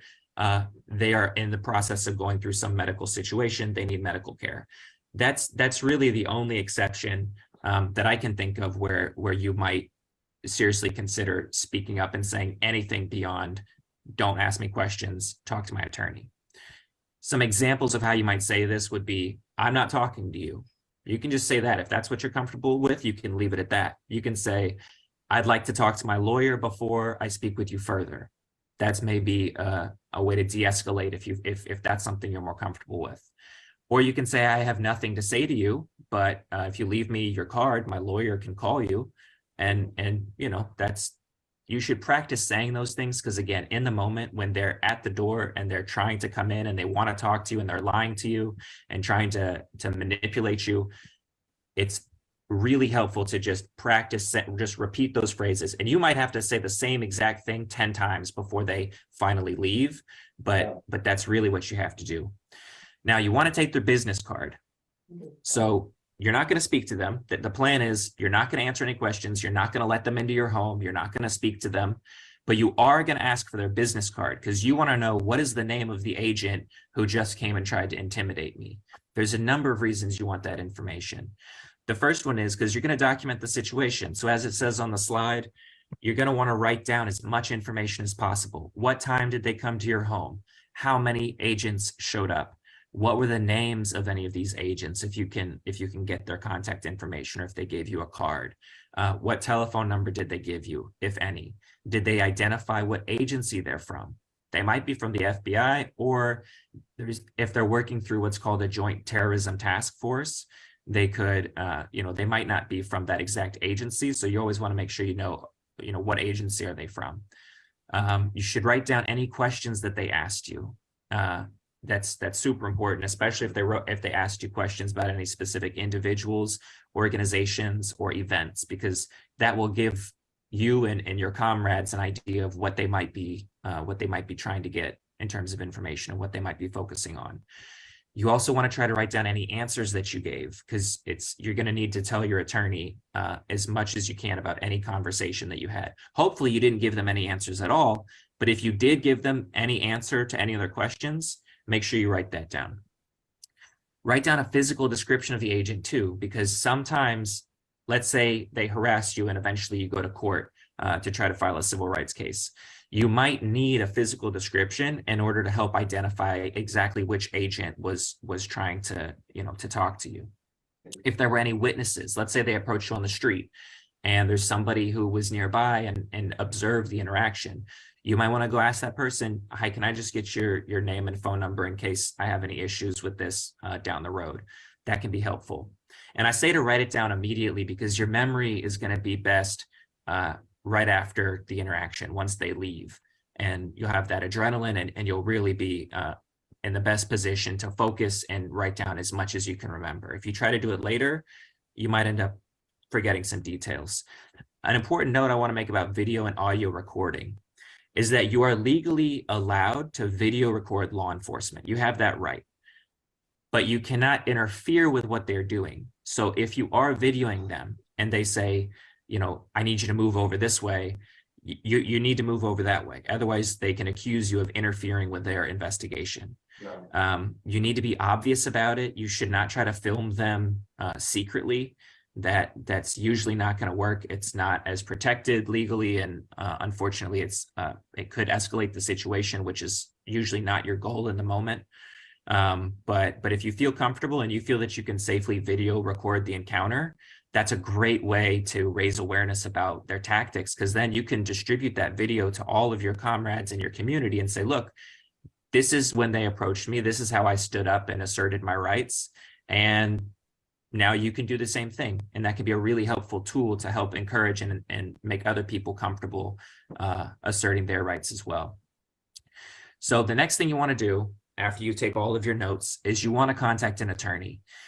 And you might think, look, I don't plan to talk to the FBI. I don't plan to call them back. I'm not interested in having any conversations with them. I don't think I need a lawyer because I'm not going to get arrested. So I would rather just not engage with this at all. But my advice to you truly is always, you should try to contact a lawyer. And there's a number of ways that a lawyer can help in the situation. Even if you have no intention of speaking to the FBI, a lawyer can still help you. So this is why. There's two main benefits to getting your attorney and informing them about what happened. The first is they can help shield you from any future FBI harassment. So once you inform the FBI, you are represented legally by an attorney, and your attorney has contacted them. Maybe they'll say, you know, something very simple to the effect of, I represent this individual. I understand you approached them. You are not to speak to my client without me present, period. They have the right to have me present. You are not to ask my client any questions without me present. And that's a really powerful legal shield that can help you from prevent you from being exposed to future intimidation, so that they're less likely to come back and just keep trying to, intimidate you and keep trying to start the conversation again. The second thing that they can do is they can put the FBI on notice that you are exercising your rights, that you have an attorney, and that you're fighting back against that political repression. It lets the FBI know you are not a weak target. You are not someone that they can push and squeeze to try to get information or to try to flip you into an informant. You're someone who knows your rights and you've got an attorney. They can also get information for you.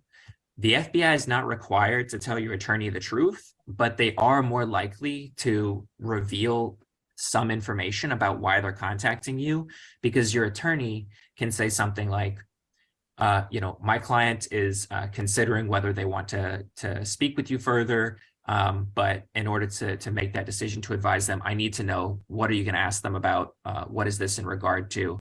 And there's a good chance that the FBI will say more to your attorney than they would to you in that moment, because they're going to try to convince your attorney to advise you to speak to them.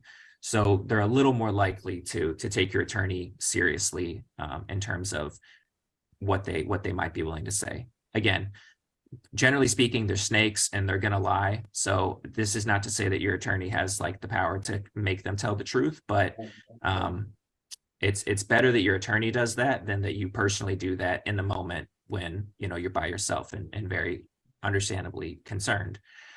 And you got to remember, your attorney can have this conversation and ask those questions without revealing anything about your situation or your plans. Even if you tell your attorney, look, I have no desire to speak to them, but I would like you to call them and see if you can figure anything out about what they know and what they're looking for.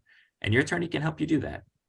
So how do you find an attorney? And preferably an attorney who has worked with activists before and understands that sometimes the political strategy of any legal case is just as important as any specific legal argument. You want an attorney who understands the importance of political leadership and political strategy. So there's a few ways to find lawyers like that. The National Lawyers Guild, which I mentioned earlier, it's across the country. There's local chapters all over the place. And those chapters can help connect you with local activist movement lawyers in your area who would be able and more likely to meet with you and assist you and give you advice and call the FBI on your behalf. You can also Google your local bar association. They should be able to connect you with experienced criminal defense and civil rights attorneys in your area. And then lastly, you should reach out to your community, reach out to activists and organizers who you know who have used the services of an attorney in the past, and see what their experience was. See if they can connect you with an attorney that they personally trust. That's a great way to meet them. So the next thing you want to do after you find an attorney, and this is something that all the speakers have really emphasized already today, you must alert your community. You must tell people what's happening. The more people who are aware of FBI practices and what to expect, the better prepared folks are to react in the moment. So you want to spread the word and help keep each other safe. And the next slide has a photo of a press conference that Lisa mentioned that I was part of, which was held by the December 12th movement in Brooklyn right after the FBI raids on the organization. And you can see the Black is Back coalition was definitely a part of it, and you can see Lisa in the front right there with the fist up. And it's really important to spread the word, because you want everyone around the country who's involved in the struggle to know that the FBI are asking these questions to people who they think have these kind of affiliations, and you all need to prepare. So the last thing I want to talk about is a quick note on warrants and searches. So the 4 steps that I just went over are going to be useful to you no matter where the FBI approaches you, in your house, you know, at an organizing meeting, at a protest, at school, wherever you are. But warrants and search warrants and arrest warrants come into play specifically and especially if the FBI knocks on your door at home. They might not knock. If they have a search warrant, you better believe they're just going to knock down the door, because that's, again, part of how they scare people, is by being very violent and arresting you and making you sit on your lawn and breaking all of your things and stuff like that. So let's say that they knock on your door.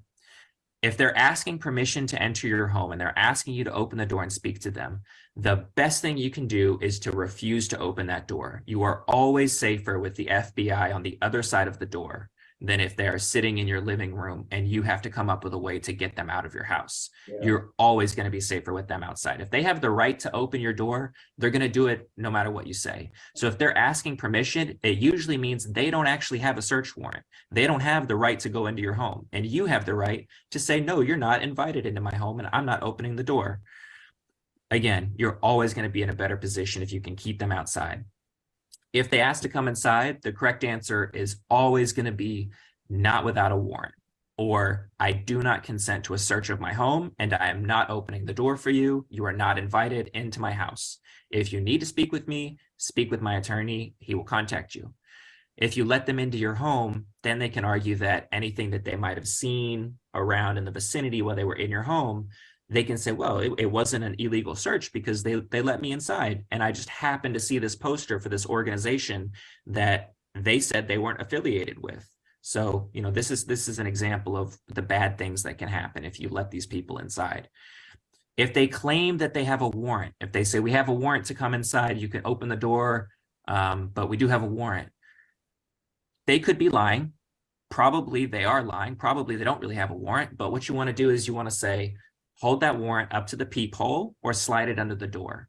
You have the right to read any warrant that the FBI tries to execute on you or your home. You have the right to read that warrant. And that warrant must have specific information in order for it to be valid legally. First, they have to go to a court and get a judge to sign the warrant. So it needs to have a judge's signature, not the head of the FBI, not their supervisor, an actual judge. And it has to specifically identify the premises. So they get warrants with the wrong address. And that's great because that means they don't have the right to search your home. So always check the address. Check, there should be a description of the property that they're searching, what they're looking for. There should be, if it's an arrest warrant, you need to make sure it has your exact name and your exact information. Because if it doesn't, it's not a valid warrant. No warrant equals no entry. That's what you should remember. If you don't have a warrant, you're not getting into my house. And again, you're not required to let them in, even though you might feel like, oh, I don't want to be impolite. These are not your friends. They're not trying to help you. You don't owe them politeness. In fact, you are much safer to not open the door because they are trying to trick you. So again, final note to consider about searches and warrants is shared spaces. So while the FBI needs your consent to search any of your private spaces in your home, if you live with roommates or if the FBI is trying to search a rental property, like let's say you have a landlord, or if you're at work and they try to come to your office, they are able, other people can consent to searches. So you should read, if you're a renter, for example, you should read your lease and see what rights your landlord has to consent to a search, and try to inform yourself and make sure that that your landlord can't consent to the FBI searching your apartment. That's something you can negotiate with your landlord. If you have a roommate, please, please, please tell them they are not allowed to consent to a search of your room or any other shared spaces. And if you want to share this presentation with them, even just this section of it, please, it's better off for them too if they don't let the FBI in. If you have someone who lives in your same bedroom, if you are if you have a roommate or a partner or someone that you live with who lives in your bedroom, they can consent to a search of your bedroom, even though it's your personal space, because it's also their personal space.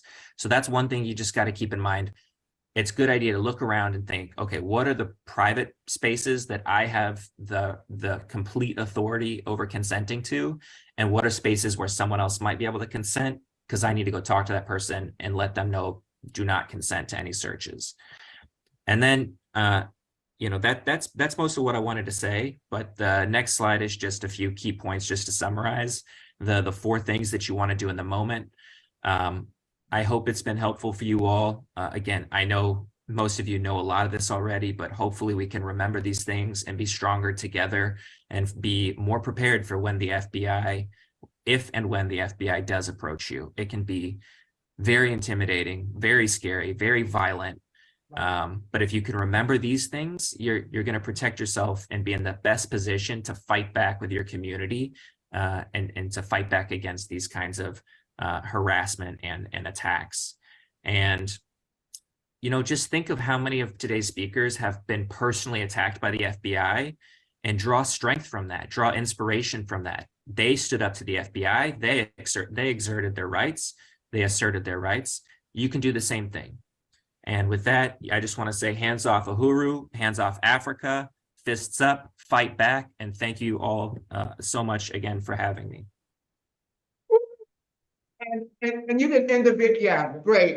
Woo, woo, woo, woo, woo, woo. Uhuru. And now, comrades, we're going to get an update about all of the contributions that people have made. And we again want to thank everybody. We appreciate all of your support. And we try to show in every way that we can, because we could not do this without you. Sisters Kangay, tell us how much it rained. I got to find a better term other than what they use at strip clubs. Uhuru. Yeah. Right, some thank yous first to the chairman for $100, deputy chair $200, Kabula, Miriam, Aisha, see Kabula 100, Miriam 5, Aisha 40, Lisa 35, looks like William 5, Jabari 5, Grace 10, Jesse 25, Shabaka 35. I can't read my own writing here. Lewis 100, Elijah 10, Tiap 60, Jaribu 100, Avro 100, the Black Women's Music Festival 120, Alley 50, Robert 20, Union 150, Ruby 50, Janet 30.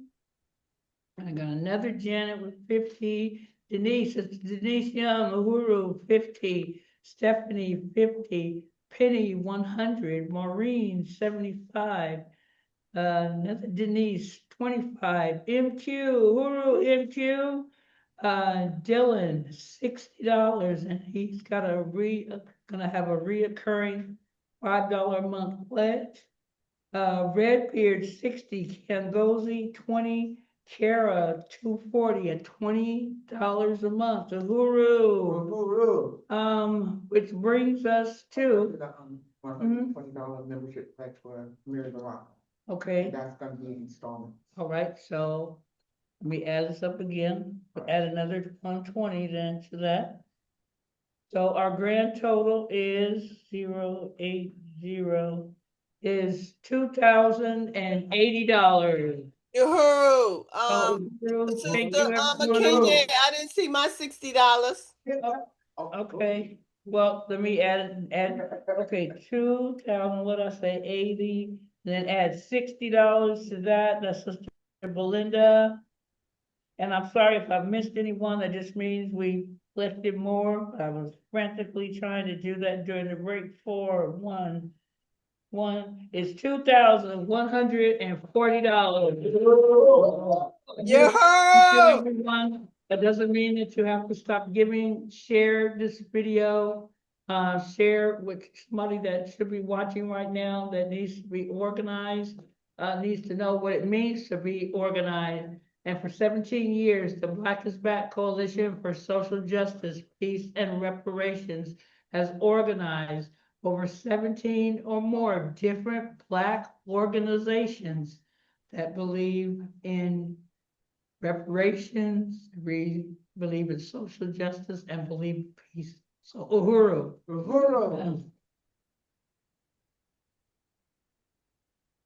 Wow, that was truly spectacular. And there's something about when we give, when the people who got to really sweat it out to give, there's something about when we give that has just so much more meaning than when these billionaires can just throw out this money like it's nothing to them, you know? So there's really something that has just a whole lot more meaning when we're able to do it. And also, I just want to give a shout out to my own cousin who wanted to come here from Massachusetts. And she just texted me and said, Lisa, how are things going? Because she wants to get more involved. So yes, to the comrades in Massachusetts, we're going to make sure that happens. And now we're going to continue on with the presentation by the hands of Uhuru, the Uhuru 3. And we're going to hear some updates about what is currently going on. And this segment is free speech, hands off Uhuru. It is not over. And the first presenter that we have in this section is gonna be from our sister Mwezi Odom of the African People's Socialist Party. She is also the Secretary General of the African People's Socialist Party USA and the chair of the Hands Off Uhuru, Hands Off Africa Defense Campaign. She is a leading member and organizer in the Uhuru Movement. She is also a socialist, and she is with the African Internationalist Movement led by the African People's Socialist Party, which was founded in 1972. As Secretary General for the African People's Socialist Party USA, she leads the Hands Off Uhuru, Hands Off Africa counteroffensive against the US government and FBI attacks on Omali Yeshitela and the Uhuru 3. She is also a proud African woman and a lover of African internationalism. She believes that Africa and African people will once again be free and self-governing people in our lifetime. And she is the mother to 3 of Africa's best daughters. Woo! Sister Mwezi. Uhuru! Uhuru! Black is back. Uhuru comrades, I know we are on a tight schedule, but I just want to, before I get into this presentation, I just really want to salute this incredible 17th annual Black People's March on the White House and conference, all the presentations and just the deepening of this struggle for our people, uniting our struggles as one. I just think that this has been a really tremendous, presentation or, demonstration of what, the struggle for social justice, peace, and reparations look like. And I really want to salute the Black is Back Coalition and all of our supporters. So as has been said, my name is Mwezi Odom, and on behalf of the Hands Off Uhuru, Hands Off Africa Defense Campaign, as we say, counteroffensive, I am here, to give a presentation on the update, but also under the theme of We Don't Agonize, Organize. So I just want to say again, I'm here on behalf of the the Hands Off Uhuru Fight Back Coalition. And as I want to salute the chair of the Black is Back Coalition for Social Justice, Peace, and Reparations, Chairman Omali Yeshitela, and also who is the chair of the African People's Socialist Party. And as we say, don't agonize, organize. So next is, I just want to, unite with the, remembrance of our fallen comrades. We want to say presente for our fallen sister, Comrade Asada Shakur, a revolutionary, freedom fighter who's, who is here with us on today.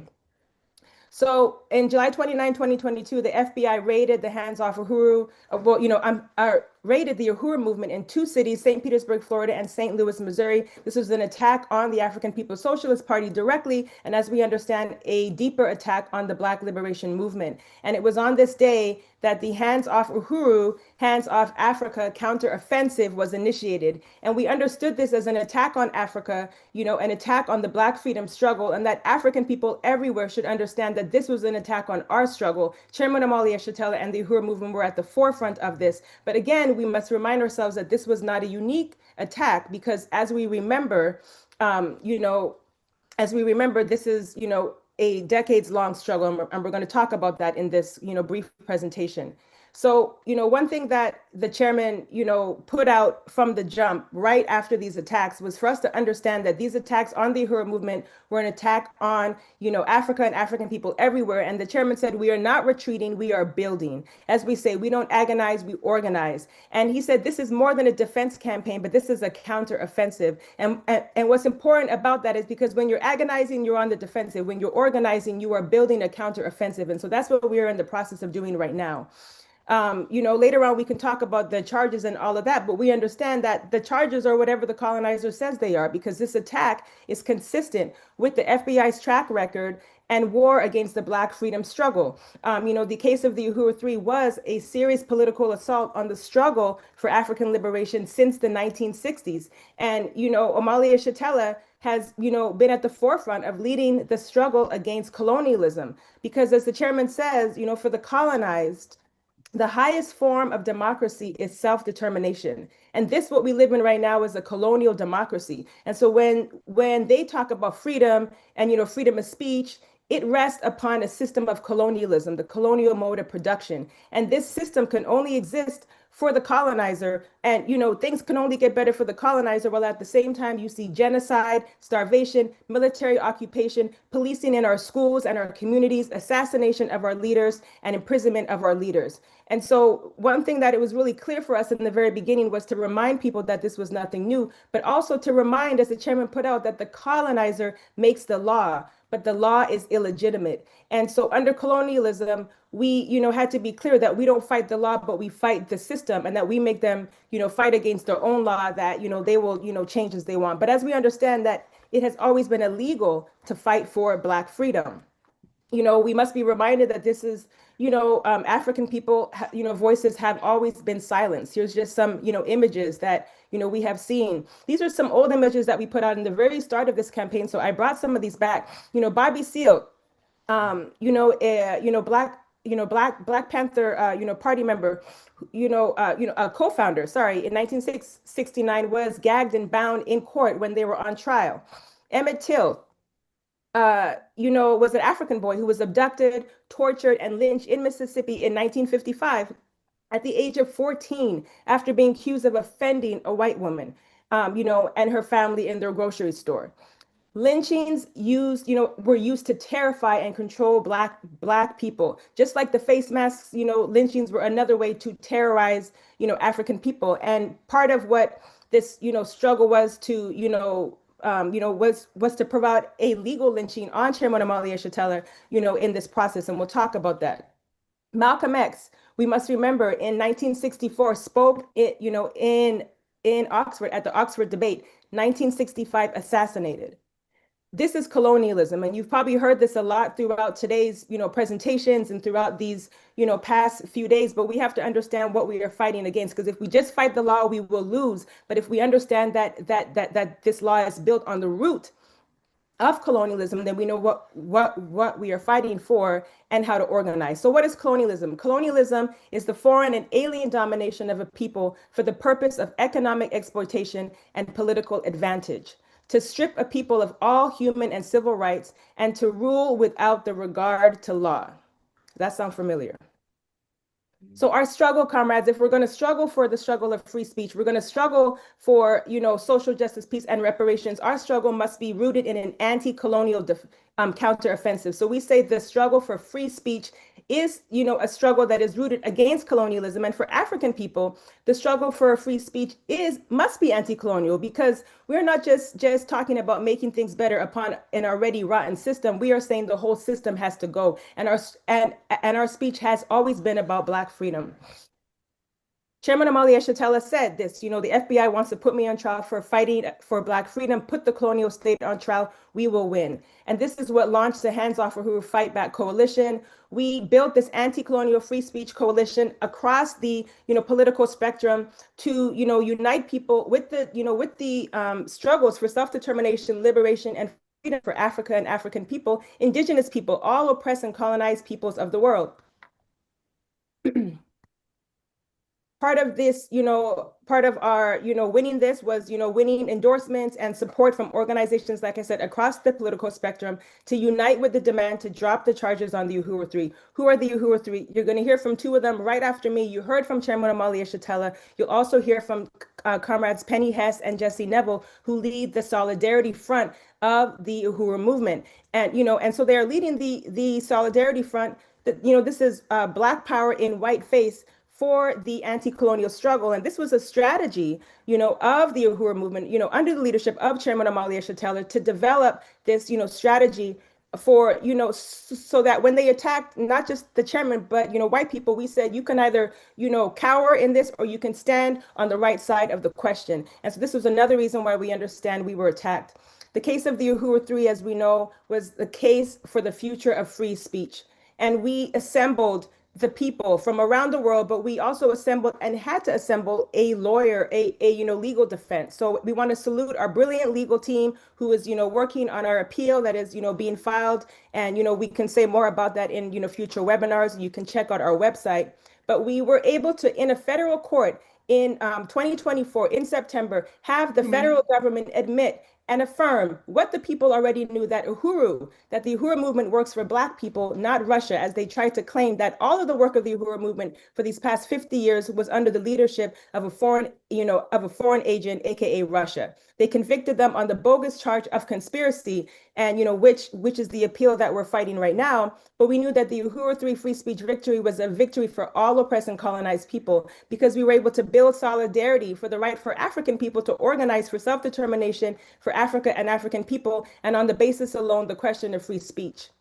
And this wasn't just something that spoke to those who were in our defense, but this was something that, grew as a global anti-colonial free speech movement around the world. And in the process of this, one of the most recent developments of the Hands Off Uhuru Fight Back Coalition was the launching of a Latin America front. As we understand, this, struggle, which is very serious. And, I know the Black is Back and, other organizations of the Uhuru Movement will take this on in a very fierce way, but we want to take this on as a Hands Off Uhuru Fight Back, coalition, and work with the Latin America front to make a stance against what is happening with Trump and these, with all this violent, genocide happening to the people of Venezuela and all throughout the Americas, and as we see right here in our own backyard, as we heard from comrades with Union. This is, so this Fight Back Coalition and this Latin America launch is uniting with this struggle from Southern California to Southern Africa to West Africa, all parts throughout the US, Europe. You are seeing images here of some of our supporters from day one. As we know, on September 25th, the Trump administration put out this memorandum, which is an extension of the attacks on freedom of speech, the attacks on the Uhuru Three and anti-colonial free speech. We invite people to go to the website to read this, take this to your organizations. We're going to be doing, trainings, as you just saw the training on what to do when the FBI comes knocking, but it's serious, but we have to arm ourselves on all angles of the defense. And we have to understand how serious this memorandum is as it relates to just our ability to, to speak and to have free speech. Very serious. And just because I know we're good, so I'm coming up on the last couple of slides. As we say, the only thing that can end war and oppression is under the leadership of the African and anti-colonial struggles of the world. All colonized and indigenous and oppressed peoples of the world must be in the forefront of this struggle. And that's what we are part of building right now. So we invite everybody to fight for free speech. We are launching a campaign to abolish the Foreign Agent Registration Act, conspiracy, and other repressive laws. We say, join the Hands Off Uhuru Fight Back Coalition, read our demands, learn more about us, join and build the Latin America Front, and join us on January 31st, 2026 for a conference that we will be holding to abolish the Foreign Agents Law and other conspiracy laws. So with that, comrades, I will say, as you already know, but we must say, we are winning. And again, we are not retreating. We are building, and don't agonize, organize. Uhuru. Uhuru. Our next comrade and fearless freedom fighter that we will hear from is our comrade Penny Hess. And for this particular presentation, 12 minutes have been allotted. Penny Hess is the chairwoman of the African People's Solidarity Committee. She's the organization of white people, which is the organization of white people working in white communities under the leadership of Chairman Omali Yeshitela and the African People's Socialist Party. She has been a member of APSC since its founding in September of 1976 and is the author of Overturning the Culture of Violence and is a member of the Uhuru 3 who took on the government and won. Uhuru, Penny! Uhuru, thank you. Thank you, Lisa. We love you, Penny. Uhuru, it's such an honor to be here. This has been an amazing, amazing conference and weekend of the Black is Back march on the White House and conference. And I'm so honored to be able to be here. This has been powerful. Don't agonize, organize. I totally unite with that. And I want to begin by saluting my incredible leadership, Chairman Omali Yeshitela. I want to salute the Deputy Chair, Onizane Yeshitela, the architect of the Black Power Blueprint here in St. Louis and in the African People's Socialist Party. And I want to salute the leadership of the party, the National Central Committee of the African People's Socialist Party. And I want to say, without the leadership of Chairman Omali Yeshitela, I would know nothing. I have learned to be able from him that white people too can embrace the worldview of the African working class and begin to see the world as it really is, not through all the lies and self-deception that white people put out there about this world and how it got to be the way it is. And I do want to salute you, Vice Chair Lisa Davis, and I just really want to salute Hands Off Uhuru Chair Mwezi Odom, and thank you for that powerful presentation and all the other great speakers and profound political discussion that we've heard today that is world shaking, including Unyanda Barrio, Harry Simon Salazar, Betty Davis, Belinda Parker Brown, Denise, Secretary General Tafarie, Paul Pumphrey, Colin Poirot, and so many other people. This has been an incredible day. I also want to salute the powerful attorneys for Hands Off Uhuru, Addie Griffin, Mutaki Akbar, Leonard Goodman, Angela Rainey, and Tom Inskeep. And there were many other attorneys who played a role on some level in this, in taking this on. And I want to unite with what Chairman Omali Yeshitela has said, that the Uhuru 3 is one of the most important cases of this period. And this is a very serious time that we live in. Again, I am one of the Uhuru 3. I am the chair of the African People's Solidarity Committee, the organization of white people formed by Chairman Omali Yeshitela back in 1976. with the mandate to go out into the white community, to organize other white people, to stand in genuine solidarity and to see it in our interests, that for African people to be free means everybody will be free, that we have to stand in solidarity and that we have to raise reparations, because this system that we live in is built on the stolen labor and stolen resources of African people, of the continent of Africa, of the stolen labor for 600 years of African people, and the stolen land of the indigenous people, and colonialism all around the world, which is responsible for looting the world for the benefit of the white population.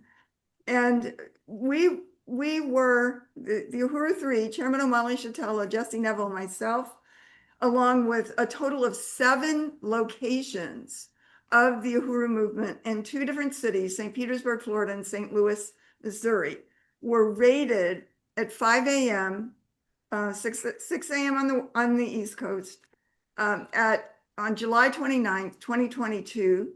They broke down our doors. We didn't have the right to determine if we were, going to speak with them. They broke down the doors. There were about 20 to 25 or more armed agents of the FBI and other police agencies at each of the 7 locations. And they were carrying high-powered rifles. They had handguns. They had electronic door, what do you call it? Battering rams to break down our door. We had no opportunity to assert our rights. We were, they came through and raided us in that way. We were indicted not for 9 months. 9 months later, we were then indicted. We were charged with failing to register as Russian agents and conspiring to be Russian agents. And we went to trial in September 2024. We were sentenced in December 2024, so it would be almost a year. We were sentenced to 3 years probation and 300 hours of court supervised community service, which I believe all 3 of us have completed. And I just want to say that somebody said a while ago that they could, that you can't walk by Chairman Omali Yeshitela. I am just very honored to have been able to be the chair of the African People's Solidarity Committee since the founding of APSC back in 1976, almost 50 years ago.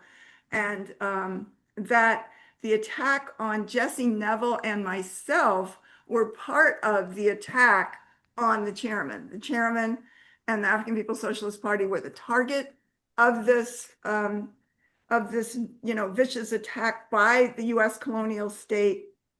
And so therefore they thought that they could destroy white solidarity by doing this. But of course they failed miserably in doing that. And I do want to say that a key part of the formation of the basis on what the African People's Solidarity Committee is to win white people to stand in solidarity with African liberation, to fight for African internationalism as our own understanding of the world, and to put out the understanding of parasitism, as the chairman calls it, the social system built on the assault on Africa, the kidnapping and enslavement of African people, the genocide of the indigenous people, and the colonial domination of the majority of the planet Earth for the benefit of the white population, which is the colonizer population, and that white people, all white people,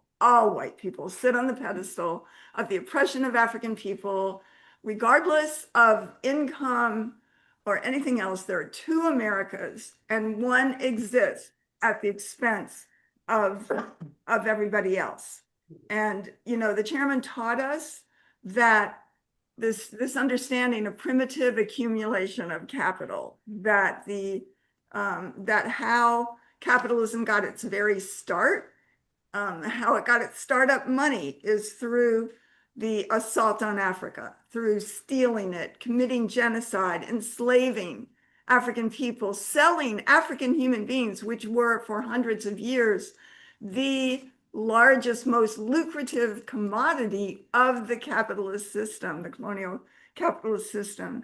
And that this is a settler colony that we live in, that African people, Mexican indigenous people are colonized inside the borders of the US, and that, you know, that this system and regular white people have committed overwhelmingly, have been complicit and committed, taken on, enthusiastically taken on the initiative to carry out genocide, to carry out torture, terror, murder, hangings, you know, just incredible brutality against African people and indigenous people. And so as part of being, you know, being in the African People's Solidarity Committee and having to, you know, make these presentations about what white people have done, because if we don't look at and tell the truth about what we have done, how can we go forward? We have to make a self-criticism. We can't just all get along now. It doesn't work that way. We have a price to pay, and then we can, under the leadership of the African Revolution, paying reparations, returning the stolen loot, we can join humanity, but it has to be in that context. And that we want to, you know, but so I wrote the book, Overturning the Culture of Violence. I researched a lot about, just from very available books, what it was that white people have done. And it's hideous. It's, you know, the crimes against humanity of white people carried out against African people, against the indigenous people, is almost endless. And that, you know, so that it is in our interest to be organized under the leadership of the African Liberation Movement. It's in our interest. The chairman said, and people talked about, it's not going to be called the Black Revolution. It is the revolution, because it is the revolution for white people too, and for everybody who wants to see a new world, who wants to see a world with no one living at the expense of anybody else, or any kind of repetition of what this system was built on. And I just want to say quickly that the chairman was responsible for making reparations a household word. As the chairman said, he did not invent the demand for reparations, but that way back in the late 1970s, the chairman said he had a goal that he was going to make reparations a household word, which it was not. We would have, in the early days of APSC, we would be out there doing marches in the white community demanding reparations. We have a picture, next time I'll show it, of us out there in the 70s. And nobody, you know, people would stop us, like, well, what is reparations and what does that mean? And today it is known.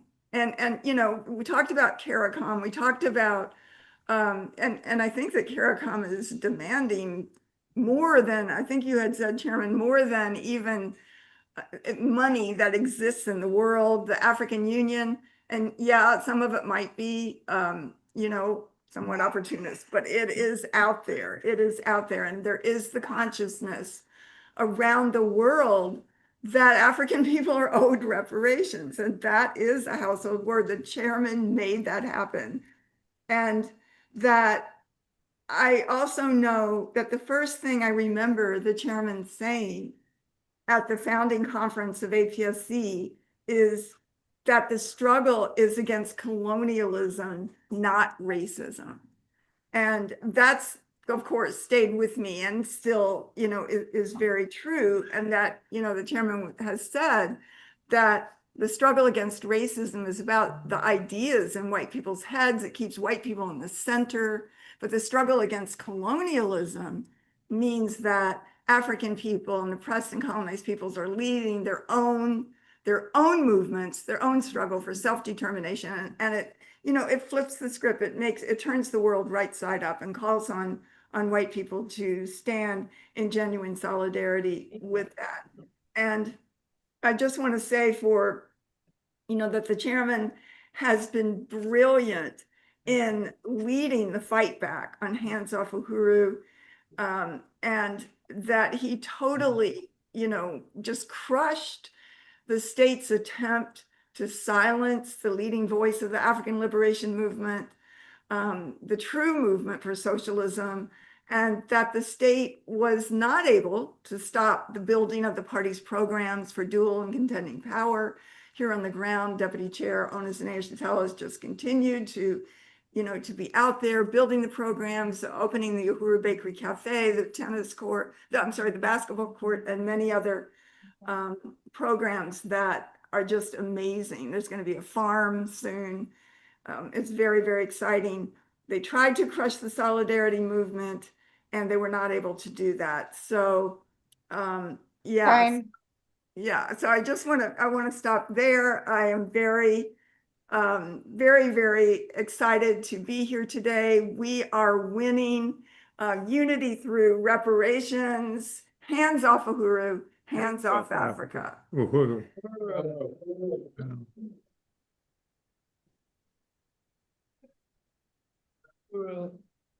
Thank you, Comrade Penny. And if I'm not mistaken, next up is Jesse Nevel, who is chair of the Uhuru Solidarity Movement. He's also one of the Uhuru 3. Floor is yours, Jesse. Uhuru.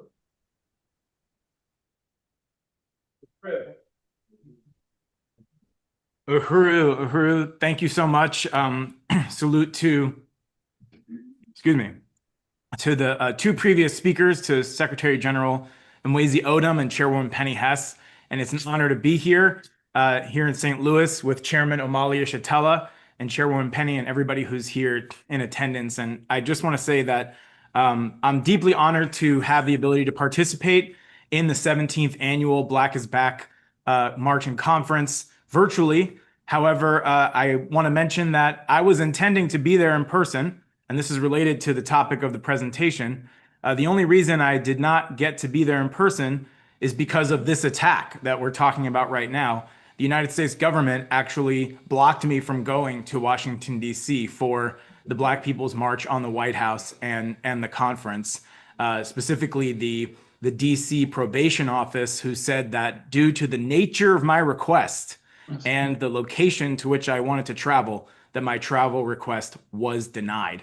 So traveling there would not have been technically in violation of any of the probation conditions. So it proves that it continues to be an attack on anti-colonial free speech. Nonetheless, I'm very honored to be able to participate from here and to be part of this discussion with on Hands Off Uhuru. And I am the chair of the Uhuru Solidarity Movement, the mass organization of the African People's Solidarity Committee that Chairwoman Penny just spoke about. And I'm also involved with the Hands Off Uhuru Legal Defense Support Committee, and very proud to be one of the Uhuru 3 with Chairwoman Penny Hess and Chairman Omali Yeshitela, who was, as Chairwoman Penny said, the main target of this attack.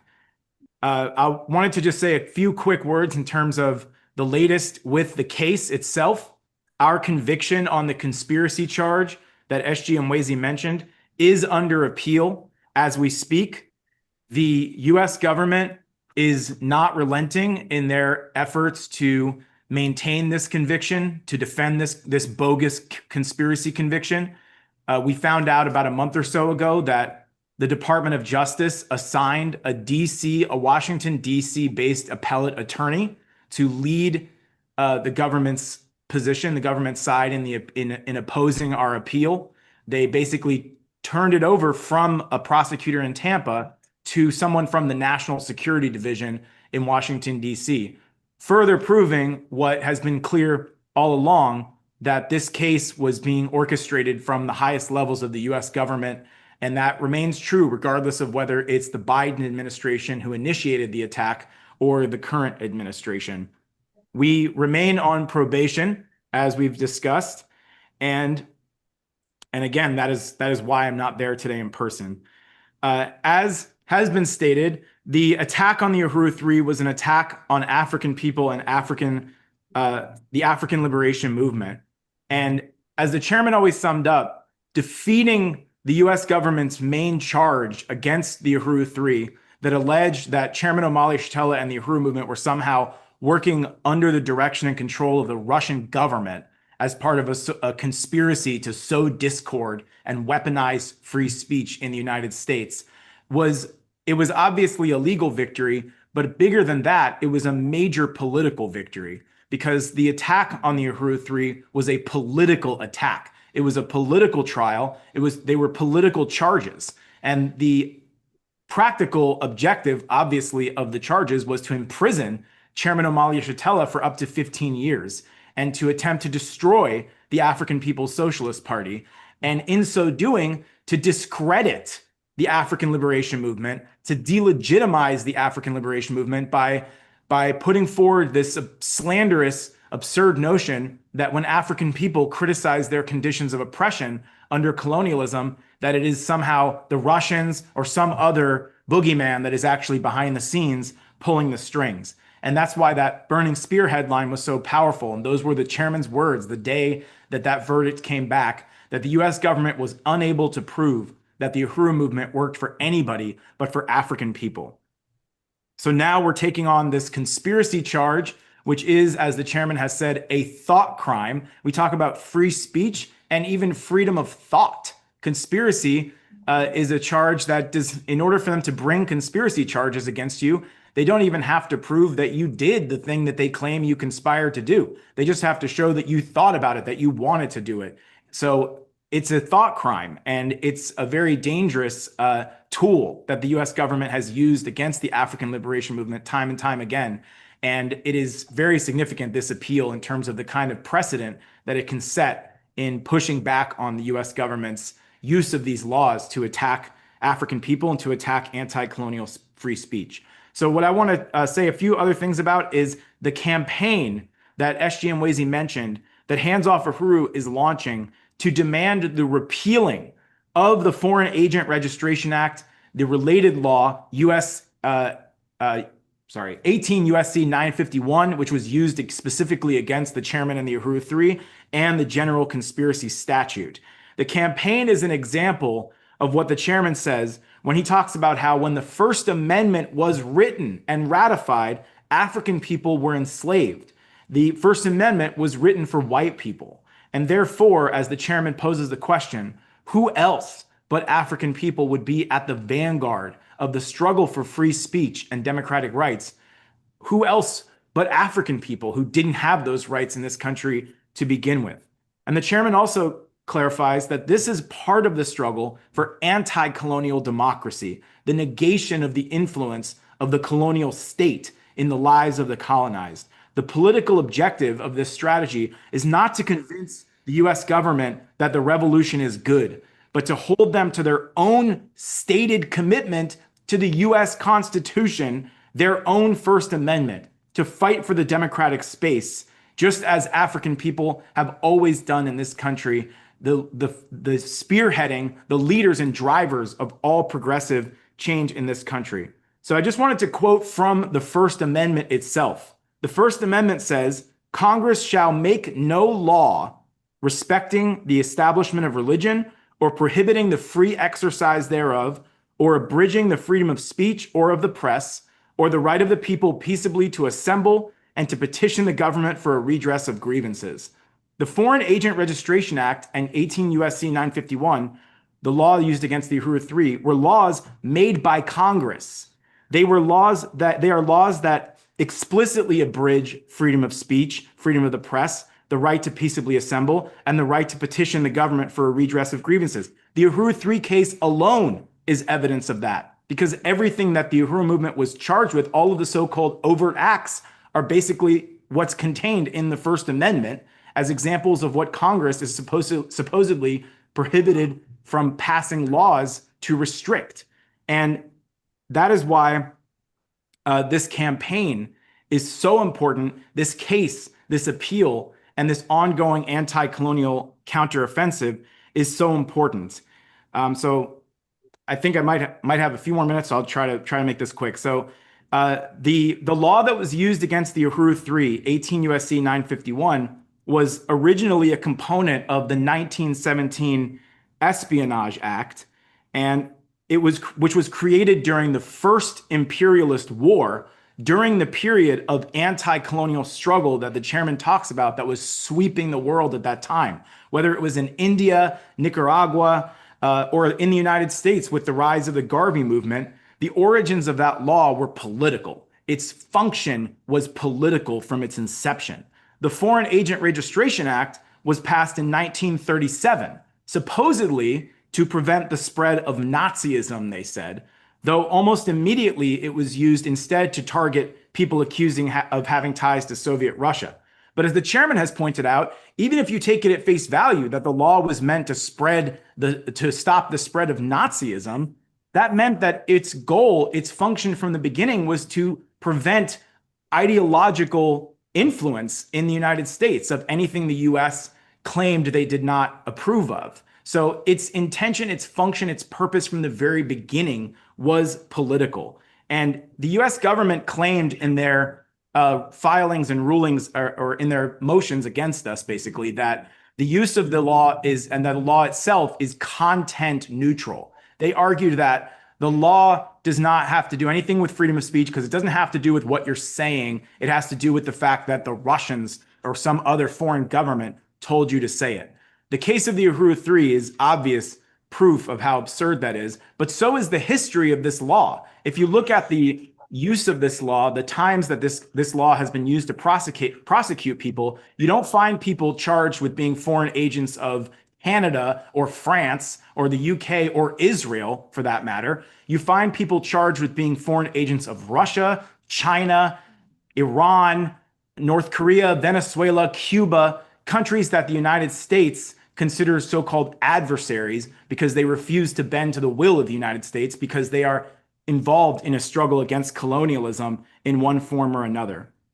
So just to close this out, this is even more urgent now than it was before. The urgency has only escalated because we've mentioned before that when Trump first came into office, his Department of Justice under the Attorney General Pam Bondi put out a memo saying that they were going to be restricting the prosecution of the Foreign Agent Registration Act to alleged cases of espionage. However, on September 25th, the president issued a national security presidential memo, which is they refer to as NSPM 7, which explicitly stated that actually he intends to intensify, his administration intends to expand and intensify prosecutions under the Foreign Agent Registration Act and related laws. And so in other words, the Trump administration is taking a page from the Biden playbook and the attack on the Uhuru 3, which the chairman always said was the canary in the coal mine. The entire basis for what is happening now was set in place then.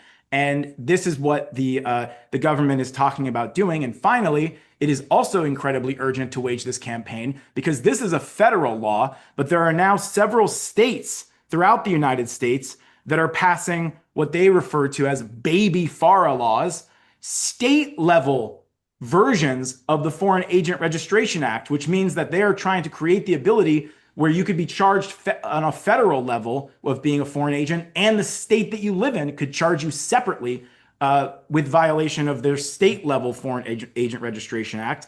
There are several states, Arkansas, Texas, Nebraska, Oklahoma, Louisiana, that have already passed these laws. And unlike the federal law, which does not specify which particular governments they don't want people to have relationships with, the state level laws are explicit. They say China, Cuba, Iran, North Korea, Russia, and the Maduro government and Venezuela. This is what they're planning to target under these state level Foreign Agent Registration Act laws. So I know I'm at time, so I just want to salute the leadership of Chairman Omali Yeshitela and Chair Mwezi in pushing and leading this campaign. And we will be hosting a webinar on November 15th of the Hands Off Uhuru Anti-Colonial Free Speech Movement. And anyone who is interested in joining the campaign to demand the repealing of these laws, the Foreign Agent Registration Act and the conspiracy laws, can either let us know in the chat or email us at info@handsoffuhuru.org. Uhuru. Thank you, Comrade Jesse. I just want to say that one explanation that was offered by the United States government and included in the indictment against me was the fact that I went to Moscow in Russia in 2015. I went there twice. I went there to participate in a non-governmental organization conference in both instances. On one occasion, it had to do with immigrants and migrations, and the other occasion had to do with the question of countries and peoples who were struggling for self-determination. And so that was the basis of them charging me in this fashion. That's what they said. They said, this moment I became a Russian agent.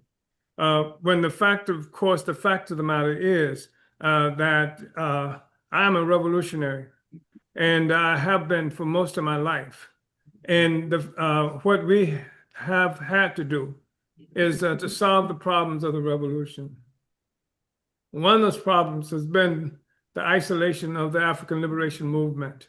Has been something that after the 1960s, the defeat of the military defeat of the Black Revolution of the 1960s, and I say military, I mean by guns, by courts, by throwing us in prison for our opinion and for our organization.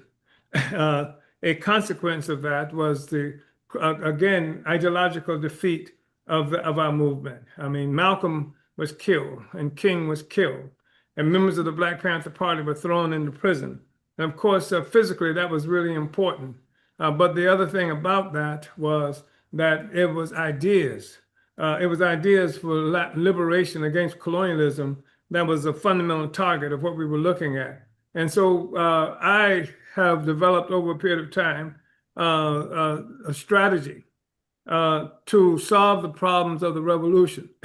And those problems included killing leaders of the revolution, arresting and dispersing revolutionary forces, and leaving the ground for political activity and struggle in the hands of liberals and neo-colonial forces.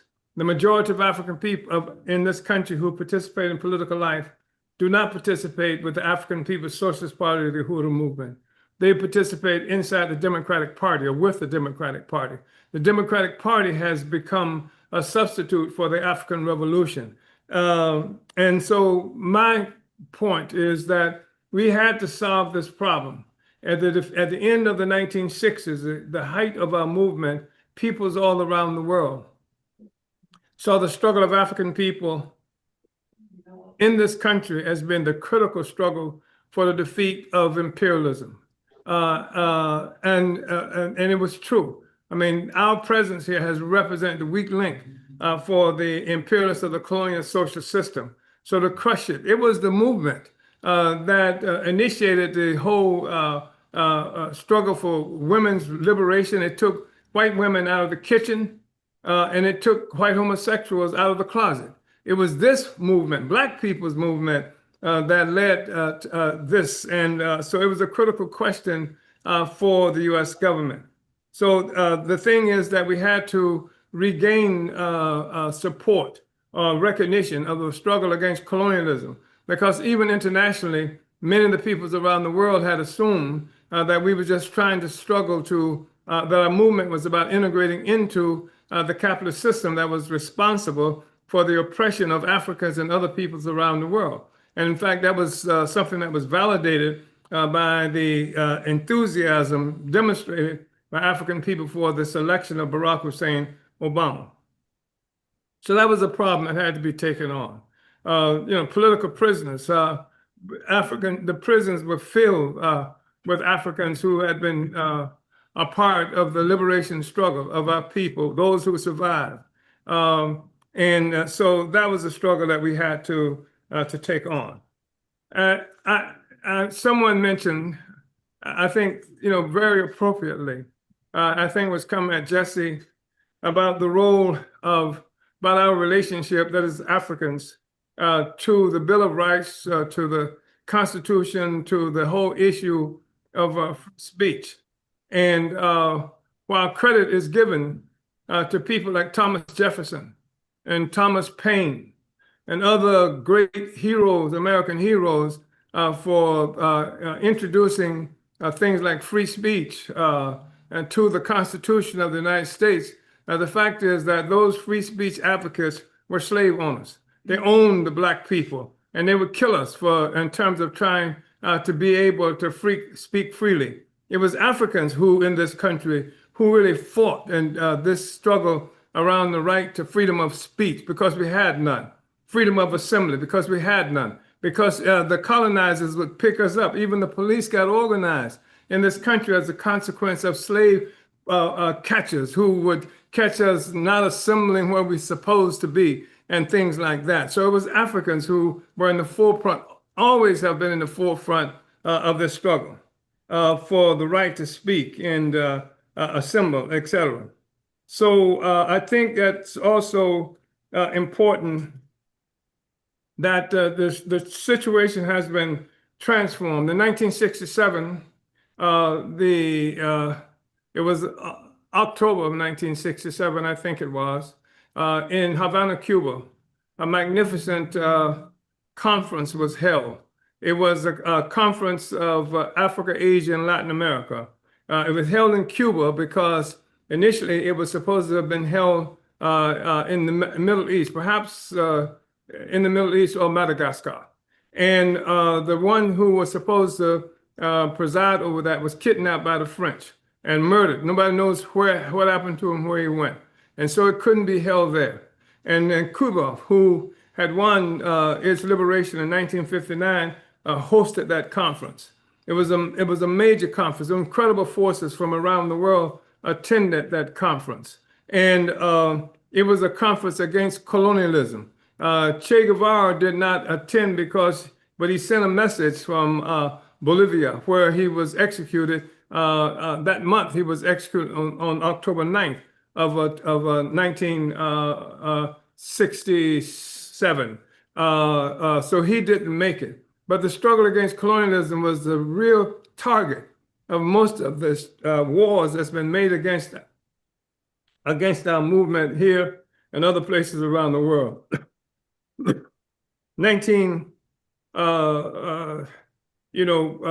67 was also the year of the so-called 6-Day War, where the Palestinians the oppression against the Palestinians intensified. And all the white left and all the white liberals, including so-called communists and what have you, attacked the Student Nonviolent Coordinating Committee, SNCC, of which I was a member, because we supported the Palestinians in that struggle.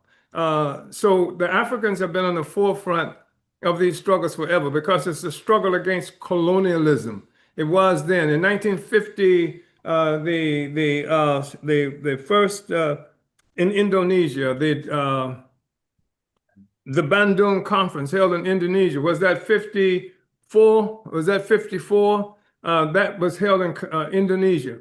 People from all over the world, including China and every place else, got together. And this, you've heard Malcolm X speak about this when he was talking about the Bandung Conference, in which the white man was not allowed to attend, which was true. It was an anti-colonial conference, and Africa.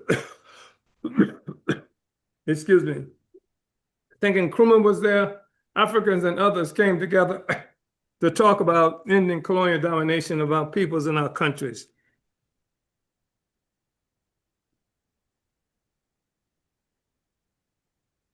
In the 1950s, the same time frame that Ghana achieved independence, and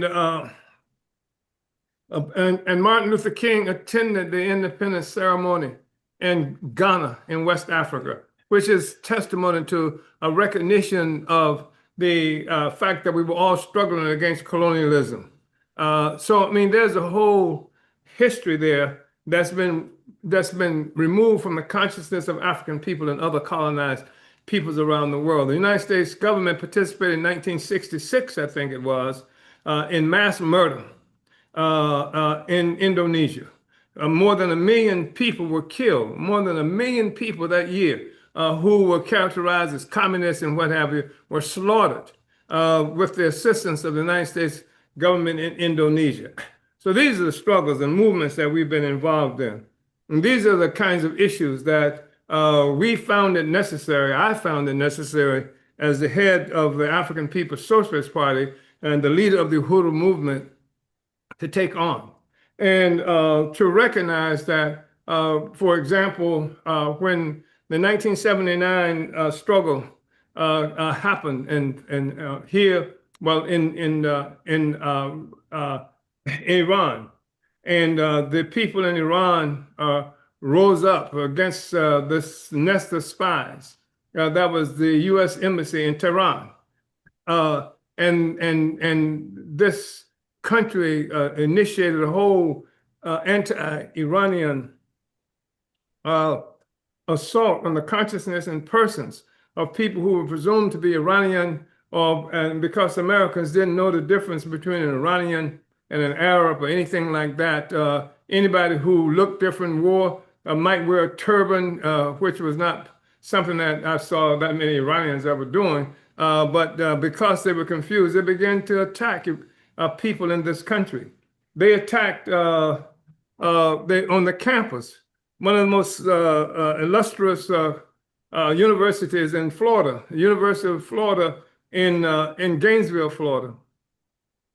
White students were holding rallies in the middle of the night, and they were chanting, "Sand niggers, go home," meaning Iranians, and meaning anybody who was from the Middle East. And they were saying, "Send the Klan to Iran." And what in the hell does the Klan have to do with Iranian or foreign policy in this country? These were the kinds of slogans they were raising. And so the African People's Socialist Party organized a march in Gainesville, Florida, in solidarity with the Iranian people that was attacked by hundreds of white people, some of them motorcycle gangs, some of them supported obviously by the police who sat around drinking booze with them at the destination that our march was supposed to end. They attacked that march. They tore up the red, black, and green flag. I was not on that march, but I was on the next one because we said we're going next week again. And we went the next week. And when we turned down University Avenue, marching toward the designated end of the march, thousands of white people waving American flags, chanting "America, America, America," were there waiting for us. And we marched right into the middle of them. And we were chanting "Africa, Africa, Africa," and marched straight through them, walked straight through them, and stood up on the podium. And I started my presentation by saying, "The sand niggers are here." And the police came up to me, the state police, and saying, "Well, we're just supposed to bring it this far. That's all." I said, "That's cool. Bounce, leave." And then we marched from there to the African community, which was not far. And when we got to the African community, we stopped. Once we crossed the border into the African community. And when we stopped, Africans started coming out of the saloons and other places in the community, and they greeted these white people who were going, "America, America," saying, "You ain't in America now." And then actually, literally, this was what they were quoted as saying by the Gainesville Sun, the leading newspaper at that time that I think now is owned by the New York Times. But when they came out, the Africans began to battle with them and sent them flying with their red, white, and blue back into the white community. So we were there. We were there when the revolution, 1979, because all kinds of activities you can see happening during this time frame. When the Nicaraguan revolution succeeded, before it succeeded, we were organizing meetings. We had never met a Nicaraguan before that we were conscious of being a Nicaraguan. But we said, this is our movement too. This is our struggle because they are also colonized. And any victory against colonialism is a victory for African people here. We recognize that. And we began to organize. We organized the first mass campaign, mass rally and solidarity with the Nicaraguan revolution, certainly in Northern California. And we built upon that, et cetera. So this is who we are. We've been trying to solve the problems of the revolution. We've been trying to end the isolation of the Black Revolution of the 1960s, which is one of the reasons the Nicaraguans invited me to participate in Nicaragua to the first conference they had in solidarity with Nicaragua and si Nicaragua venció, El Salvador vencerá. If Nicaragua has won, El Salvador will win. This is the same thing that helped to give rise to Ronald Wilson Reagan, this time frame that we are talking about. One of the earlier, the most recent before this current regime, Make America White Again guy. And so this is what we ran into. This is who we are. But we have to have a strategy for liberation. And that's why we talk about reparations. It's not just because we think the U.S. government is going to give this or give that. They've never given anything. People say, well, you think the United States government is going to give you? Hell, they didn't even give you the right to vote. People had to fight for that. Every damn thing we've ever gained, every inch, we had to be fought for. And the reparations issue at the moment, we have taken this question of reparations and planted, and we are planting in the brains of African people. So it's something that we are relying on a court or relying on some kind of legislation. We rely on the people. At the moment, the people understand that reparations are due us. We don't wait. We will get the reparations. I don't worry about that. The thing is to unite the African community in a way that hasn't been united since the defeat of the Black Revolution of the 1960s. And so that's part of the strategy that we've been involved in all this time. And so I wanted to say that, and that's the basis even for the founding of this coalition.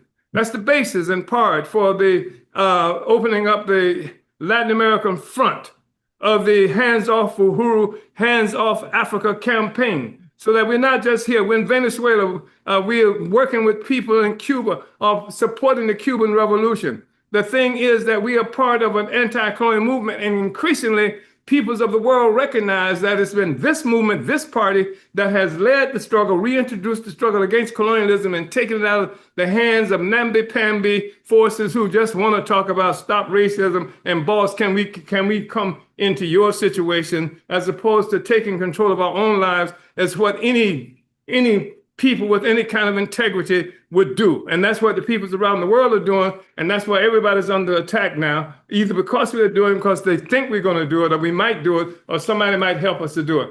Finally, I just want to say this, that the US and all the colonial powers have to say that Russia or some other foreign power is responsible for our initiative.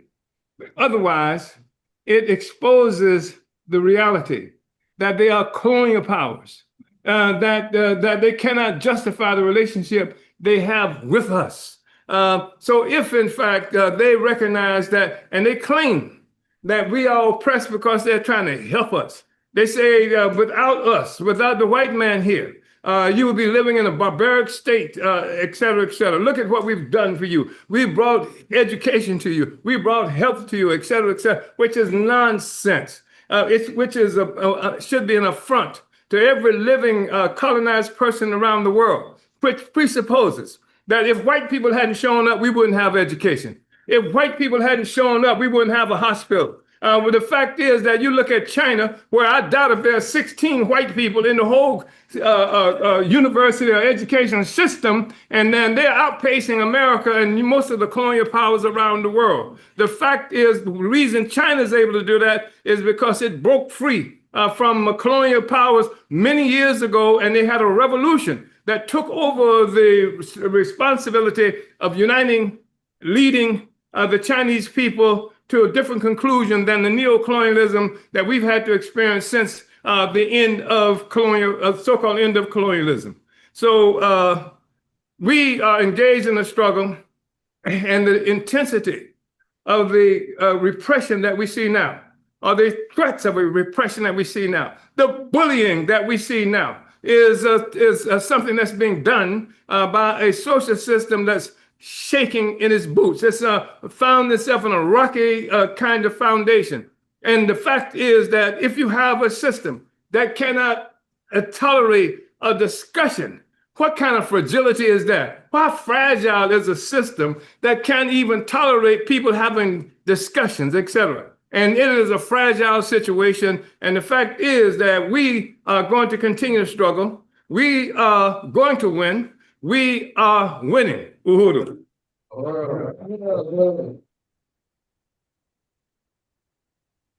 Uhuru, thank you, Chairman. We have just a short time left in our program. What I want to propose is that we have Matsemela Odom, who actually, Matsemela Odom, who chairs the Black Community Control of the Police campaign under the Black is Back Coalition for Social Justice, Peace and Reparations. If you could just give us about 5 minutes, make an announcement on how people can get involved in that campaign, and make sure you get your Know Your Rights cards. They're pocket size, you can put them in your pocket. Following that, I would like for Jericho Collective to make a presentation. I'm not sure if we have Brother Cam on or Brother Daoud on. Daoud is on. Okay. And Cam. Okay, Brother Daoud. Okay. Yeah, thank you. We are nearing the end of our program. So again, Brother Matsemela. Can y'all hear me? Yes, we can hear you. Just a moment. Brother Matsemela, Joko Collective, Brother Daoud, if you can tell us how people can get involved in the reparations work of the coalition, and then we will bring the chairman back for closing remarks. Did you get Cam? No, I didn't. I can't see the screen, so I don't see if Cam is on too. So you got Matsemela, Joko, Daoud, and Cam. Yes, we are over time. So. I know we are. It's like imperialism. Yeah, and they charge. So go ahead, Brother Matsemela. Uhuru, so if they can pull up my slide, at least maybe we can show the first slide. I wanted to say I'm Matsemela Odom. I'm the chair of the Black Community Control of Police Working Group. For more information, you can go to info@blackisbackcoalition.org. You can also go to blackisbackcoalition.org and get our information on Black Community Control of Police. There you can get banners, you can get the petition information as well. And like I said, if the person who's doing the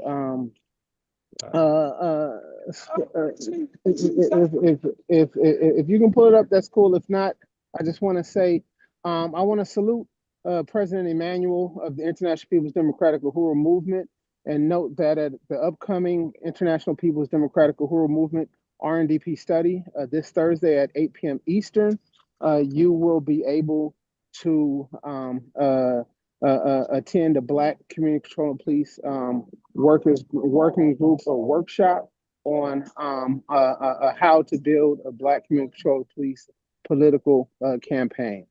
So Uhuru, comrades, Uhuru. Brother Yusef and Sister Tasha. Brother Yusef and Sister Tasha. Greetings. This is Brother Yusef from the Joko Collective. Uhuru, comrade. Uhuru. How are you? Good to see you. You know, we're good. We're in the struggle, right? Okay. Being in the struggle keeps you good, right? Right on. You know, I'm not sure what the particular panel is right now, because we've been kind of, you know, in 2 and 3 places at once. But we prepared to talk about or to contribute to the Community Control of Education panel, which certainly impacts also freedom of expression. And indeed, in the schools, right? Freedom to read, the right to read, and the right to assign, right? Critical literature. So, you know, I got a couple of comments, then I'm going to pass it to Tasha. And I keep coming back to this comment made by Professor Roger A. Freeman of the Stanford Hoover Institute of War, Revolution, and Peace. 1969, around that time, 68, well, sometime between 68 and 72. And the recommendations that were presented to then Governor Ronald Reagan of California. So this is a quote, right? This is a quote from Professor Freeman. Quote, "We are in danger of producing an educated proletariat." Well, that's dynamite. We must be more selective, right, in who we send forward. Right on. So since then, right, there's been an organized attack from the right wing on public education and facilitated by the, what passes as the left wing. I mean, I laugh when I say it because, the Democrats are at best center right. Now that attack is especially intensified right now with this reinvigorated, as you've been, calling it, Chairman, Make America White Again, which, everybody understood that that's what Make America Great Again meant anyway. This intensified attack that has teachers losing their jobs through all levels of education. At least 20 states right now, according to the Morning Consult poll, a recent Morning Consult poll, at least 20 states are actively modifying curriculum to restrict instruction on what's called race and race relations, racism. In other words, those the colonial character of social relations in the society. Curriculum addressing gender, constructions of gender, and unequal power in relation to gender, and attacks on history. They are actively trying to control what people know, whether people can think critically, how they're going to engage in the society. And they're doing it because insurgent educators since the late 1960s, the emergence of these oppositional disciplines in ethnic studies, Black studies, Africana studies, Chicano studies, La Raza studies, Native American studies, women's studies, etc., that have brought to bear these revolutionary ideologies, revolutionary approaches to education. I can't speak for other states, but I know in California, it has been regular and required reading, even if the very programs themselves aren't revolutionary, to put Paulo Freire's Pedagogy of the Oppressed on the curriculum for those who are learning, going into the system, to be thinking about those conditions of power and how to empower the students. Now, most recently, right, we're seeing these attacks, primary education through postgraduate education. We are seeing a self-imposed brain drain, as several professors are choosing to go teach in other countries if they are teaching resistance curriculum, if they are teaching curriculum that is dismantling these unequal structures. What alternatives can we offer, right? These instructors are organizing with each other. Insurgent instruction is making its way through. That's why there are these bans on books. That's why teachers are being fired. That's why they are investigating classrooms to see whose picture you got on the wall, right? Do you have the temerity to have Che Guevara on your wall, or Malcolm X on your wall, or quotes from Omali Yeshitela on your wall? Now, Joko Collective, right, was created as an intervention into the gaps in what we're learning. And I just want to add one more thing before I pass it over to Tasha, and that's the role of arts. The arts education, and arts in the community as another form of education. We, not as the Joko Collective, but as another formation, the People's Mic, have been organizing readings, poetry readings, but folks don't just have to bring poetry to it. With invited artists, but without featured artists, right? To get away from this notion of a celebrity, a star, or whatever, right? Folks who can come participate and then open it up to the audience there, to the people there, to get on the mic.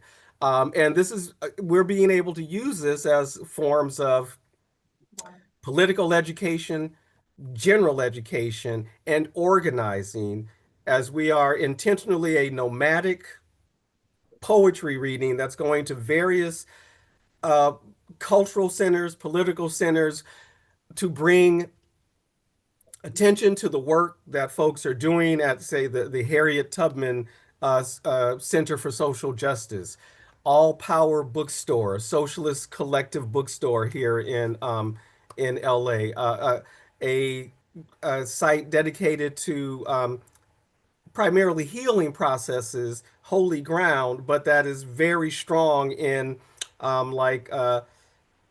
mutual aid support and support for the Palestinian struggle. The Black Lantern Bookstore and Legacy Library, Revolutionary Black Formation, and the idea is to go to all of these places, bring our people to those places, the people that eventually or usually come to their events, and it becomes a site of organizing as other artists, instructors, folks in the community are making connection with each other, having opportunity to get organized because we are not agonizing over our condition. I'm gonna pass it to you now, Tasha. Thank you for your patience. All right, Uhuru and folks, yeah, we will necessarily overlap because we do a lot of conversating and thinking together, and didn't have the time to make it fancy and perfect, but nonetheless, I'll read what I wrote, and you'll hear the overlap, but we can stand some overlap. And so I'm going to start at in the so-called US and in all its communities, there is an experience of a tremendous decrease in literacy, with the widely cited statistic of 21% illiteracy rate and the notion that 54% of adults are reading below a 6th grade level. In addition, we're caught up as much as all other communities in the anti-intellectualism of American culture that don't know, don't want to know, got all I need to know right here in the book of my own opinionism, that we really easily suffer from. This has been systematically seeded alongside the paywalling of educational opportunity with the introduction of tuitions at community colleges and public universities that Yusef just referred to. And of course, the crown jewel of this programmed descent into ignorance for the masses is the assertion of the so-called alternative facts and post-truth universe. So what do we need to do to be contemporary problem solvers? We need to be established in knowledge fundamentals from many disciplines. Alongside that, we have to deal with the need for reestablishing functional skills. To echo the chairman, as he said earlier, before we can, or as he referred to earlier, before we can understand an argument about political economy, we need to know what political economy is as a concept. To be able to access the information that explains that concept, I'll suggest that we need to first be able to spell it. This is where we're at, right? So in our visioning and strategizing for control of the public institutions in our communities, in our vision and strategizing to develop alternative institutions, let's also remember the value of the kitchen table? What if we organized and mobilized our own literacy brigade in the way of Cuba, in the way of Burkina Faso and others? How do we use our homes, churches, any gathering places as sites of community self-education? Looking at it from this perspective, we have almost everything we need to do it, all the raw materials, the learned and the learning. All we need is the vision and the will. Collectively, because many scholars in the radical tradition do make themselves available to community, but that needs to be galvanized, I'm suggesting, and systematized. Some of us might remember in the 80s and 90s that a handful of historians and researchers, many from academic institutions, some independent researchers with credible training, began to tour our communities in the so-called US to explain African antiquity. It led to the flourishing of in-house study groups, to community-based academic conferences, and an interest in our histories and cultures enough to support the quantitative appearance of the Black bookstore as a popular business option. How do we groundswell that again and reconnect our academics of the Black radical tradition with us, with our communities, at our kitchen tables? How do we preserve and propagate the thought and research, the organized histories that have accumulated since the successful demand to establish Black and other ethnic studies, and amount to the conceptual victories they are desperately trying to suppress in their war on CRT and wokeness, etc., in these book-burning times? We might ask ourselves this time around, what kind of information and training and from what disciplines do we need to be contemporary problem solvers for humanity? How do we expand the knowledge base of our communities in general and inspire us again to become working class intellectuals?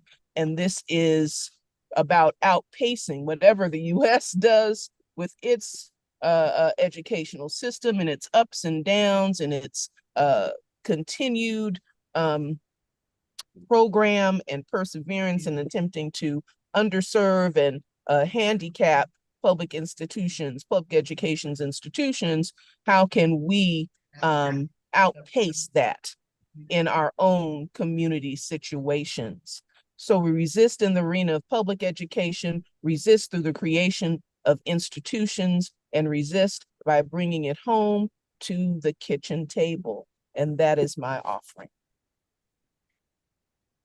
Uhuru. Uhuru. Thank you, and I am just really pleased you were able to join us today. Brother Daoud, are you there? Brother Cam?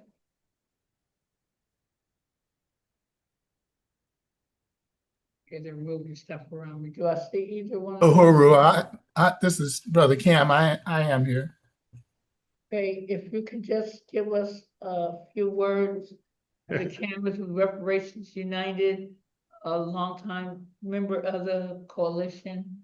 I'm sorry, my voice is a little hoarse, but if you could give us an abbreviated what we need to do, why we should not agonize, why we should organize. Uhuru, Sister King, Uhuru Chairman, everyone of the Black is Back Coalition. My little brief insert into why we shouldn't be agonizing and should organize.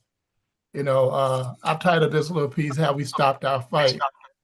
And what I mean by that is, have we stopped our national struggle for redress in this country? And I'm not talking about the Black is Black Coalition, I'm talking about those who are in the, quote unquote, in the movement, who are engaged in action across the country, especially those who are calling themselves leaders right now, whether it's funders or new organizations or political operatives or grassroots organizations that have popped up. I think that collectively, they're in a bad state. But after the Republicans took control of the House of Representatives, I think in 2021, 2022, there was a mass abandonment of the federal effort, pushing H.R. 40 and other federal efforts. That was the main federal effort by many of the, at that time, national leaders in the reparations movement. And I stated that that was an error. They said they began to focus solely on local reparations all across the country. And I'm definitely in support of local reparations. I wrote the Chicago legislation. I wrote the Illinois legislation. Illinois was the second state and Chicago was the second city to pass local reparations. But even at that time, I said at best, local reparations is triage. You're not going to get the type of resources necessary to do the healing, do the repair, creating the wholeness that reparations is supposed to do in these local efforts. At best, they can stop the bleeding in one area, but you're not going to get repair at the local level. And so I at a national gathering of state and local reparations activists that's held annually in Evanston, Illinois, about 200 people were there. I told them that if you're in the movement, and you're in the movement at no matter what space you're in the movement, you have a dual responsibility.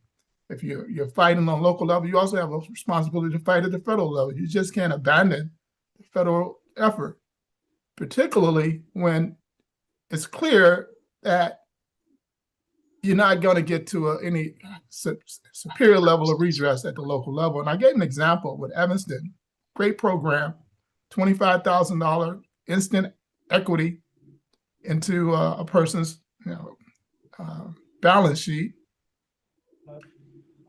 They've delivered about $6 million to date, but that total less than 400 people.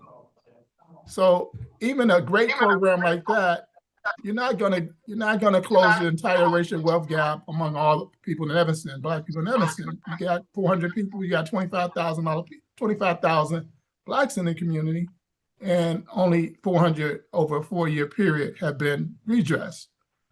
So we have a dual responsibility to work at the local and the federal level at the same time.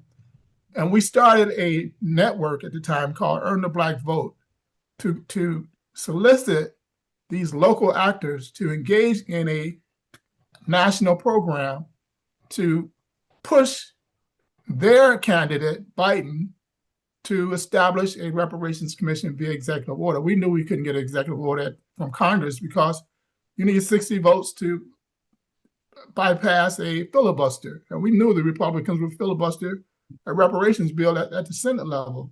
And you needed 60 votes at the Senate. We pushed H.R. 40, got it out of committee, wanted to get it across the floor for a vote. They never brought it to the floor for the vote, even though we had the numbers to pass it.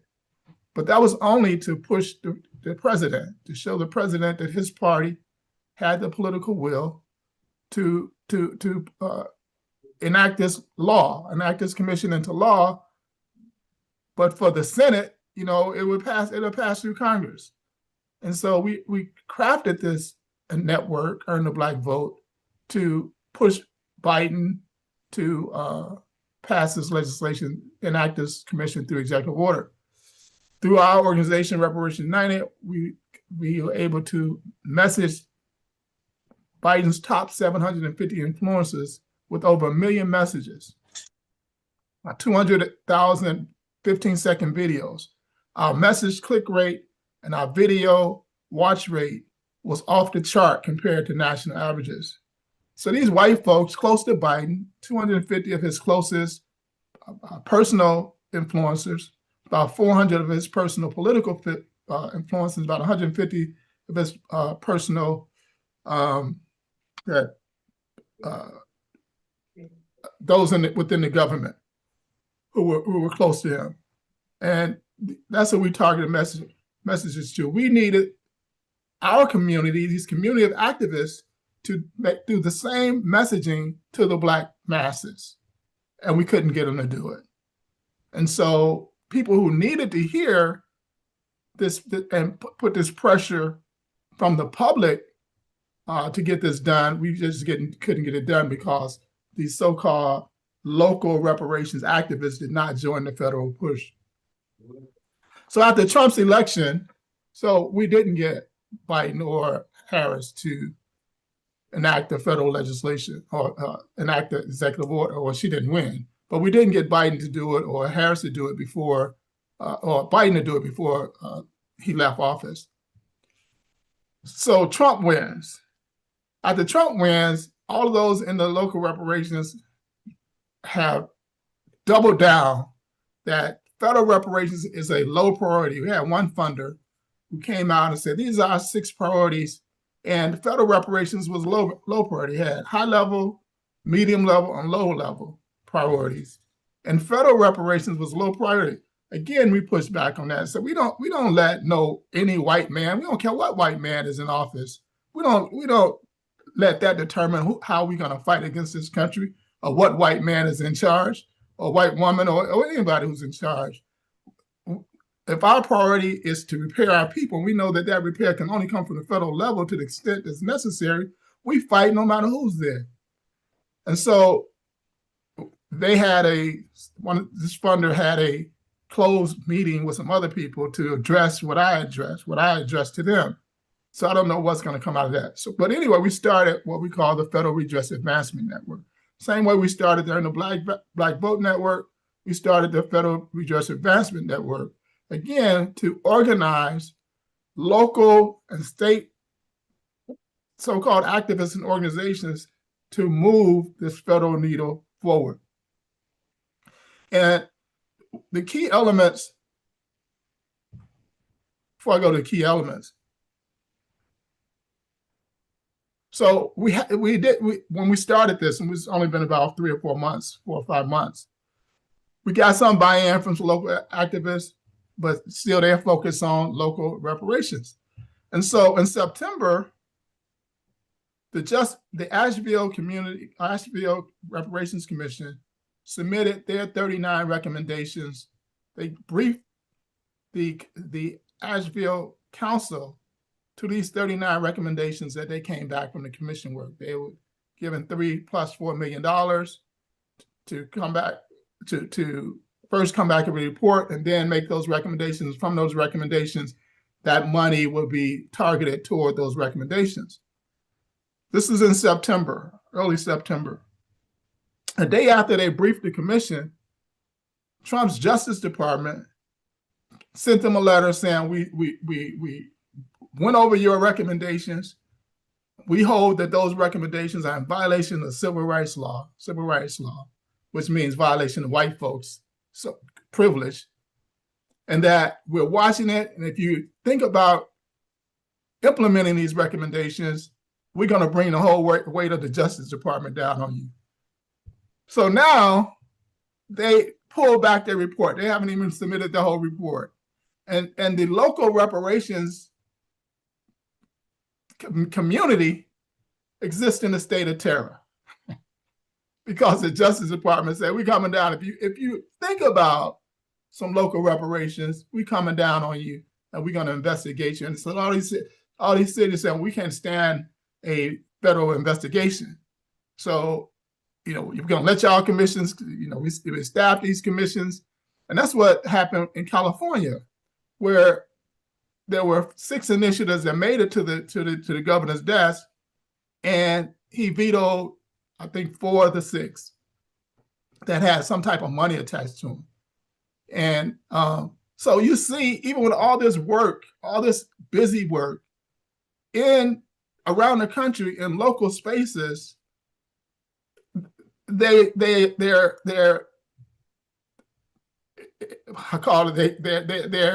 being terrified now to pull back on their own. And so we're seeing this, where they're pulling back on their own.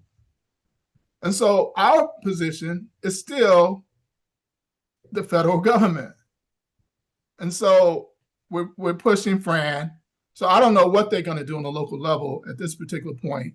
other than continue to meet, continue to do, do they harm reports and, all of that. There's going to be a major local reparations initiative in Evanston in December. That one that I said they have every year is going to be the 5th one. I'll be there. And we'll see. They're going to talk about it. It's going to be a session. And in fact, I'm going to do a workshop on how to combat the conservative lawsuits and the federal government.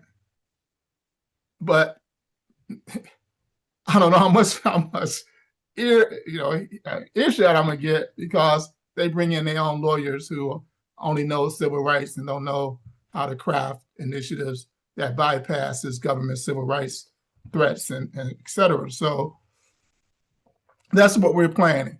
But just want to talk about some key elements of the Federal Redress Advancement Network. Those are that we are addressing not the federal government as a whole.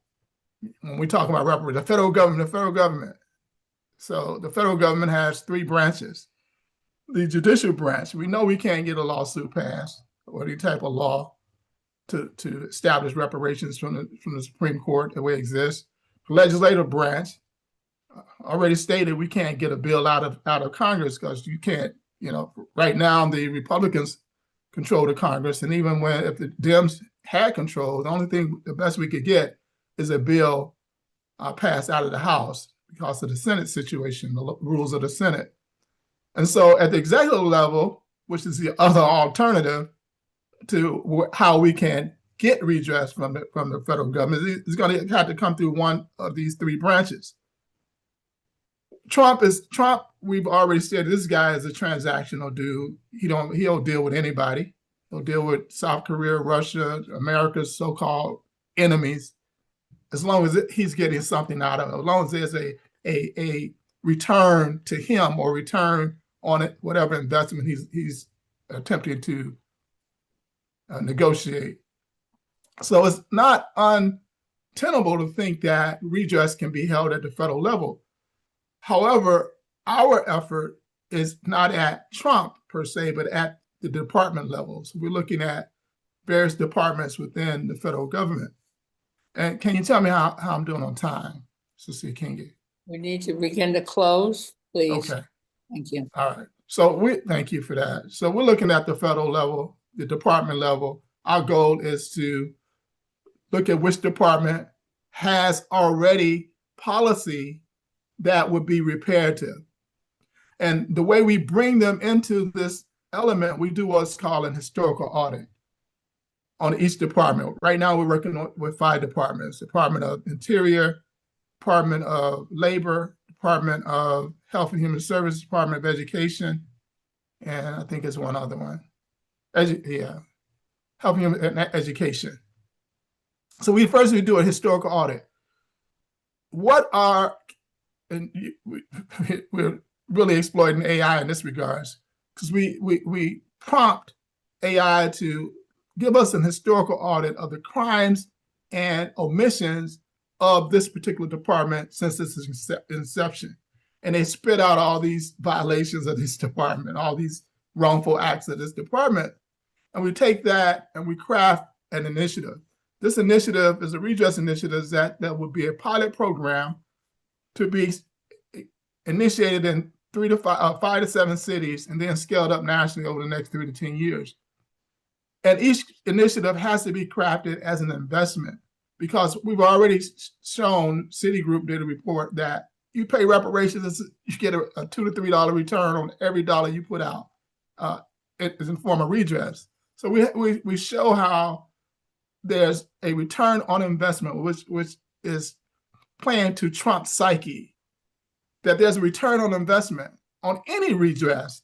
Not that it doesn't even matter if we wanted to look at it like that. That's just the fact. If you put billions of dollars in the Black community in this area, you're going to get a return on that. It's just common economic sense. And so we exploit that. And this way we can begin to deliver some resources to our community in under 10 years. Under 2 years, I'm sorry, at the federal government. So, you can go to federalredress.com we have a website, federalredress.com.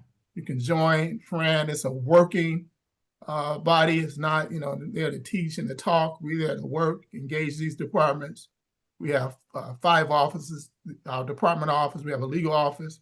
We have a communication office, outreach office, and the agency liaison office, where we make contact within these agencies and help push this policy, and just to get us to really understand the workings of these departments and all the different agencies within these departments that we can exploit for a particular redress initiative. So that's the state of what we see happening federally and what we're trying to lead. And so I thank Black is Back Coalition for Social Justice, Peace, and Reparations for this opportunity to share. Uhuru. Uhuru.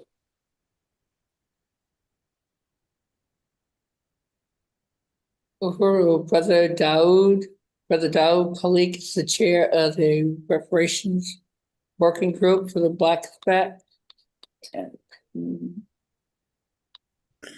Greetings, Uhuru.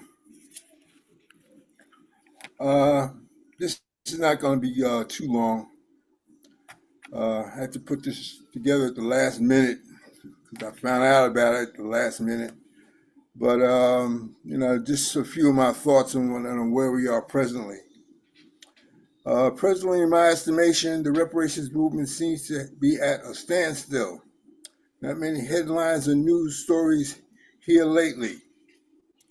So it'll be my aim to organize and present the National Reparations Congress #2, also known as the NRC2. The first NRC was held in Compton, California in 1984. I see this as one of the only ways we can make strides toward achieving reparations. I think the best way to start this process would be to have some BIBC in-house reparations classes, educate our own members on the topic so they could educate their family and friends. We must find a way to unite all the reparations organizations here in the United States. So our next task would be to contact as many reparations organizations as we can and begin to put together a contact list of U.S. or United States reparations organizations. Unity is a must.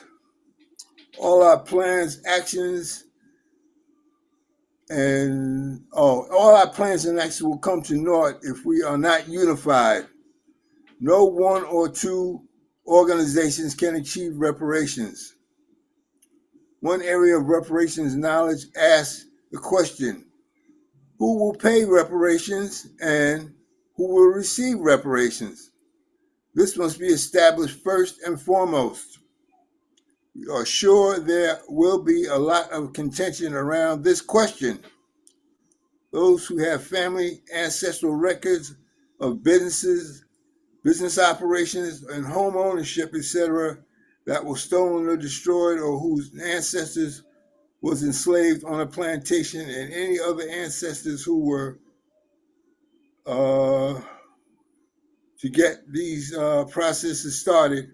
I plan to have a meeting of the Reparations Working Group this coming week. So keep an eye on your inbox for the notice. And remember, the only two things left is the truth and reparations. Reparations now in memory of our ancestors. And just as a way to end this, I would like to share a couple of books, or a few books with those gathered. And, if we ever get a state group going, a reparations group going, we could have these books as, our foundation. First one is called The Betrayal of the Negro by Dr. Raven Logan. And this talks about all the shenanigans that happened before, during, and after Civil War and Reconstruction. All right. 100 Years of Lynchings by Ralph Ginsberg. This book here is like, see, it was put together by newspaper articles that happened or were written, like, you know, back in like 1800s up to like, you know, probably the 1940s of atrocity against Black people here in the United States. Here we have the chairman's book. This is a must read, okay? This is a dynamite book right here because, I mean, it lays out every aspect of reparations that you ever think about. Next is Black Labor and White Wealth, Dr. Claude Anderson. This is a great book, you know, because it's historical and he offers like a lot of solutions as to how we can, like, you know, build our communities and things like that. You know, once we get reparations. This one says, it's called Marxism and Reparations and the Black Freedom Struggle. And it's by Sister Monica Mead. This is a good book because it talks about reparations from like a radical leftist point of view. And it's historical as well.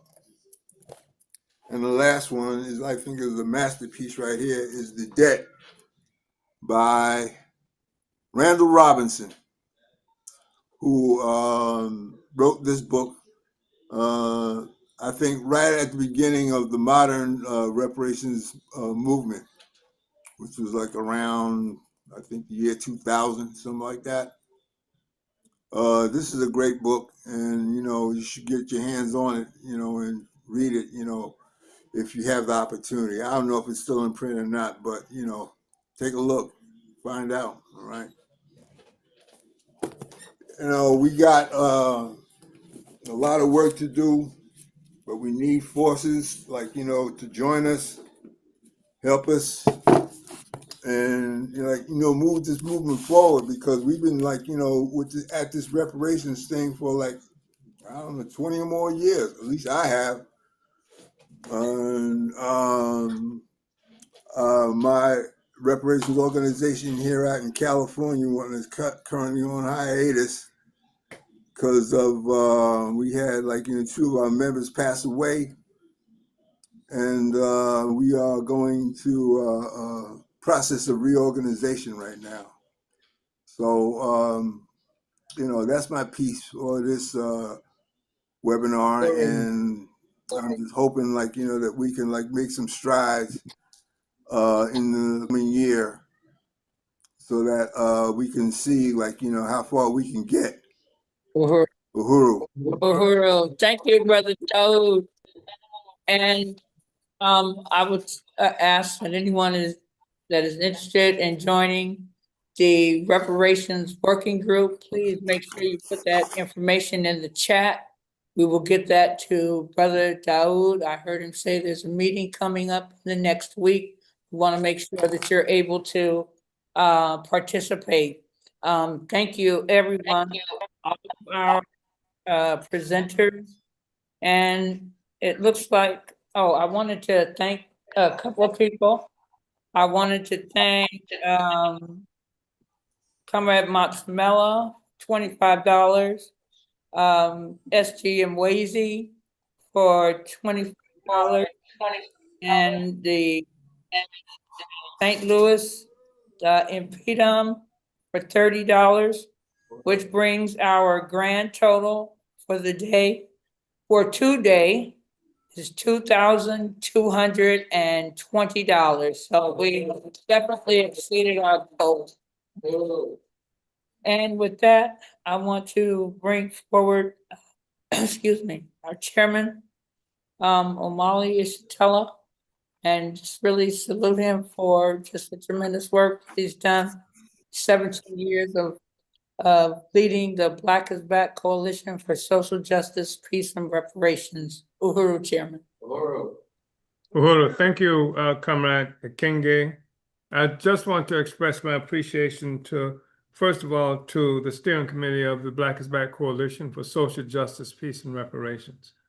You've been an incredible force, and you've taken on the responsibility of reuniting a movement that had been decimated by the counterinsurgency, where leaders have been assassinated. We've talked about many of them, sometimes some inside this country, that is to say, United States, and others in Africa and South America and other places. And we've stepped forward, and it's been really important. And it's been courageous, too, to take this on. Because, you know, this whole question of reparations has been contentious, as it has been mentioned earlier on. But we've had people who've been working around the reparations issue for decades. In fact, we got involved organizationally in this question on reparations in the 1970s and have pursued it for the duration of that time and organized the first tribunal on reparations, World Tribunal on Reparations for African people in this country, and held it for this tribunal in different places around the country for 11 or 12 years. So it's been important. And I want to mention the reparations thing in particular. Everything that we've done. It was extremely important that we had Onya and Barrio. We had other people, Betty Davis and others talking about doing work in our communities, local work in our communities. Sister Belinda Parker Brown taking power in our communities. And I think that's really important. That's what self-government starts, where you are. And so we have to take these communities. We come as Yusef and Tasha talked about doing the political education. The stuff they're talking about is stuff that we've done and that we have to continue to do, talking about kitchen table political education. We have to do that. That's what revolutionary organizations take on. Our responsibility is to provide political education in our communities, everywhere we are, to transform every African community into bastions of anti-colonial resistance. And so that's political education. And the thing about reparations that's so important is because, as has been mentioned before, that the colonizers come in different guises, different iterations. Some of them are liberals and some of them are leftists. Some of them are even communists. And others are quote unquote right wingers. That's how they're characterized. And while they have this battle among themselves, the things that all of them are united on is the maintenance of colonialism. You haven't heard anybody who is in the Democratic Party or fighting the Democratic Party talking about the end of colonialism. None of them are saying that we want to fight against Donald John Trump because he is a colonialist. None of them are saying that. Neither is anybody in the Republican Party talking about dealing with their enemies as they perceive them on the other side of the aisle because they are colonialists.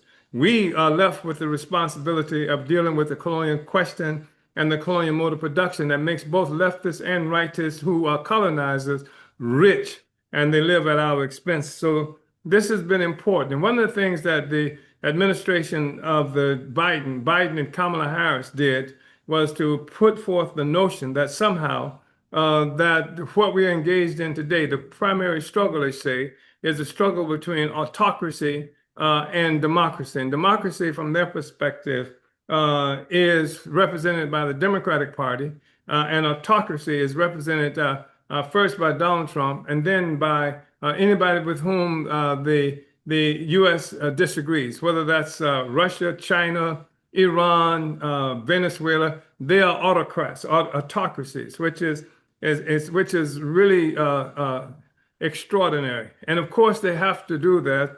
And this is the basis for them attacking us. In 2000, one of the reasons, in 2022, because if you are this great Democrat, if you are at the helm of the democratic process, how can you justify what you're doing to African people in this country? How can you justify what you're doing to Mexicans? How can you justify the existence of these concentration camps called Indian reservations? How can you justify the ongoing war that's made against people in Philippines? It is impossible to justify that. So because we criticize all of this, because we talked about genocide as it's being applied to African people and what have you, We disrupted, we interfered in this thing that they wanted to put forth. And so they can't tolerate any kind of criticism of the relationship that the colonial relationship that exists between the United States government and African people. This is why the reparations demand, and one of the reasons the reparations demand is so important, because the reparations demand is a demand, it's a fundamental criticism of the relationship between Africans and this government. And it's one that anybody can make. It's one that can be united with Africans everywhere, whether they're in Africa, the Caribbean, inside this country and what have you. And that is a real struggle against this notion of this great democracy versus the autocracy of Russia and other places. It is a fundamental criticism, and that's one of the things that gives so much significance to the struggle that we're involved in. And your presence, comrades who are members of this coalition, is an aspect of that too. This coalition is one of the reasons that it was necessary to attack us, because they thought that with the murders of Malcolm and Martin Luther King and the assault on the Black Panther Party, the assault on the indigenous peoples movement as represented by people like Leonard Peltier, they thought that the assault that they were making, and even with the attacks on the indigenous people at the southern border, that it was a fundamental victory. But our presence here and your participation here is a profound statement. Black is back. Black is back. And that's the critical thing. Uhuru. Uhuru, Black is back. Uhuru, Black is back. Black is back. Uhuru. Uhuru, Uhuru. Thank you, everyone. And please continue to follow us at www.blackisbackcoalition.org. Follow us on Facebook, YouTube, and Twitter.